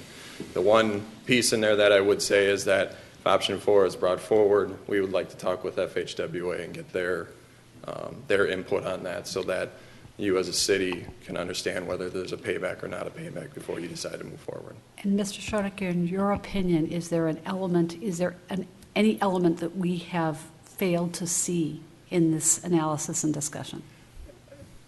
Mayor, council member, element as far as, I just want to understand the question, element as far as options. Options, you mean? Yeah, as options or considerations, understanding that this is an area there are other communities that are retrofitting.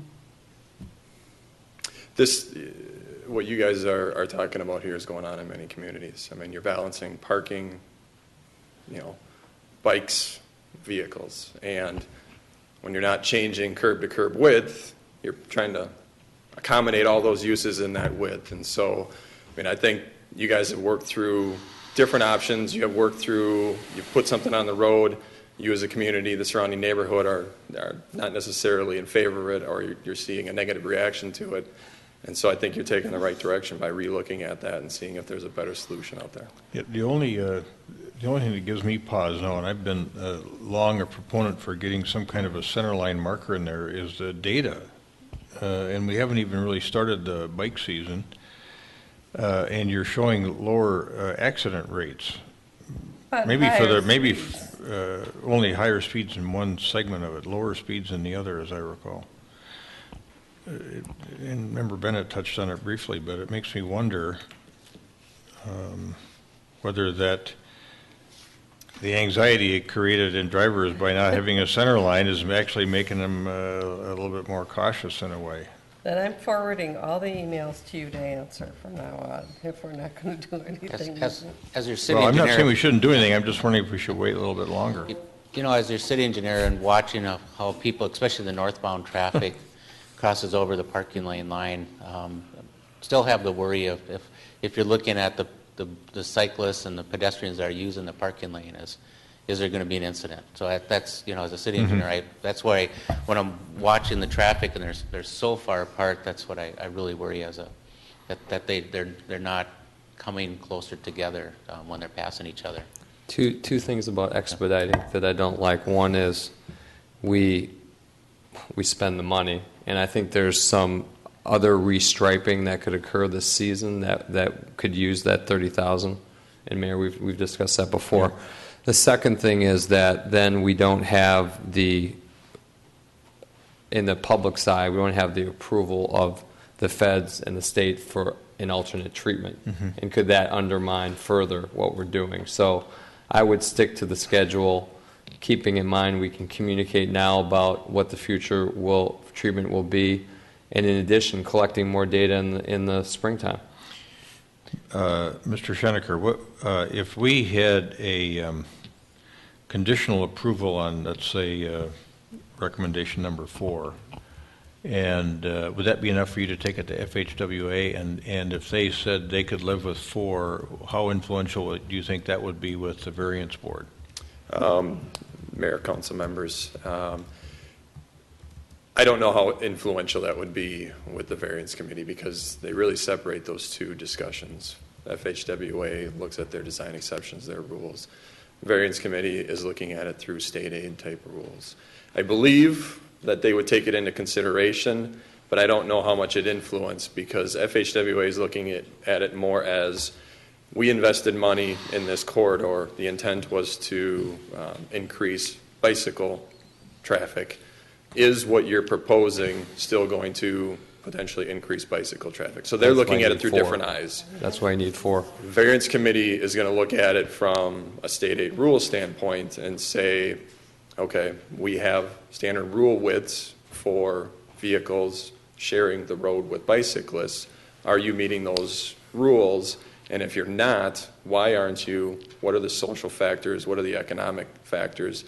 What are the safety factors that are going into a decision to go outside of the rules? Follow up to the mayor's Member Bennett. question. We still would have the ability, with a possible adverse decision by the variance committee, we would still have the ability then to say, well, then we are funding it We'll ourselves. vote on our own. Yep. We're doing the work. But then we will have. So we have a real solution, certain. And we've exhausted our other possibilities in terms of And you're having in a July, and cost-free school is solution. out, and everyone's been driving on it, and I support 4, and I support getting an answer that wouldn't lose our federal funding, but I don't support going to all the way to the end of June and not paying until July. I may be in the minority on that part. So do we have a motion? Well, You have a motion for 4. And you seconded it, and Member Bennett, yes. Well, 4 is fine, because it gets us what we need. And if we have $30,000 to pay for it and we could do it sooner, I guess, I don't know why we'd wait. I just muddied the waters. Do we want 2 motions and 2 votes? One on the option, one on timing? I also, yeah, that's, Fine, let's vote on the option. Mayor? all right, sure. We've got a motion and a second to approve option 4. Further discussion? All those in favor say aye. Aye. Opposed say nay. Carried. I make a motion that we take option 4 and get the okay from the federal agency that it won't ruin our funding for our project. And after we've gotten that okay, that we repaint the street, paying for it ourselves. Is there a second for discussion? I'll second that for discussion and ask why, if we're going to pay for it ourselves, why wait? Because I don't want to jeopardize the rest of the project and what we got for it by painting it and then finding out from the federal government that we shouldn't have done that. Let me ask Mr. Schoenecker another question. If we went ahead after, assuming we have FHWA approval for option 4, and then we go ahead and restripe, could we still go to the variance board? Or is it like you committed a sin and then are asking for forgiveness? Mayor, council members, you'd be asking for an after-the-fact variance. So if you did it and then you wanted a variance for it, you would be asking it for, basically going to the variance board and saying, we did it, can you give us a variance for what we did after the fact? It's been done before, it hasn't, it's not, it's not something that's never been done before, but it's rare. They'll ask you questions, why didn't you wait? Why couldn't we, why wouldn't you come here in June or wait until June? So those are the kind of questions that they'll ask. And what is the estimated timeline again with the Federal Highway Administration? Federal Highway, if we have direction from today, we can talk with them tomorrow, this week, next week. So relatively quickly. So could we wait till next meeting to make a decision on this issue? Yep. On the timing? Because we'll already have an answer 2 weeks from now, probably, whether they agree or not. Mr. Mayor, council members, I'm fairly certain we would have that. You're just going back to the TLC, right? Actually, we're going to Federal Highway. Okay. TLC is just the grant holder. Okay. Receive the money from Federal Highway. Okay. So you're withdrawing your motion? Yeah, I'll withdraw my motion. Withdraw the second? Okay. Mr. Schenecker, thanks for coming and sticking around here until midnight. Happy to help. Thank you. You look a lot more lively than... I know, you look better than we do. Yeah. I haven't been up here for 5 hours talking in front of a camera. Thank you. Thanks, Mr. Schenecker. It's okay, we only have 3 more items.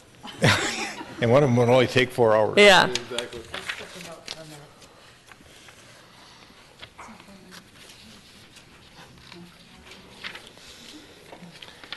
All right. At the Regional Council of Mayors, we've had discussion about this dedicated transit sales tax. It was in the governor's budget, still in the governor's budget. It's been modified from a 1/4 cent to a 1/2 cent. But I didn't put it in this resolution in that form because there are several different bills percolating that have the notion of a dedicated transit sales tax in them. And I think if you read that letter that was prepared by the Regional Council of Mayors, you get a sense of what the advantages are of trying to get a quicker build-out of our transit system and the economic return that it holds for us, that we get a return on investment of between 6.5 and 13.9 billion, or between 7.8% and 20.9% if we can accelerate this over, I think, the next 20 years or so, instead of going on a project-by-project basis. So this dedicated transit tax would help achieve that goal. I think we'd be leading the way on this. I don't think any other city councils have yet had this in front of them for consideration. You see in the body of the resolution itself some key data points. You know, we're the economic engine for the state. We're going to be growing by 600,000 people by 2030. When polled, 79% of Minnesotans believe our state would benefit from having an expanded and improved public transit system, and 65% of the Minnesotans polled, not just the metro area folks, support an increase in the metro area sales tax to fund transit. So this was created for our council to give consideration to. As I mentioned, we'd be leading the way on this amongst the cities by passing this resolution, and I would stand for any questions that anyone has. Member Your Honor, Bennett. is this set wording, is this a standard resolution that's... It can be modified. Okay, I have 2 suggestions. In keeping, it seems well worded. It's just that the letter refers to essential mobility. This refers to an essential mobility infrastructure. I think the former is more concise and conveys the same meaning. And then also grow, attract, and retain, meaning we want the jobs to come and then we want the jobs to stay. Those were 2 word choices that I questioned. Otherwise, again, I think it makes its points in a very clear way. Member Sprague. Do we need to highlight a nexus to our community in this? I mean, I know we're part of the region, obviously, but do you think we need a more defined nexus to the Edina somewhere in here? Other than just having it say the city council of the city of Edina at the end? I'm talking more what kind about of a in nexus were you thinking about? I'm talking about more about in the whereases. How does this Yep. benefit? Why are we taking a position on this? We could add a paragraph about the 'Cause we usually development and do that. We usually redevelopment in do our something- own. yeah. I mean, we saw it tonight, and we've been seeing it or contemplate it with the Grandview Whereas area. we're the hole in this map. How about that? Because if you look at the transit map, there's one area that isn't touched by any of it, whether it's rapid, whether it's anything. Go ahead and say that then. And that Just would say be us. Where is Edina Yeah. is at the So we have, epicenter of regional so we have transportation people infrastructure. standing Monday morning underneath the cover of the liquor store because they're trying to wait for the bus, and it's snowing on them, and the guy that has to walk in the snowbank to push the cross button after he's gotten off the bus because he can't reach it up at Vernon and Interlaken. You know, we don't have any bus rapid transit. We don't have park and ride. We don't have anything that's supported currently, other than maybe catching the corner of northwest corner of Edina. Member Swenson, are you then proposing modifications to the map that's attached to this? No, I'm just whining about the map. That was a whine. That was just a high-level whine. So you want a whereas clause that says something like the city of Edina is presently inadequately served by our current transit system? No. I'm just thinking for the average person that reads this and wonders We aren't served. why we are taking a stand first. Where's what I our said, didn't I? nexus to the, you know, Inadequately is what to he your said. point of where's Edina I said stands is inadequately, or is not as a adequately. strategic point in the transportation system, or however you want. Well, and what is so ironic about it is that we do know that there are people who move to the Southdale area, for instance, and do use transit to commute. And so even as inadequate as the service is, there are people who are relying on this not built system to commute. It's an inadequate system. So we should, maybe the residents of the city of Edina are not adequately served by our current transportation? That's our what I'm current saying. transit That's system? a nexus. Yeah. to what That'd we- be fine. Yep. That covers my whine, thank you. And we could add that in up there right before the wherefore clause. So I'll move this issue? And Member Bennett, was there some change you wanted to make, or just making those observations? Well, if there is agreement, I would, in the whereas an effective and efficient transit system, I would strike the and before essential and the infrastructure and just say provides essential mobility for workers, businesses, and students, which mirrors the language of the letter, the mayor's letter. Okay. And then the second potential change would be to grow, attract, and retain jobs, which is the natural order, I think, of the, you bring the jobs into your community and hold on to them. Yeah, typically you'd say attract, grow, and retain, I think. Okay. So we could change the order there.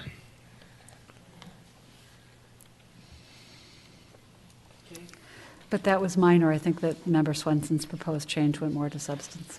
Yep. Okay. All right. So with those changes, do we have a motion? Member Swenson? I moved it. Moved it. We got a second? Okay. All right. Any further discussion? All those in favor say aye. Aye. Aye. Opposed say nay. Carried. Now.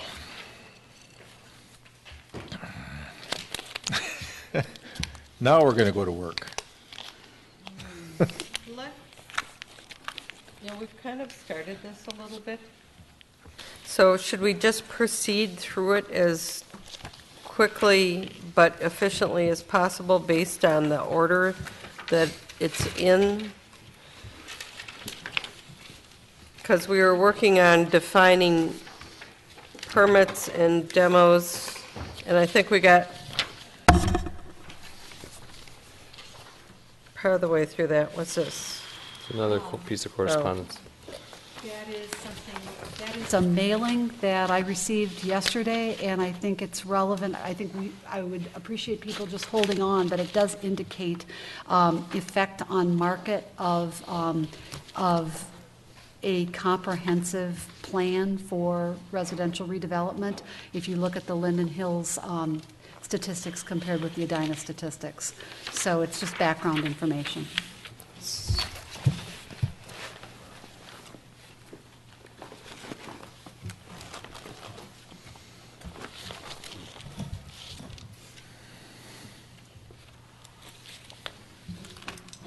So Member Swenson, your question was how do we tee this up in terms of the discussion? Well, I think, can we just plow through it from beginning to end so we stay in some order so we don't go higgledy-piggledy on it? And Member Swenson, if I might, just in one sentence or two sentences, what I think what this... No run-ons, no ands or buts, yes. What this indicates to me is that there was less loss of market strength and a faster recovery, and that, again, they had Minneapolis adopted comprehensive guide for residential redevelopment in, I believe, 2007 or 2008. So to some of the questions that were raised about our work that of impact on the market, I think this is interesting information, and it also confirms what I've been told by some realtors about reconstruction in the southwest area of Minneapolis. Okay. Okay. We had a question for Roger. Roger, you put in for liability a $2 million, and the state recommendation or whatever, Steve, I'm probably not saying this right, but the state requests $1 million. Department of Labor and Industry. Thank to you. get a Why did you choose 2 over 1? Why did you go higher than what the Department of whatever it is requests? Sorry, my brain's no longer retaining words. There is no right answer to that question. Okay. It depends on the kind of risks you're dealing with. And for example, we could spend hours talking about this I know. subject. We're not going to, though. If you want to go to $1 million, that's fine. $1 million is more typical, but you'll often find situations where you would think $1 million is adequate, but they've had all sorts of other claims, and it's already eaten up their $1 million for the year. But in terms of market effects, an average builder would have to purchase an umbrella policy, would they not? Because the state's requiring $1 million, and then they need an umbrella for a dime. Yes. Okay. Do you want $1 million? I mean, that's... Okay. Thanks for the explanation.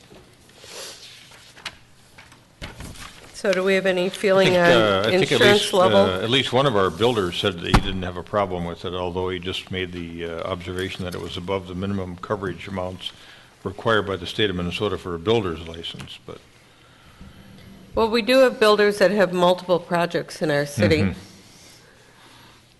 So Yeah. your point as to it can be taken up Right. by an issue that they already have on a different project is a good one. yeah, and then I think that's what I heard you tell me, And isn't Attorney it? Knutson, what so the state requirement does not vary at all with the level of activity? No. How is then a judgment of adequacy made? Again, I've sat through whole seminars for several hours trying to figure out what the right amount is. A lot of cities use 1 million, some use 2. Okay. And there is no magic number. Okay. Is there a difference between the cities that use 1 million and the cities that use 2 million in the amount of rebuilding activity that may be going on, or the house price, the price of the homes that are being built in that community?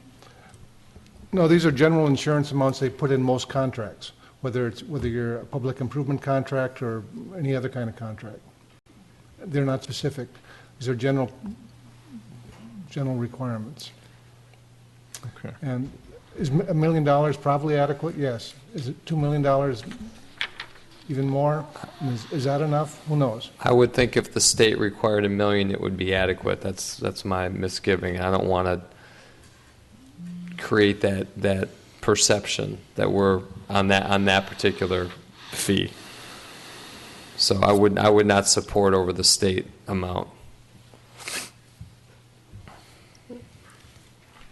Anyone else have any All right. feelings on that? I'm comfortable with that for a first draft. To go to $1 million, see what it looks like. You Think bet. about it a little bit. We're just trying to get a I little know. progress made here. Yeah, no, I just kind of want enough feedback that if we redraft, we at least have. I'm thinking about something that's totally unrelated to this, and that's the memorandum of understanding with the Crime Prevention Fund for Centennial Lakes, and the amounts in that are $2 million. Is there a reason why that's $2 million and this ought to be $1 million? Roger drafted it. He always prefers $2 million. And we didn't question it. No, we didn't. Okay. Because I think, Member Swenson, if I recall, and you are guiding my own consideration this spring, you had made a decision regarding an umbrella policy increase, and Member Swenson's husband's a judge. So I would think that there's something that's being seen in cases. You know, I've talked to the folks at the league about this, LMCIT, quite a bit, and they come out to our conferences and talk about it quite a bit. And you really have to evaluate what the particular risk was. Sometimes if you have a very difficult project, you'd want more. If it's a simple project, you'd want less. But What's the cost of the difference? Can anyone tell me that? I don't think it's very much. Are we talking a $100 cost, a $200 cost? I mean, I know what ours is a year to add another $1 million onto our umbrella policy. That's what I know, my personal. I think it was $136. I thought mine was about 150, but. Okay. It was modest. Yeah. Have we been dealing with cases where there's not adequate insurance? I mean, why are we even trying to up it? What's the motivator? Well, you don't know that there isn't adequate insurance until you run into the fact that there why isn't not make it $5 million insurance. then? I mean, That's right. where's the? I mean, it's arbitrary. It is arbitrary. In the sense that you don't know how much you need So, until after the loss has occurred. Do we want to focus our regulation on something that's arbitrary or something that has a rational basis so you don't shock the market and send the wrong signal? I think $1 million will cover most of the issues. Let's stay at $1 million for now with the idea that if this isn't a workable situation, we know that this is something we can change. And Attorney Knudsen, you weren't at the work session, but we discussed at the work session how this is really a three-part issue with kind of like, with a general set of provisions that will govern all phases, the demolition phase and construction phase, and also there are probably provisions, undoubtedly provisions that apply only to demolition, and similarly provisions that apply only to construction, because that is some of the issues that were raised in some of the correspondence we see, that from its face it applies only to demolition, or that it's unclear how it would apply to other kinds of construction that don't immediately follow demolition? What I was saying in the work session was some of the standards belong at the time of permitting and not necessarily in the demolition phase, because you don't know if construction is going to happen or not. However, on the other hand, some clearly remain at the demo permit phase. And so we want to have the standards tied to the appropriate permitting time to make them clearer, rather than having them all amalgamated in the demolition.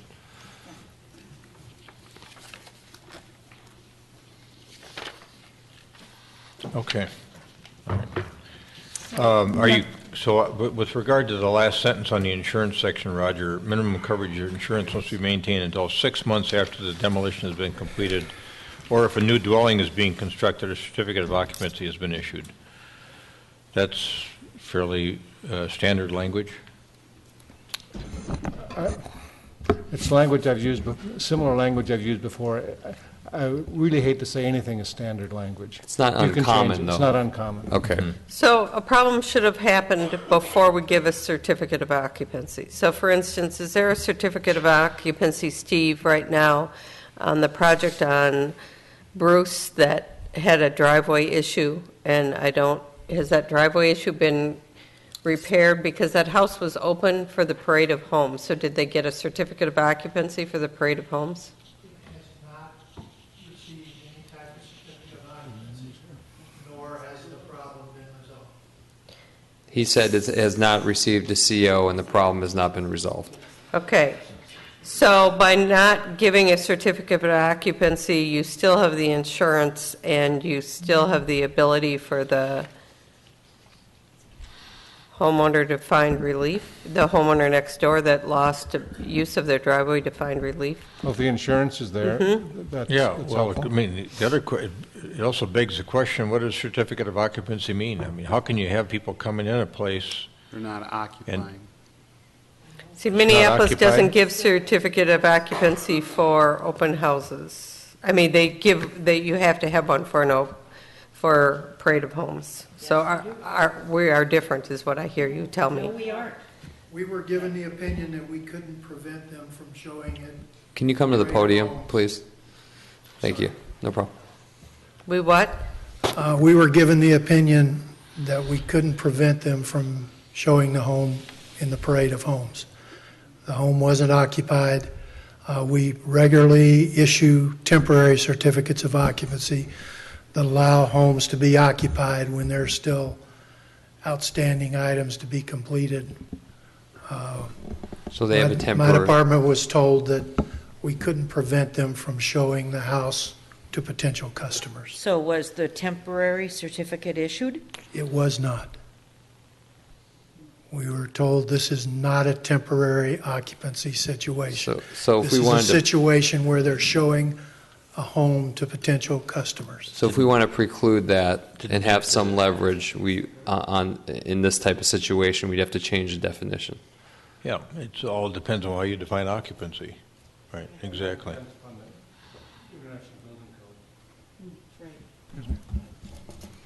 So my next question then is, are we able to not give a certificate of occupancy until the driveway issue is resolved? We certainly can not issue a certificate of occupancy. Okay, In we'll that discuss this at situation. another, we'll discuss this at another time. You don't want to talk about Okay, You mean in general, if Yeah, there were an let's- issue with a site condition, could we withhold the CO? We'd have to examine this in individual situation. Okay. okay. Sorry. Did we resolve the issue of the definition of demolition upstairs? I thought we resolved the issue to be what it's described here. No, there was a problem with, we don't have a problem with the 50% exterior walls. We were having an issue with the roof, because when you do an upper level remodel, are we requiring then the demo permit and the fees when there's no real excavation or mitigated risk to the side yard of the adjacent homeowner? But Mr. Kirchman said that there are issues that arise with the work that's done with the removal of a roof and potential addition of a second story or preparation for that work. So it's not just the demolition of the walls that can create some of the issues that we're trying to address. But that could be captured in the permit, he said, in the construction permit. In the building permit. Yeah. If we address some of our building permit ordinances the way we're addressing these demolitions, then we can address those issues without issuing a demolition permit. Yeah. I don't think we want to sweep these new circumstances into the fold when it's not within the scope of demolition, per se. Well, consistency is important, but I Yep. think what's covered in the definition for Heritage Preservation Board is what triggers a review by the Heritage Preservation Board and the issuing of a certificate of appropriateness. And in that instance, they are trying to define how much of the existing home can be removed before you have to have this review and approval of the new plan. And so I think it probably can be distinguished what we're talking about now, as long as the enforcement authority is captured in the building permit. Yeah, because in that instance, you're concerned about any facade changes that would trigger a certificate of appropriateness. You don't have that same. Okay, so you just want to X Remove out that from last. or the removal or destruction of more than. Yep. Okay. I guess to ask, is there any issue that Attorney Knudsen sees with doing it that way? with No, I having- think it's just fine. Okay, so having a definition of demolition for purposes of Heritage Preservation Board review, but also having It's a can be different. similar but not identical. Oh, that's no different Okay. issues. All right. Okay, then let's go back over to page 2 and go to subdivision 2, and that is the cash escrow or letter of credit requirement for $10,000. Just back, Your Honor, for just 1 second. Sure. Permit application, the language would be the same, both for, or requirements would be roughly identical for a demolition permit and for a building permit. I'm framing that as a question, just because we're trying to move through an order. It's my understanding you want it broken down into really two ordinances. Is Well, that two correct? ordinances or parts of the same ordinance, but the idea is to make it clear that it applies to construction at whatever time that construction takes place. It'll be two ordinances that may share similar standards on certain things, but will also have different standards based on the timing of the construction. Mm-hmm. Because some of these things we might, because of concerns with the building code, we want to tie them to excavation rather than building. Correct. We have more discretion in regulating excavation than we do on Okay. the building code. And I think we weren't prescribing form. The idea was just that there were three categories: the joint category, the demolition category, and the building category, and that structure would be, I think, your choice. Demolition, construction, and remodeling. All right, Those are so the three. We haven't dealt with remodeling. Don't forget remodeling. Yeah, we want the same standards to apply to site management and remodeling as it would for construction. Let's go to that cash escrow or letter of credit requirement. And I know some of you have the same question that I had, and that is, what about someone who's got multiple permits out at any one time? I had a couple of observations or questions about that. One of them is this an instance, Attorney Knutson, where we know that we are somewhat limited in terms of regulations that would apply to builders who have a record of violations? Is this an instance in which there could be a requirement of cash escrow or letter of credit that differs based on whether reports have been received within a defined or violations found, more than reports, but actual violations found within, if no violations, for instance, within 12 months or within however many months, then you don't post, but if there have been violations found, you do post? Is that possible? It's possible. Is it desirable? It complicates things. Okay. I mean, are all violations equal? No. I'm looking at the city matrix. $10,000 is way above average. St. Louis Park is the highest at $2,000 or $2,500. So I would seriously look at scaling this amount back. Then there's the other issue of, if you have multiple sites, do you have do you have, that's 5,000 for multiple sites, for two or more sites. If it's one site, it's 2,500. If it's two or more, it's 5,000 or something like that. So two distinct issues. I think the way this is designed right now, it's per It is. per Yep. site. No. And that's the issue that's being discussed. And then a second, so you have that observation regarding does it change with the sites? I had the question of whether or not it changes with the past history. And that does, I think both of us are trying to respond to some of the concerns that have been raised. Another question that I have, since we cannot have a penalty matrix, can we have a matrix of escrow or letter of credit where it's an initial small escrow, smaller escrow or letter of credit? If that is depleted, then the refreshing of that has to be in a larger amount after the work is stopped and then restarted, or to keep the work ongoing. And then if that is depleted, it would be, so we tier the escrow or letter of credit.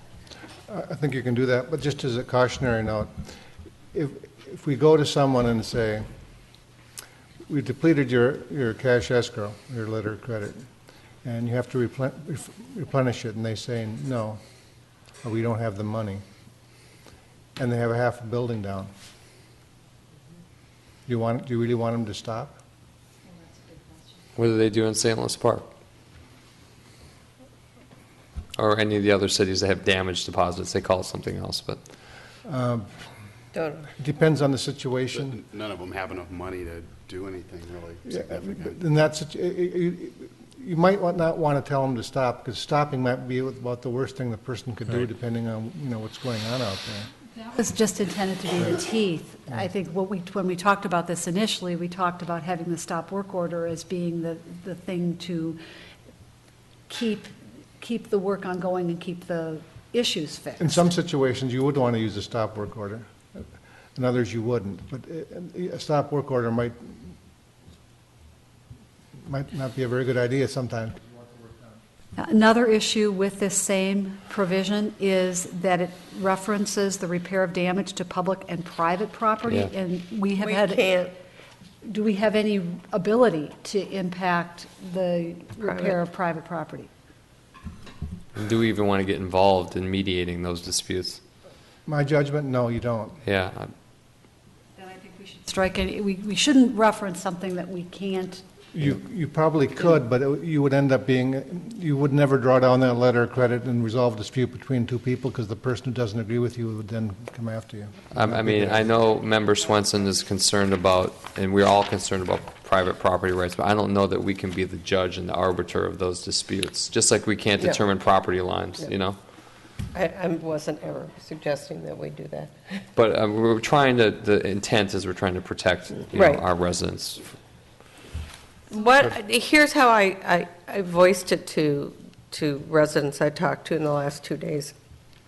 We would rather, as a city, create a situation where something bad doesn't happen to a neighboring house because we set expectations ahead of time and we're very clear of what we want, and it works that way.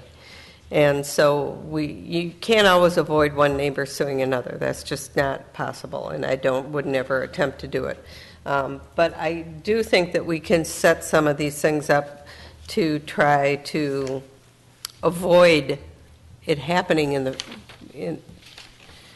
the future. Yeah, I guess I'd say. our ordinances are inadequate, our enforcement's inadequate. So once we strengthen those two tools, we'll have taken a But big in step some way, forward. we have to, I guess what I think I hear everybody saying is that there has to be some sort of cash up front. And the question is, what is it, and how is that decided? And there are a bunch of different options. You could do $5,000 to a builder that only has one project in the city and $10,000 to a builder that has more than one. You could do $2,500 to a builder who's never had an issue in the city, and any other builder that ends up with an issue has to do $10,000. Why in the region would we want to send, I mean, the amount does matter to the message we send back to the market about residential redevelopment in Edina. Absolutely. So I'm just giving you options. yeah, I wasn't I suggesting. I like the flexibility you're talking about, but the amount is a question I'd like to hear some feedback on. And I think it sends two messages. I mean, we do recognize that there is a difference in the way that different builders conduct different projects. And we do not wish to cause difficulty for builders who are complying with the rules. However, we have builders who, on more than one builder on more than one project, some builders, just as a matter of routine, are not observing rules. And I think we're trying to rectify that situation. But I don't hear Roger saying with a lot of Yeah. confidence that we can have a penalty type of matrix in our No. bonding requirement. So I would concur with you that that's a good idea, but I don't know that we have the authority or want to go down that path. Oh, think about it, but I wasn't thinking this is a penalty matrix. What I'm saying is based on, No, it's a said you factor, weren't. violations. If you have two violations, the next time you come for, you get 10,000 instead of 2,500. It complicates things because what is Yes. all violations are not equal. No. You showed up 15 minutes before the hours you were supposed to be there. You left 15 minutes late. That's one thing. Or if you left the site a mess for It's very months, complex. something complex. else. You know, Okay. there are Well, infinite the possibilities. thing that does concern me about this is this letter of credit coming from the builder is really coming through the builder. It's the resident that's going to have to come up with the money. Well, some houses have someone who's bought the house that's having it built, and some houses are being built for spec. Well, I understand that.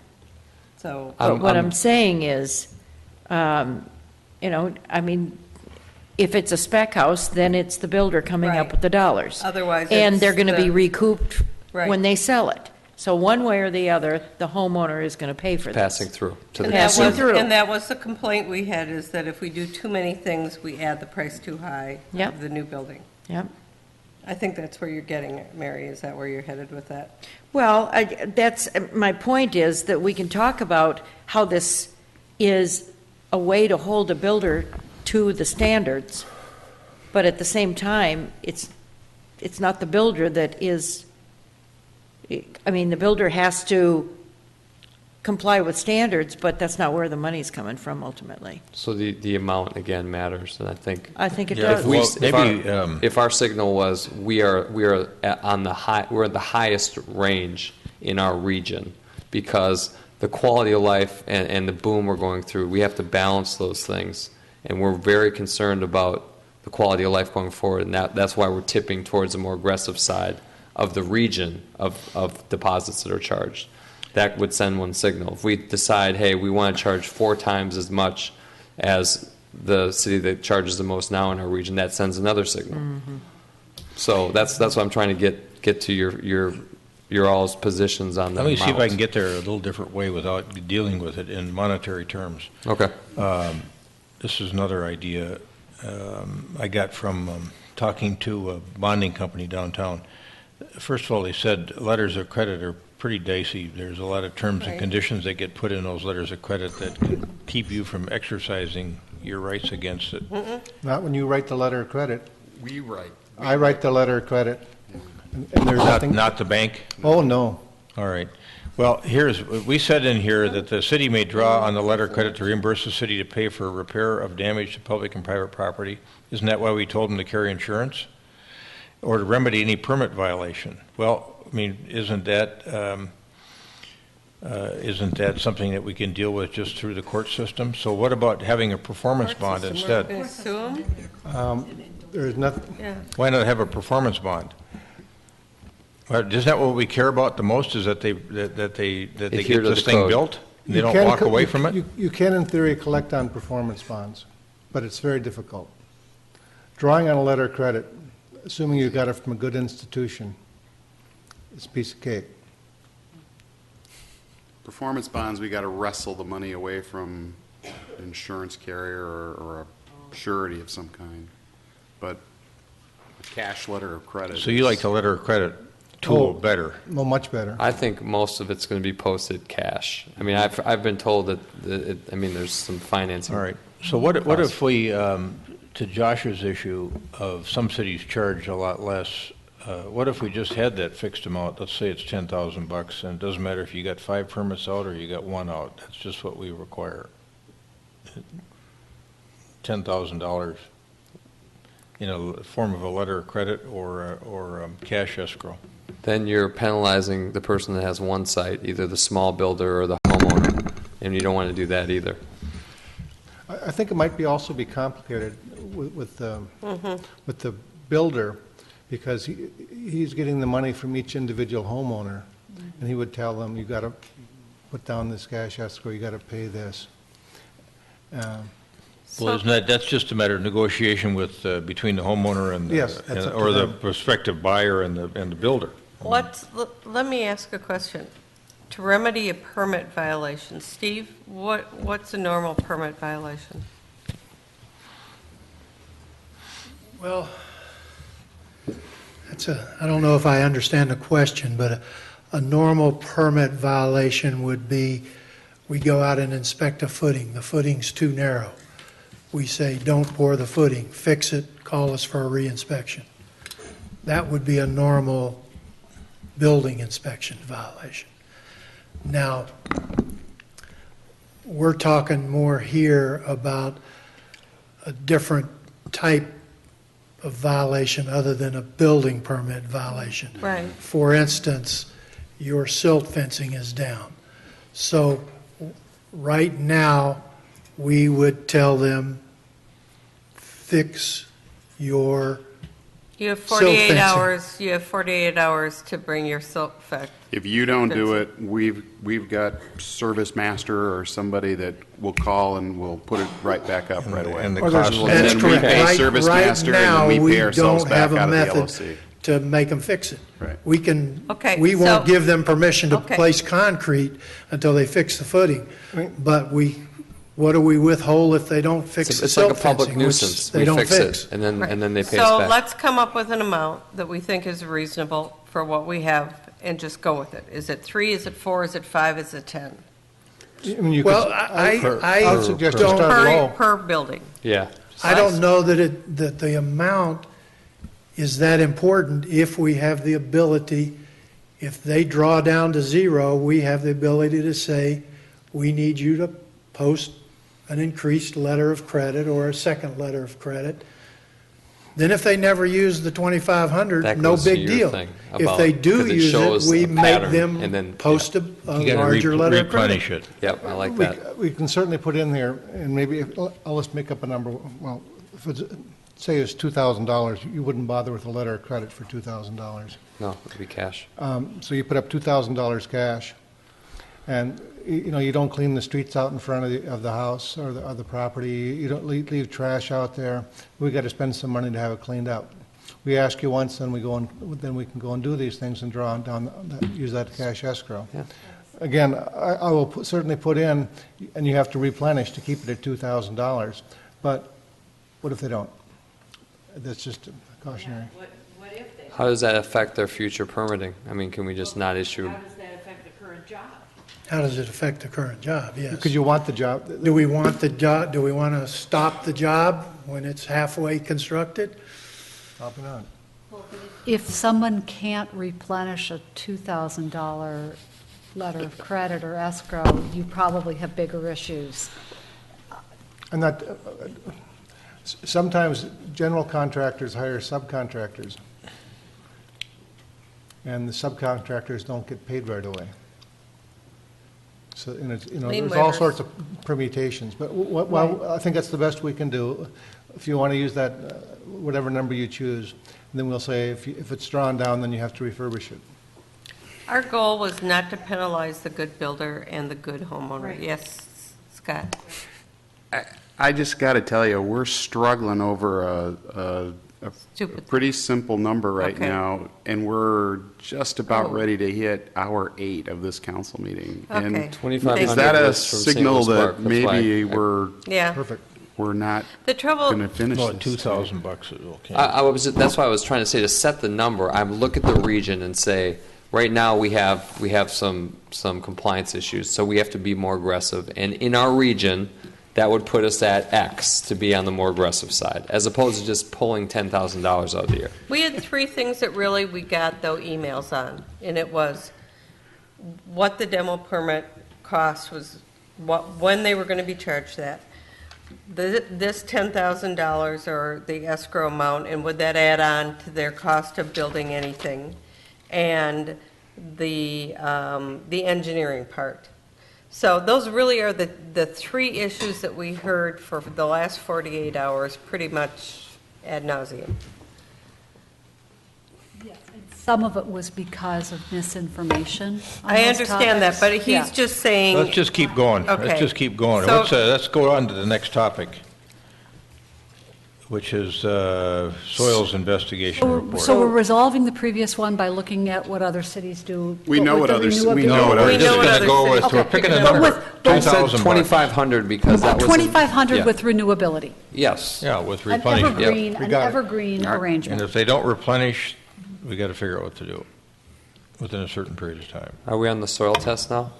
Well, I guess they get a cease work on the project. We'll make that decision Order. I think on a case-by-case Yeah. basis, depending on the situation. All right, what about this soils investigation report? We had a lot of dialogue upstairs about that. Wayne, what are you going to be satisfied with there? Or Steve? I think on that one, if you leave it to that we'd want to have some type of soils investigation, but kind of leave it, give the building official or the city or the engineer kind of the leeway on it, because, you know, and there's, like I say, in some areas of town, you're going to have issues, some areas you're not. Over time, staff will know which areas of town those are that we can direct them to, but. So would the standard be when you have excavation within 10 feet, you have to have a pre-demo excavation inspection, or whatever you might want to call that, and it's at the discretion of staff to then determine if you need a soil test? I would think maybe Steve, maybe come up to the mic again I would think that you leave it to the discretion of staff to require that or request it if I would use the word determination There you rather go. than Yep. discretion, Yep. because the idea would be a professional analysis that determines whether or not another professional, Right. a more specific professional analysis is necessary. And I believe that when we were discussing this with the CUP and talking about hydrologists, part of the conversation when we made the decision that we did to require it was that when you're talking about the values of the homes, this is an investment that's protective for the new homeowner. Yeah. And the reason I'm stating that is that if you look at the builders, especially the ones that attended tonight, some of those have rebuilt houses that just go right down the block. So they know what the soil conditions are. And if we have them look at it, one or two homes, then we'll know what it is on the rest of the block. I understand what you want, I'll make the change. All right, so what about subdivision 4? An applicant must submit stormwater and erosion control plans prepared and signed by a registered professional engineer. Well, we got pushback on that, but what we learned, again, Member Swenson, we got pushback because it's already required by the watershed, but then we learned that that's actually a different thing. Yes. Is that a discretionary? So what are your thoughts there, Wayne and Steve? I think we need a professional designer to do a drainage plan for each piece of property, whether that involves it simply draining out onto the street, whether it involves underground storage vaults, because you can't drain it to the next piece of property without detrimentally affecting.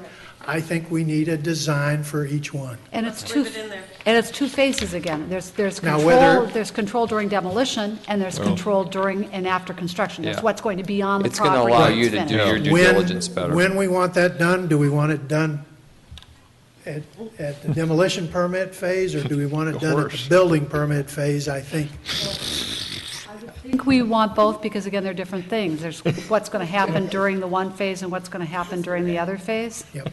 I would favor at the construction phase. I would think that 99% of the time, we don't need it at the demolition phase because they're not increasing the hard surface.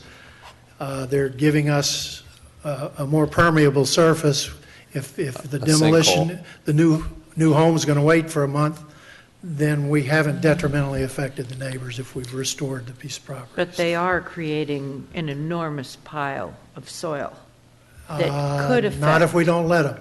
If we tell them they have to, they've got X number of days to restore the demolished site to pre-demolition grades. So not 30 days.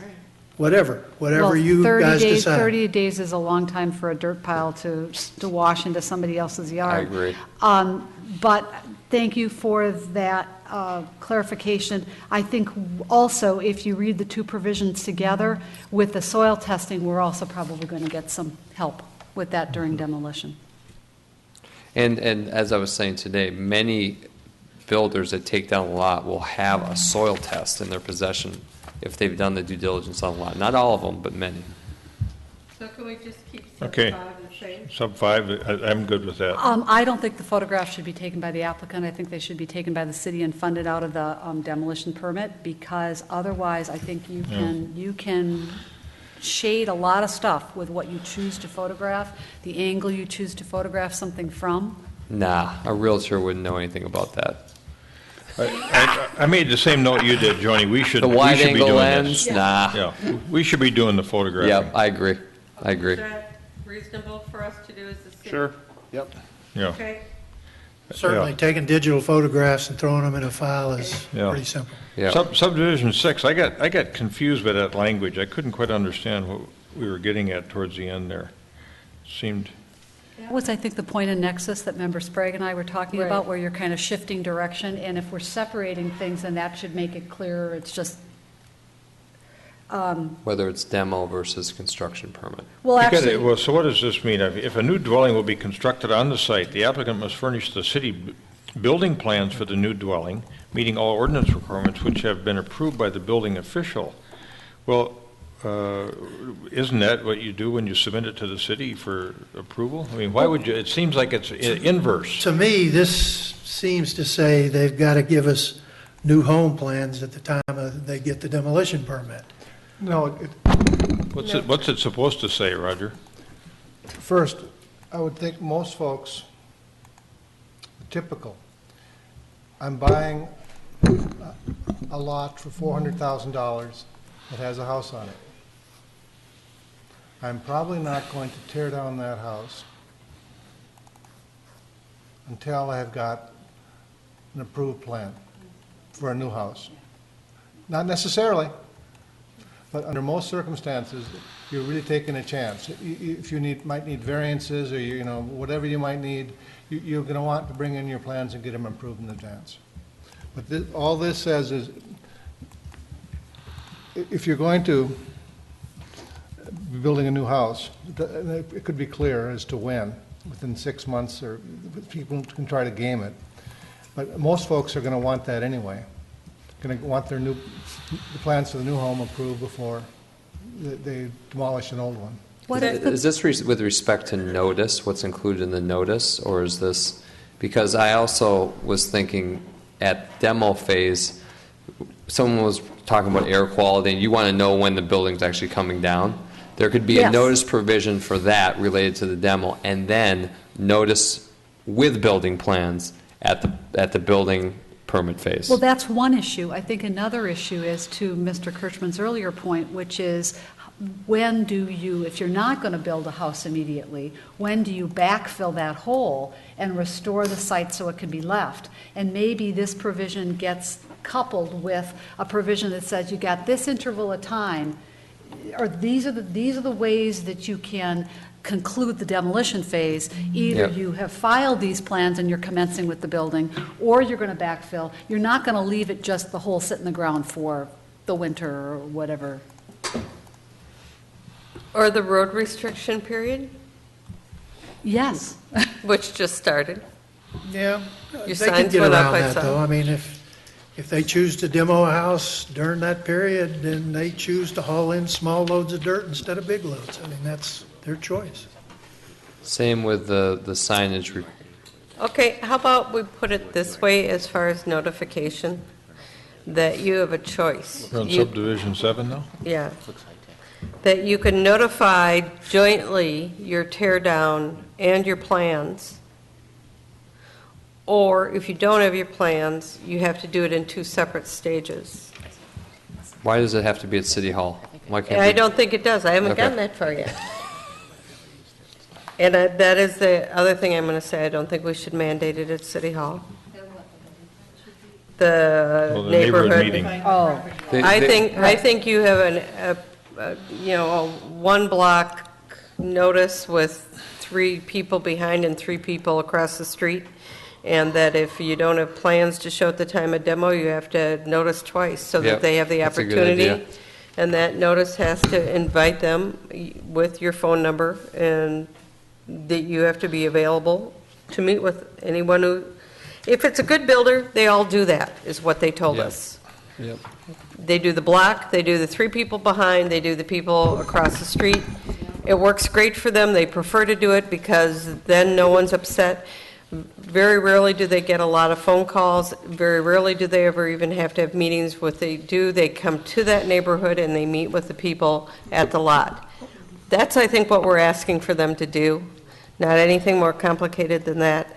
And some of those builders said And that. it's for demos. And I'm wondering about the timing. What do you guys think about the timing? They've got at least 15 days before demolition commences, and then you have to have the neighborhood meeting at least 5 days before the demolition commences. I was thinking that maybe we needed a little bit more advance notice, like 30 days. You don't always, I No. thought there was something about they don't know always when it's going to come down exactly or something. They don't. Well, maybe. On a demo, yeah, I mean. No. We don't. I thought this was reasonable. Let me ask it this way. You think 5 days before demolition commences is soon enough for the neighborhood meeting? I have mixed feelings about neighborhood meeting, period. And part of it is that there is this question of, are you implying to people that they have the ability to do something that they don't really have? And then I read It's the informational. email exchange with the police chief, and I think he makes really good points about the value of holding a neighborhood meeting, because questions get to be asked and people get to know what they can expect. So from a everybody knowing what they can expect perspective, I think it does work. I did bring with me some copies of letters, as a council, we've received some letters from some builders, even out in Rolling Green and on other projects, who are making it clear to their neighbors who you contact if there's a problem. Call us first, not the city, et cetera, et cetera.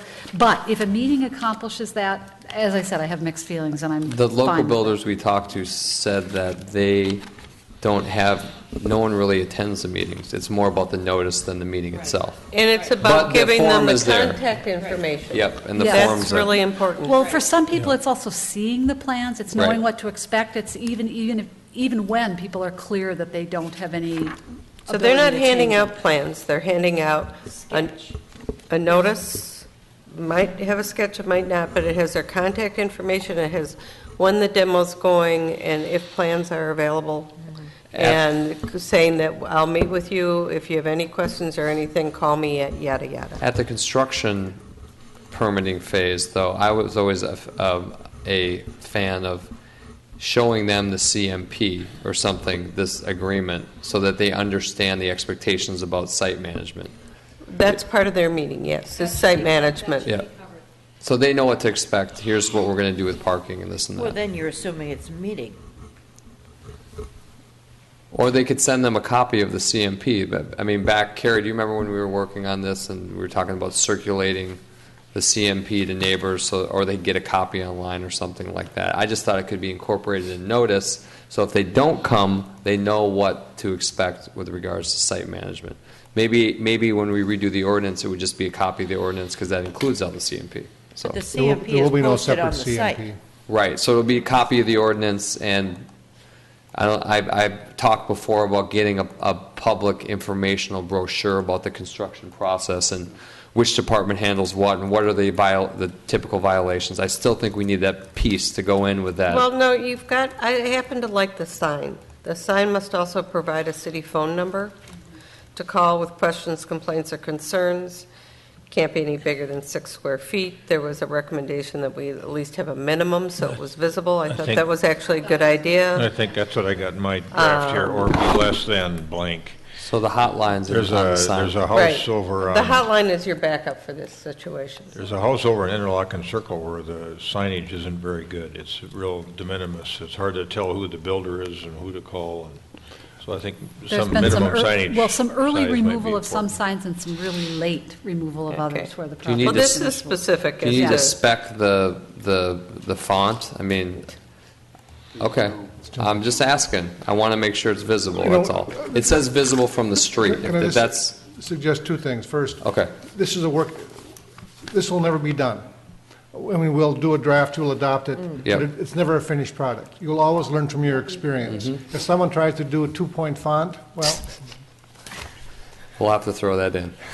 And just to finish on the neighborhood meeting, I think what people are really, there is concern about the actual date of demolition because of people wanting Yeah. health Yeah, they wanna concerns, know keeping when. yeah. Yeah. Close your windows. And so farther in advance is not so, No. doesn't matter so much, but it's knowing the exact date that it's going to occur, and then if that date changes. Well, you don't know the exact date. I think- It's going to be in the next 3 days that excavation is going to happen. You don't know that- exactly. Well, if you live You up by don't Gull know the Lake and exact you use date. Wanabo, you wait until Wanabo shows, and you never know what day he's coming. And I can tell you that having... They can give you a range. And Wanabo's the only guy up by Gull Lake that does excavations, and he comes on his own time. They can give you a range, but they're not going to give you a specific 2 date. weeks seems reasonable to give them enough notice to read through it and understand what's going on. And I mean, it seems like if it were too short, they would be a lot more anxiety. So 2 weeks seems adequate. Now, the construction management plan needs to be posted on the site as well, does it not? But it's going No. away. It's going to be an That's this. ordinance. That's the It'll be ordinance. Copy of the ordinance? ordinance. Okay, Yep. all right. That goes to some of the other correspondence, which said enforce your rules, but you can't enforce something that's Right. not in an ordinance, so. Okay. The subdivision 3 under permit standards says if damage occurs to the foregoing, it must be repaired within 3 working days of what? Is what my question was. When the notice is received that you damaged something, when the damage actually occurred, how do we know that they damaged it? So take a look at that, Roger. Got it. And 3 days obviously may not be reasonable under the, Yeah, so, Well, and is this, we've currently, the construction, hours of construction activity are in 1040, I think? And do we want to have subdivision 2 deliveries be consistent with other demolition and construction-related activity? now, this is much narrower than you have right now in the city code. Yes. Right, but we still need to tighten up what we have in city code, because this is just deliveries. Are we going to have No. work on site covered with this as well? When do we? Deliveries of Oh, equipment and and material. demolition and site work. construction. Demolition and construction activities, so there'll have to be some clarification that it applies to construction as What well. about It does, hours? that's what it says. It says work crews on site And and demolition construction. activity. Construction and demolition activity are prohibited. Okay. So- What about hours of construction generally? I've mentioned this before in our work session. no Sunday work, I agree with No that. Sunday or holiday. Or Saturday under this. Right. This says no Saturday. Or This Saturday covers what? everything. This guys. is Well, Well, Monday through City Friday of only. Minneapolis apparently That's for has special deliveries. permits for weekend no, work. I don't know No, if we that's want the to go. first part of the Work sentence. crews There's- on site. There's a comma, Here- work crews on site. Mayor, this was my suggestion earlier. Current hours are 7 to 9, Monday through Friday. 7 to 9, Monday through Friday, and Saturdays, Sundays, and holidays are 8 to, somebody pull that ordinance. What I was suggesting 8 to was 6. going 7 to 7, Monday through Friday, and most builders say they don't build after, that time anyway. And then 9 to 6 on Saturday, and then Sundays and holidays, it's a no I construction agree zone. with that. 7 to 9 on weekdays, 8 to 7 on Saturdays, Sundays, and holidays. So I'm saying 7 7 to to 7, 7. he said. And the place I got that standard was from Illinois, where you told us about, it was, Winnetka? it's from Winnetka. Winnetka. That's the hour, and that seemed reasonable. Saturdays 9 to 6, now you can still have dinner and enjoy a walk, whatever, without the pounding. And then Sundays and holidays, you get some time off. So the recommendation would be 7 to 7, Monday through Friday, 9 to 6 Saturdays, and off Sundays and holidays. What holidays would those include, and would they be the current ones that we observe not having? Yes, No, days of federal. Federal holidays. Okay, then we Yeah. need to say federal Federal. holidays. The bank's not open. Does that mean that? Well, that's not right. Oh, You can't do that. no. You can't do that. No, you You can't do that. because, I mean, They'll be working our on office President's is open Day. on Martin Luther Yeah. King Day, other people Yep. take a Okay, day so off, no Columbus Day. Sundays. Let's just go no Sundays for Yep. now and not worry about the rest. Yep, I agree. That's good. 9 to 6 on Saturday, no Sundays. Right. 7 to 7, Monday through Friday. Yep. What'd you say, Roger? 9 to what? 7 to 7, Monday through Friday, 9 to 6 on Saturday, nothing Yeah. on Sunday. Right. Day of rest. We're ignoring holidays. Yep.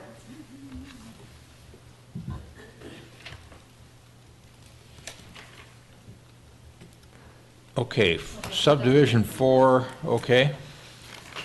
Mhm. And then it's got those subparts, A, Right. B, C, D. Anybody have anything That's there? all kind of standard stuff we've looked at. On-street parking of equipment other than motor vehicles, what if a vehicle is towing a trailer? We just need to cover it. We need to make sure we cover it. And this will also be clear that it applies to both demolition and construction phases.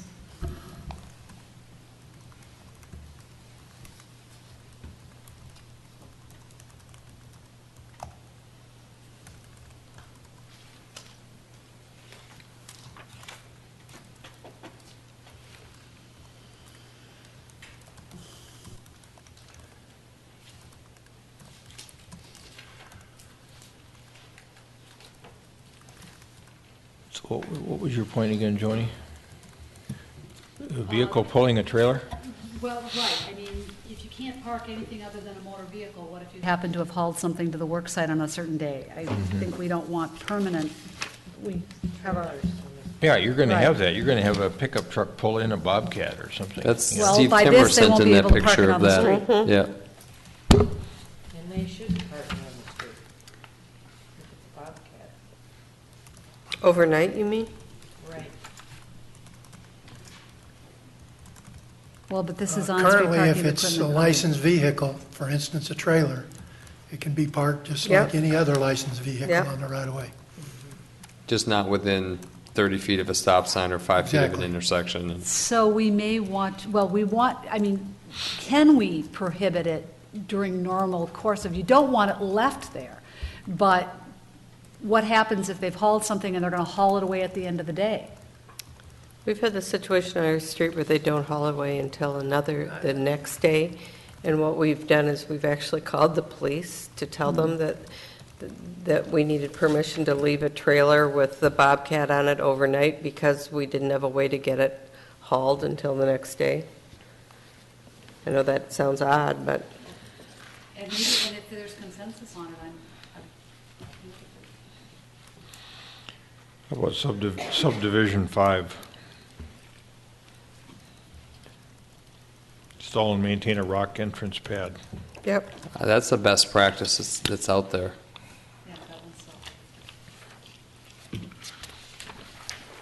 We had one question on the subdivision 7, unless someone has something on 6. The dust control issue. For parking and for all of these provisions that currently look like they only apply to demolition, it'll be made clear that they apply to construction Oh. activities as Be well. replicated in that Yeah. section. I got in 6, Roger, 1, 2, 3, 4, 5, 6, 7 lines down after the word hours. It says 24 hours. Within 24 hours, it's again 24 hours of what? I'm sorry, Mayor, where are you? Which On section? subdivision 6, top of page 4. Top of page 4, okay. Top of page 4, if you go down the left side, there's the word hours. It said inoperable equipment not being used on the site must be removed within 24 hours. 24 hours of what is my question?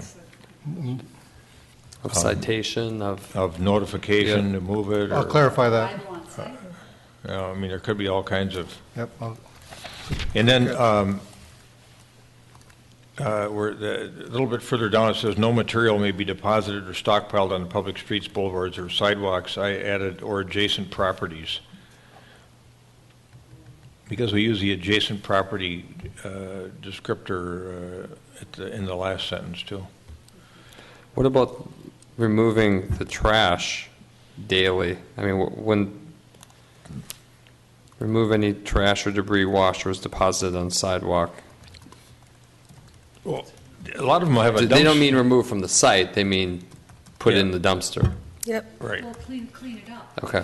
Otherwise, if it's allowed to sit, it's in effect But not blocking. taking it, hauling it off site, just putting it It's into. it's the choice of the builder, but it Okay. can't be left on the street or sidewalk. Think we're going to hit 2? What was next? Joni, did you say something about 7 or Ann, somebody? I just said the issue we have on dust control that was brought up is what is happening when there's asbestos in a house that's being torn down? Or lead I thought it paint, was or actually lead kind of a paint. good question. Yep. When you're tearing down a house, do you have to mitigate? Generally, homes are exempt from the state rules on asbestos abatement. However, most contractors do it. We do not require documentation that they've done it. We could certainly look into requiring that. I mean, we do it for commercial, for lead abatement as Okay. well as No, asbestos abatement. I was just curious. Well, there was a lot, I will say, as somebody living in a house built in 1948, 49, there was a lot of asbestos-containing floor tile and ceiling tile used in that era. Certainly it does. And my husband and I have made the decision to professionally abate every time we've done a project. And I think it is a valid concern of neighbors that if care is not being taken in Why- demolition, you're releasing some pretty dangerous fibers into the air. Why would the state have not regulated that if it were a health concern? Because they generally, in those cases, don't want to take on homeowners. You see that with other lawn chemicals and things like that. There's homeowner exemptions for a lot of Now- requirements like that. That's correct, I believe, and it's interesting to note that the federal government now requires that that lead removal be regulated. So even though they don't have to do anything with the asbestos, they do have to properly remove and dispose of lead in single-family dwellings. You mean lead paint? Lead paint, So they lead have to know, whatever. they have to test for it in advance of demolition? That's correct. It's a simple test, but again, the woodwork, a lot of the older Well, homes have lead abating paint. it isn't simple when you're tearing down a house, but it's simple Yeah. to test for it, yes. To know that you have it. And in, in small remodeling, it's simple to abate, but when you're tearing down a complete house, I would leave it to the feds or the state to regulate the environmental. I mean, if it were, Well, maybe then this dust control is a responsibility of the permit owner. I thought they had to keep it sprayed when they were doing a demo.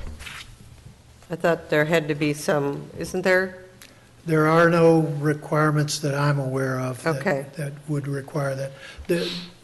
These single-family dwelling sites really are too small for the MPCA to mess with. So they is wanna there any deal with the reason big for site. having this dust control if there really isn't anything we can do with it? I'm sure we can control it locally if we want to go there. If someone's tearing down a house in the middle of the winter, Yeah, you're going to be out there spraying it down? no. Well, that's why I'm just curious why we have this dust control in there if this is not anything we're going to do anything with. Let's take it out. Okay. good point. Well, But then are we I don't- putting, what- then are we just throwing the residents living next to demolition and the open window seasons at the mercy of the people? No, because they have 2 weeks' notice as to Yeah. when the demolition is going to occur. They should take prevention and protect Well, themselves. that lets them close their windows, but it doesn't let them keep everything off their lawns, their kids' play sets. I mean, I think there is an issue. We've heard about it. What's the mechanism You know what? for regulating As dust? Roger said, this is going to So then- go through other iterations. I don't think we have enough information on this dust issue and tear downs and everything to make a decision tonight. Let's take it out for tonight and know that it's an area that maybe we'll need to work on in the What do future. you think, Steve? It came from our existing construction management plan, so that's where that came from. So it's something that's in there now. And we're basically leaving it to his discretion to decide if they need to tamp down the Yeah, dust. exactly. So Whatever we what's, come up with is what's- going to be a seat of our pants decision. Yeah, so what's You know, offensive about this?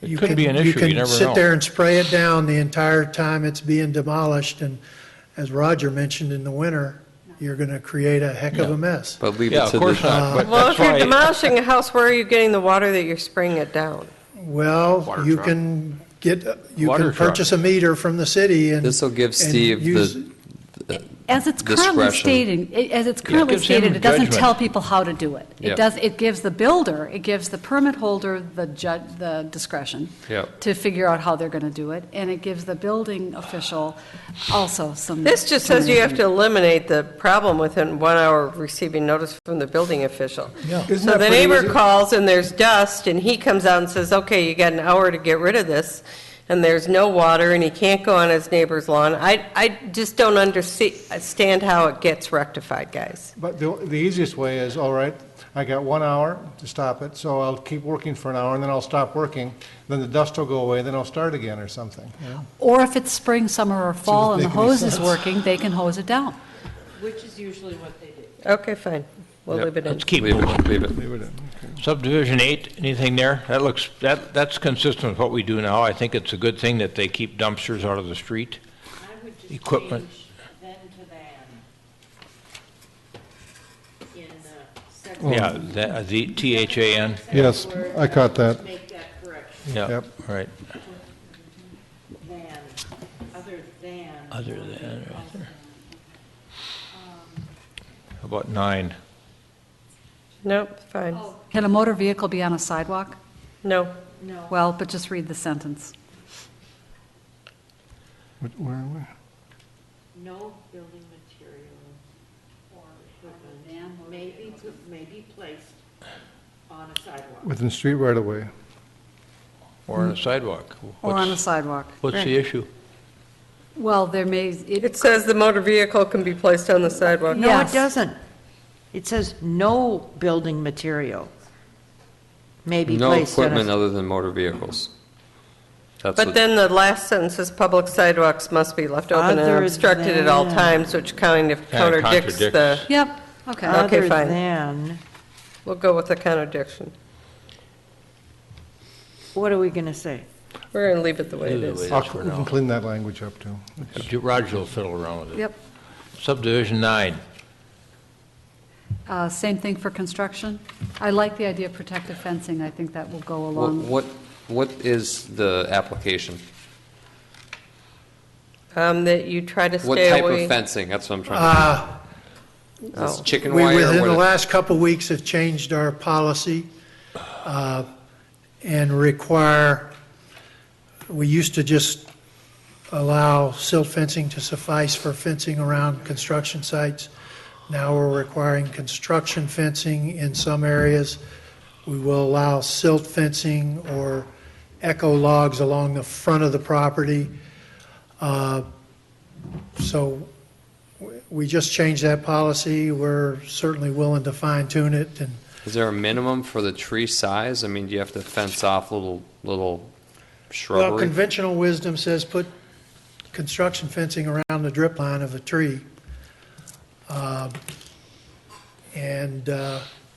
But I mean, the size of the tree. Do you have to protectively fence off every little scrub tree that's on there, or is there a certain width that would trigger this? Or I don't want people going around with 17 little trees and putting little chicken wire around No, it. I think we don't have a tree ordinance. We haven't described trees that people have to save, so we're not telling them what ones. I think we can leave it to the discretion of the building official. Then maybe state it like that.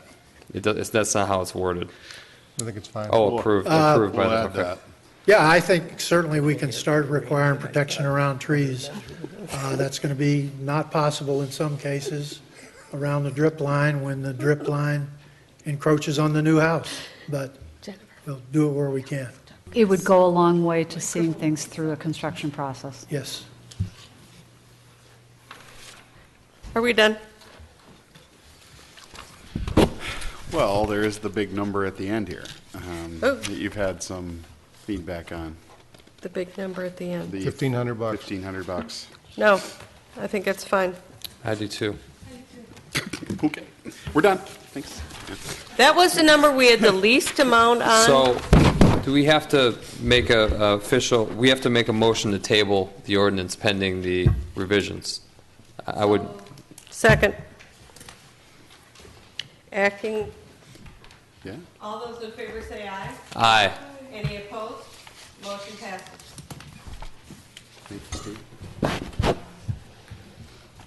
Okay, we have something else, though, on the dais The tonight. France Avenue easements item that. Item number 8H. Yep. Mayor and Council, late last week, I found out that we have some signature pages that the council has Yep. to approve on the easements that we're requiring for France Avenue. So late last night, I actually emailed out to you these easements. Yep. There was one that was added today, the Edina Business Plaza actually moved up to needing a signature page. So they're pretty straightforward easements. With that, I'll take any questions you might have. So moved. Second. Any other comments? Question, all these easements were donated?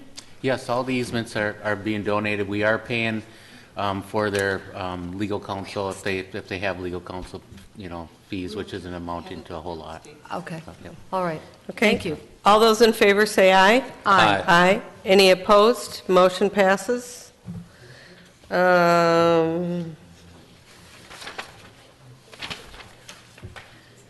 Mayor and council comments. Does anyone have any? Is that bold enough? Okay, manager's comments. Petitions and correspondence, sorry. We passed it. Petitions and correspondence, Manager Neal. Pass. Okay. Oh, man. Mayor and council comments, anyone? I'm going to the Noise Oversight Committee meeting tomorrow afternoon. Great. Okay. I do have some, okay, we're about to demo the Public Works building. I think we need to crank up the Advisory Committee Part 2 Do we coming have to pass that for thing? Grandview. Speaking of that? That's the HRA The business. after HRA, this. so that Oh, follows okay. this meeting, But- when we're done with this meeting. Okay. With respect to that, as I just said, we should be thinking about. Are you talking? Yeah. I'm sorry, I have to get this out. We got to start thinking about recomposing the advisory committee structure for Grandview Part 2. Since we're demoing the building, this would be an appropriate time about trying to get some type of advisory committee back in. Could we have a conversation about that in 2 weeks? Okay. So I Yeah, just wanted because to you're put going to that- have a joint session with the planning commission. Okay, just wanted to make that top Are of you mind. back on task? I'm back, but handing the gavel back what to you. did you handle Okay. with? Did I you have to handle show a the video. I have to show a video. You did the No. France Avenue pedestrian enhancements already? Yeah, we're done with that. Roll the video. Yeah, you missed it. Roll the video. If it takes longer than 15 seconds, I'm going to get vetoed out of it.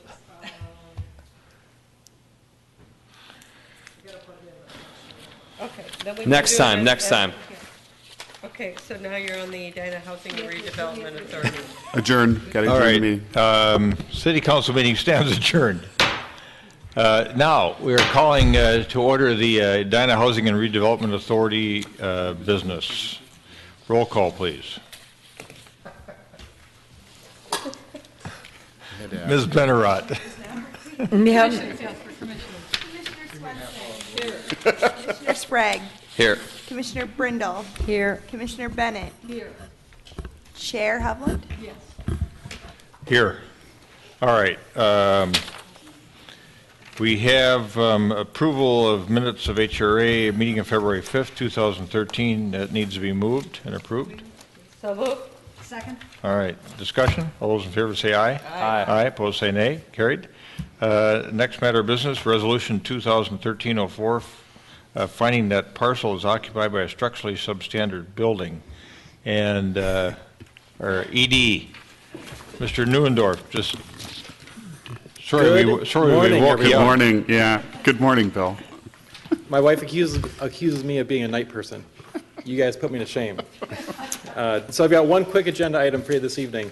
As Councilmember Sprague had mentioned, about a month ago, this council awarded a demolition contract for the old Public Works facility. They are starting to mobilize, starting to get ready with clearing that site, which is an exciting step forward, some good progress. Before we raise the property and clear the site, it's important that we document what's there today in the event that we create a TIF district in the future, as was recommended in the Grandview Small Area Plan. We need to document that building is TIFable. Last week I had a third-party inspection agency out to the site.